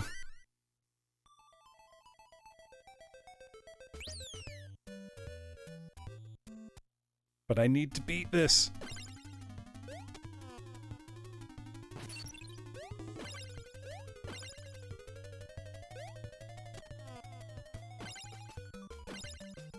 Okay, that was close. Okay. Okay.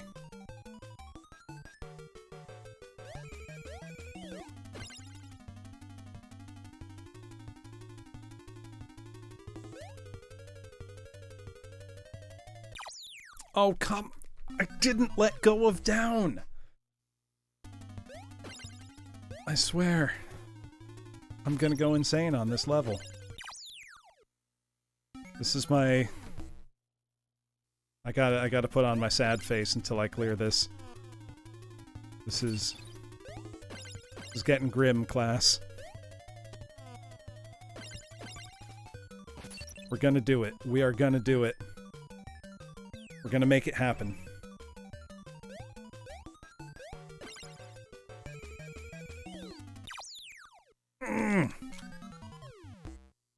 Like, I am so close to tearing this controller apart in my hands. I don't want to be sad. Hold on. There we go. We're not sad. We're happy here, class. Just having a peaceful evening. Playing Nintendo. Playing Tiny Toon Adventures and having a grand time. Nothing bad has ever happened to anybody playing Tiny Toon Adventures. Thank you, Chichin.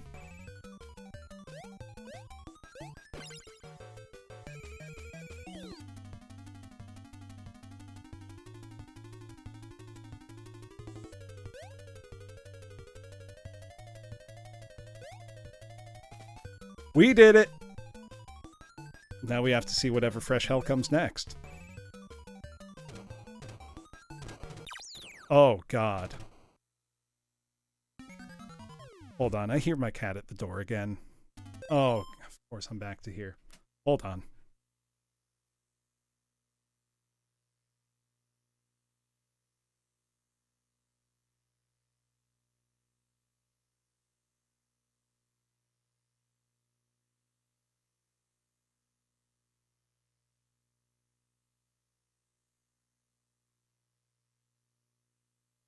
Okay. Yeah, that screen that I just got into was some bad business. Didn't like it one bit. I'm very curious to see if I can level select right to that screen, because if I can, I may. Just to stop. Also, I let my cat into my office to hopefully stop him eating my damn door. And now he is around my legs, making trouble. Get out, cat. Cat, get. Get.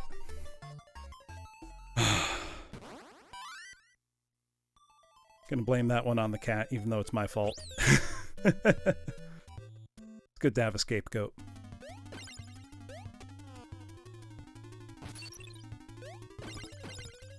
Okay.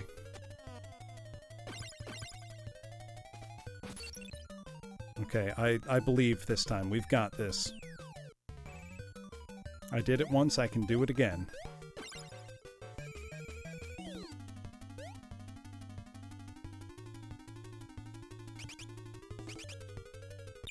Oh my god. Even a moment of hesitation means failure.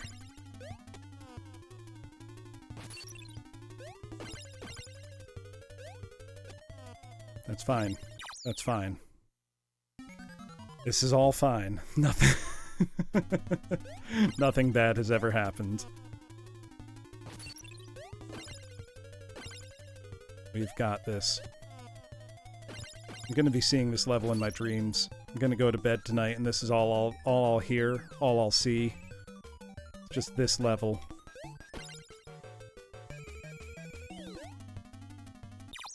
Whoops. Okay, no, I'm gonna try the level select real quick. Even though it's a tenuous excuse, but I've cleared it once, so let's see. Let's see, what's stage 22?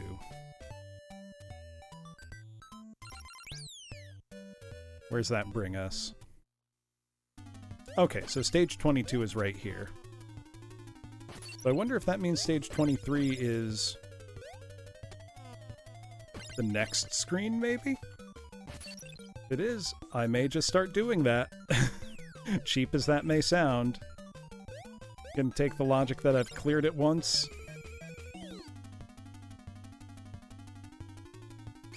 Ah, shit.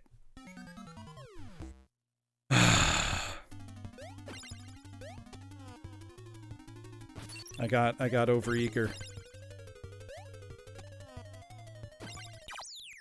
Okay.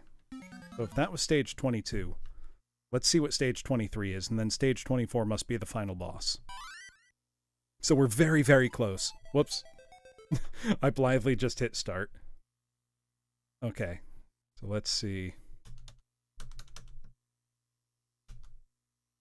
I think I got it wrong. Hold on. Nope. Okay. So what's stage 23? I really hope it's oh, nope. That's the boss. All right, so we are as close as we can get, even with a level select.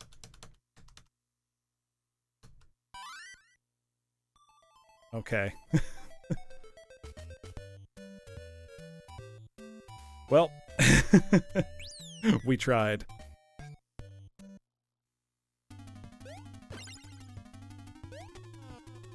No shortcuts for me. Gotta just do it. Okay. We're getting so close though.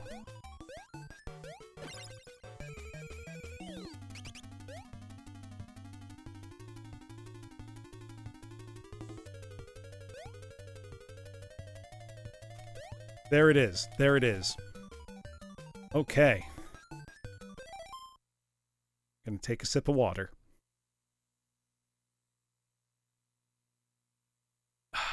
Okay. This next one, know what? I am gonna watch the long play and see what it looks like. I'm going to arm myself with knowledge first. Oh, that's weird, Super Upsetty, but I'm glad you're here.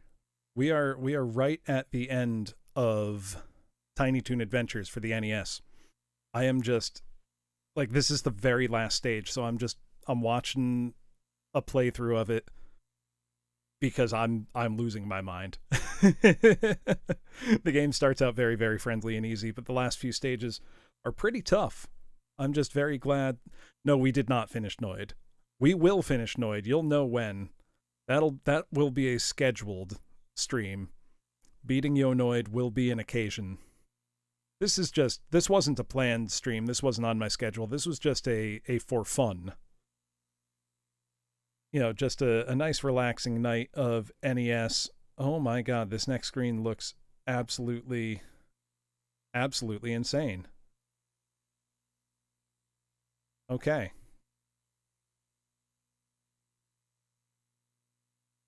But it looks like it leads right into the boss. Nope. There's a little more platforming left. Okay, but it doesn't look...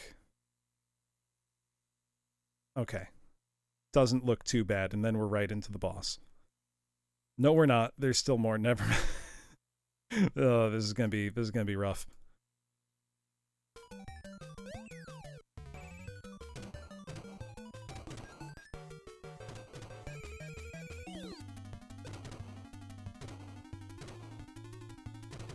Ah! Oh, and they make you watch yourself fall all the way down. This is insane. All right, if we hit 3 a.m. class, I have to call it a night. Kind of non-negotiable. Yeah. Oh boy, Konami really didn't mess around back in the day.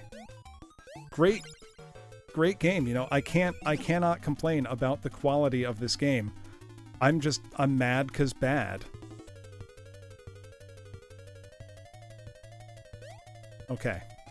At least I can get through that accursed thing now.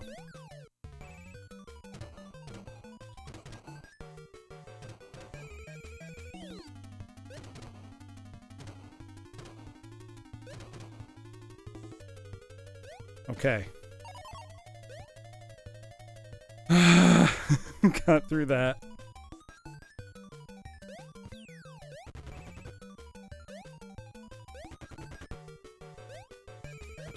Whoop. Got through that.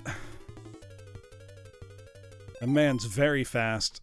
Hold on, I'm gonna watch the video again. I need to arm myself with knowledge here. Okay, it looks like just things coming out of the wall going up. Doesn't look too bad. And then I think it's the boss fight. Let me see. Okay, yep. This is the last screen of platforming before the final boss. Yeah, we're starting to make the progress now, Chi-Chin.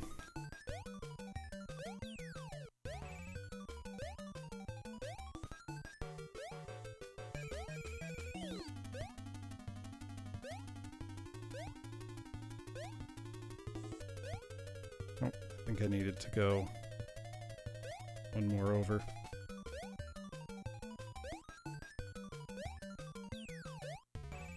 Okay. Final boss time. And this is a stage I can skip to. Okay. Oh, that was funny. Okay. Since it's a stage I can skip to, I'm going to. I am unabashedly going to skip to the stage now. Okay. Just call it a time-saving measure. Oh, though honestly, it means that I'll be... Oh, okay. It means I'll be starting the stage off without the heart that I can get on the previous stage. Oh, and it kicks me right back to it. Let's try... You know what? I'm gonna... I'm gonna watch what the boss fight looks like. I don't care that this is borderline cheating at this point. Okay, so I'll want to jump on top of that fist, but avoid the fist itself, and then jump on Maximilian's head. And it looks like it's just 3 hits and done. Okay. You know what? I can do this. Let's see, that should be the level select code. I don't think it was. Nope. Try that again. Okay. I just got to get the final boss.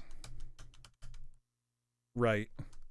Yeah, exactly. It's the AD giving me advice, Vaughn.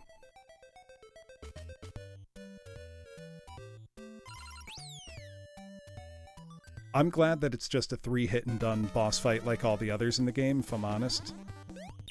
Whoops. The problem is I'm going to have to reset every single time I die. But know what? I'm willing to do that at this point.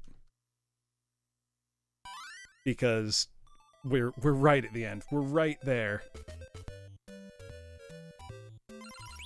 We're so close.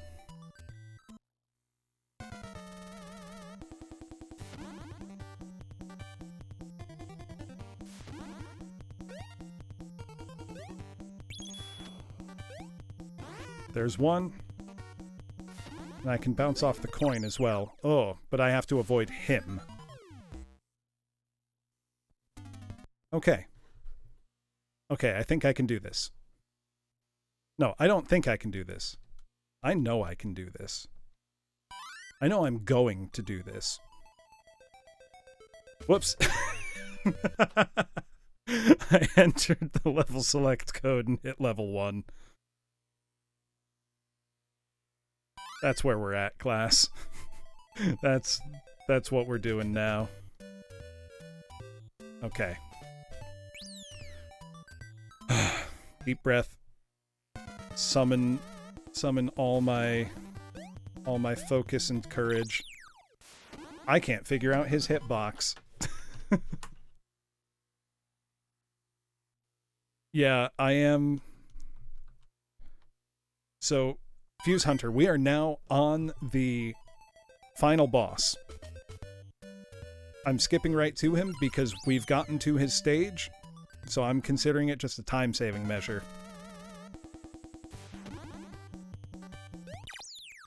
Ooh.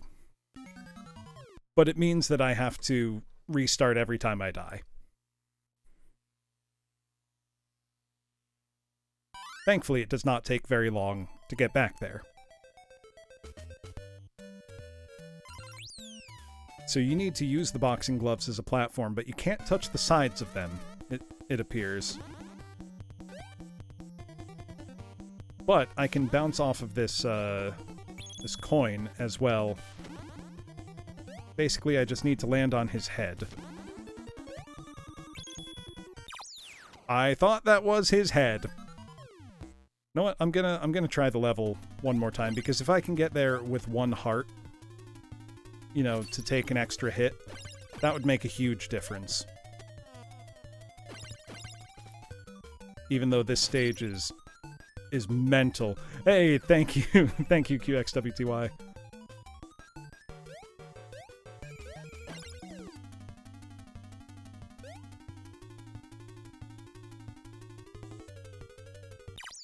Oh. No, we're gonna skip to the boss. The stage is not worth it for the chance of having 1 heart. Okay. Gotta clear my mind. Let go of worldly desires. The only thing now is the boss fight. Hey, Pure NPR, thank you for the follow.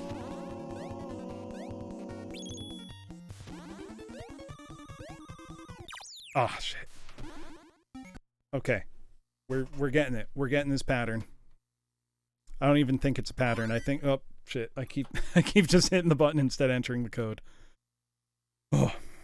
It's almost 3 a.m. My brain is mush. but I'm gonna do it. Whoop. I keep just hitting the wrong button at this point. There we go. Now let me remember to select level 23. There we go. Thank you everyone for bearing with me.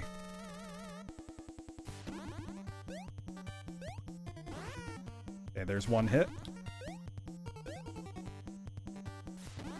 Ooh, that was close.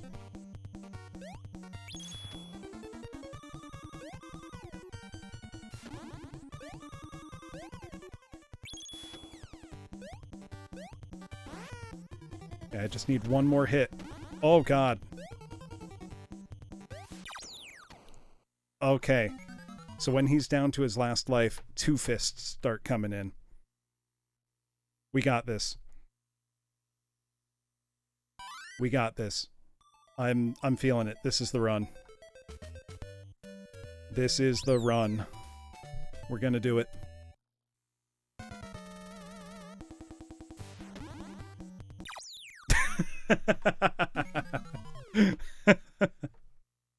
Oh, wow. Max's hitbox is hard to judge. Hold on. Cat, get out of here. Get. Sorry, shooing my cat away. I do not want him jumping up on my desk right now.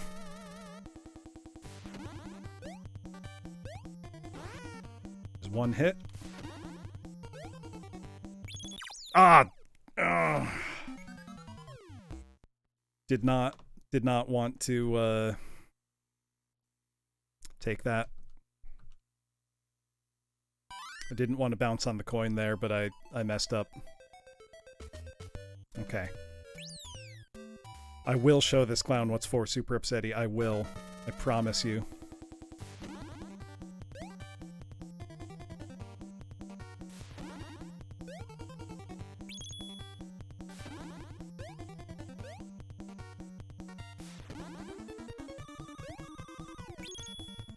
There's one hit.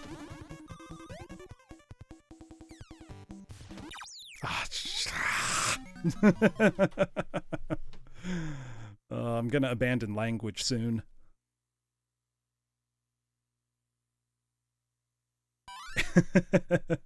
I probably looked very goofy shooing my cat away.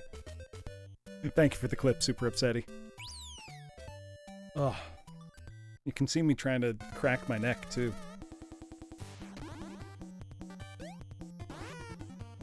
Okay, there's one hit. Almost got a second hit in, but was not to be. There's 2 hits. Okay, it's gonna start coming 2-fisted now. Ah! It's so close. I just need one more hit. I just need one more hit. We're so close. We're so close I can taste it. I don't even know what it tastes like. It doesn't taste very good. But it will be sweet nonetheless. Okay, this is good. 1 easy hit. 2 easy hits. Boom, baby! Boom! Game over. Hey, thank you so much for the bits, Tianova. And we rescued Babs. Look at that. Look at that. Yes, Gyaru! I just beat this game probably for... I don't know if I beat this as a kid. Babs was safely rescued and Montana Max was punished. Yeah, I will go to sleep. Hey, thank you, Calavera. Thank you, Escatan. Thank you, everybody, for the botches. Acme Acres had once again returned to its tranquil ways. Whew. Okay, so now my heroes: Plucky Duck, Dizzy Devil, Furball, Hampton. I'm gonna enjoy these credits. I'm gonna vibe. Heroes: Buster Bunny, Babs Bunny, and Acme characters. I gotta put on my happy face.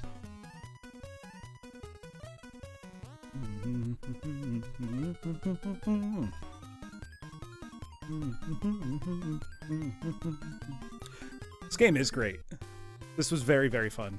So we've got Kazuyuki Yamashita, main programmer Yuji Shibata, character designer Kazumichi Ishihara, character designer Hirotaka Fukuda, sound designers Jun Funahashi, Masae Nakashima, Satoko Minami. Special thanks Kenji Shimoide, Hiromi Sumida.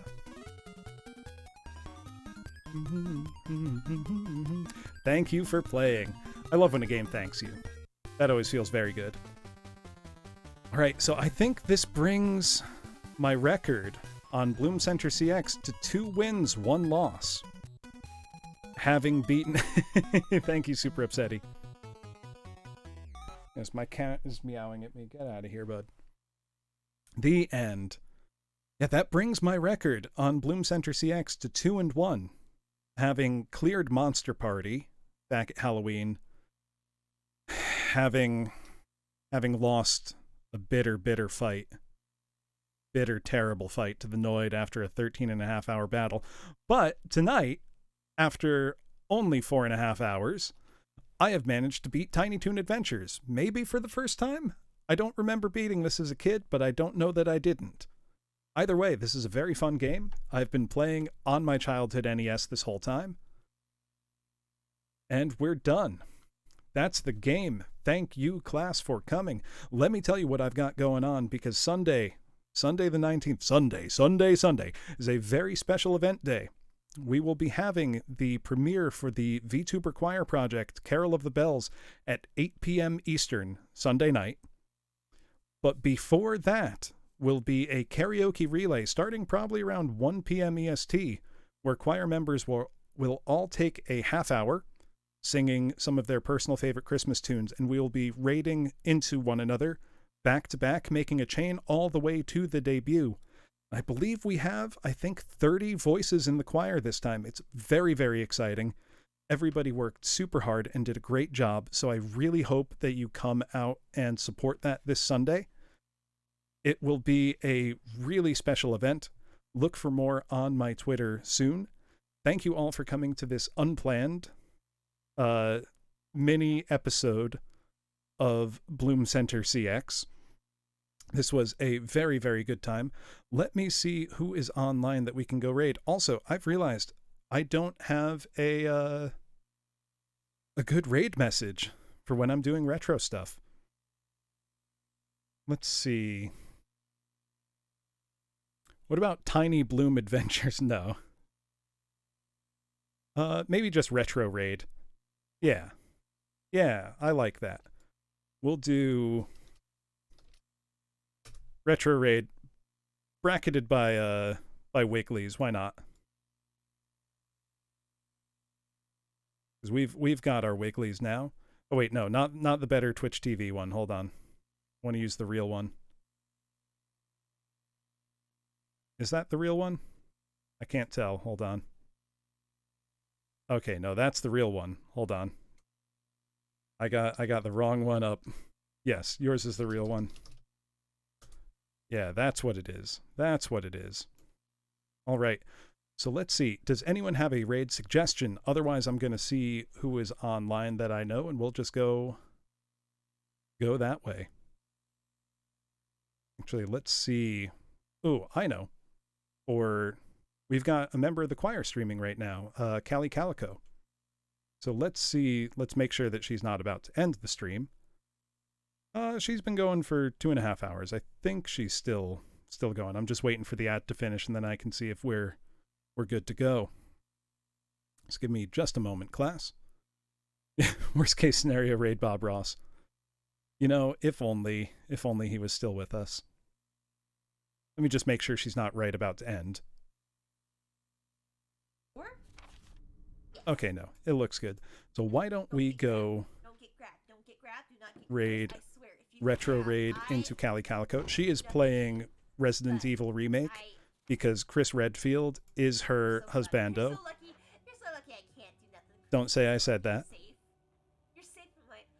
It's very sweet. Bro, he's like So wait, let us go I don't know retro if he- I don't know raid if I can into auto Cali it. Calico, and I will see you all Sunday, class. Thank you so much for coming. This was an absolute blast. So he's safe for now. He doesn't have to worry about getting auto yet. He doesn't have to worry about me being like, oh, my little boy. Oh shit. He doesn't have to worry about me being like, oh, my boy Chris, over here into my bosom.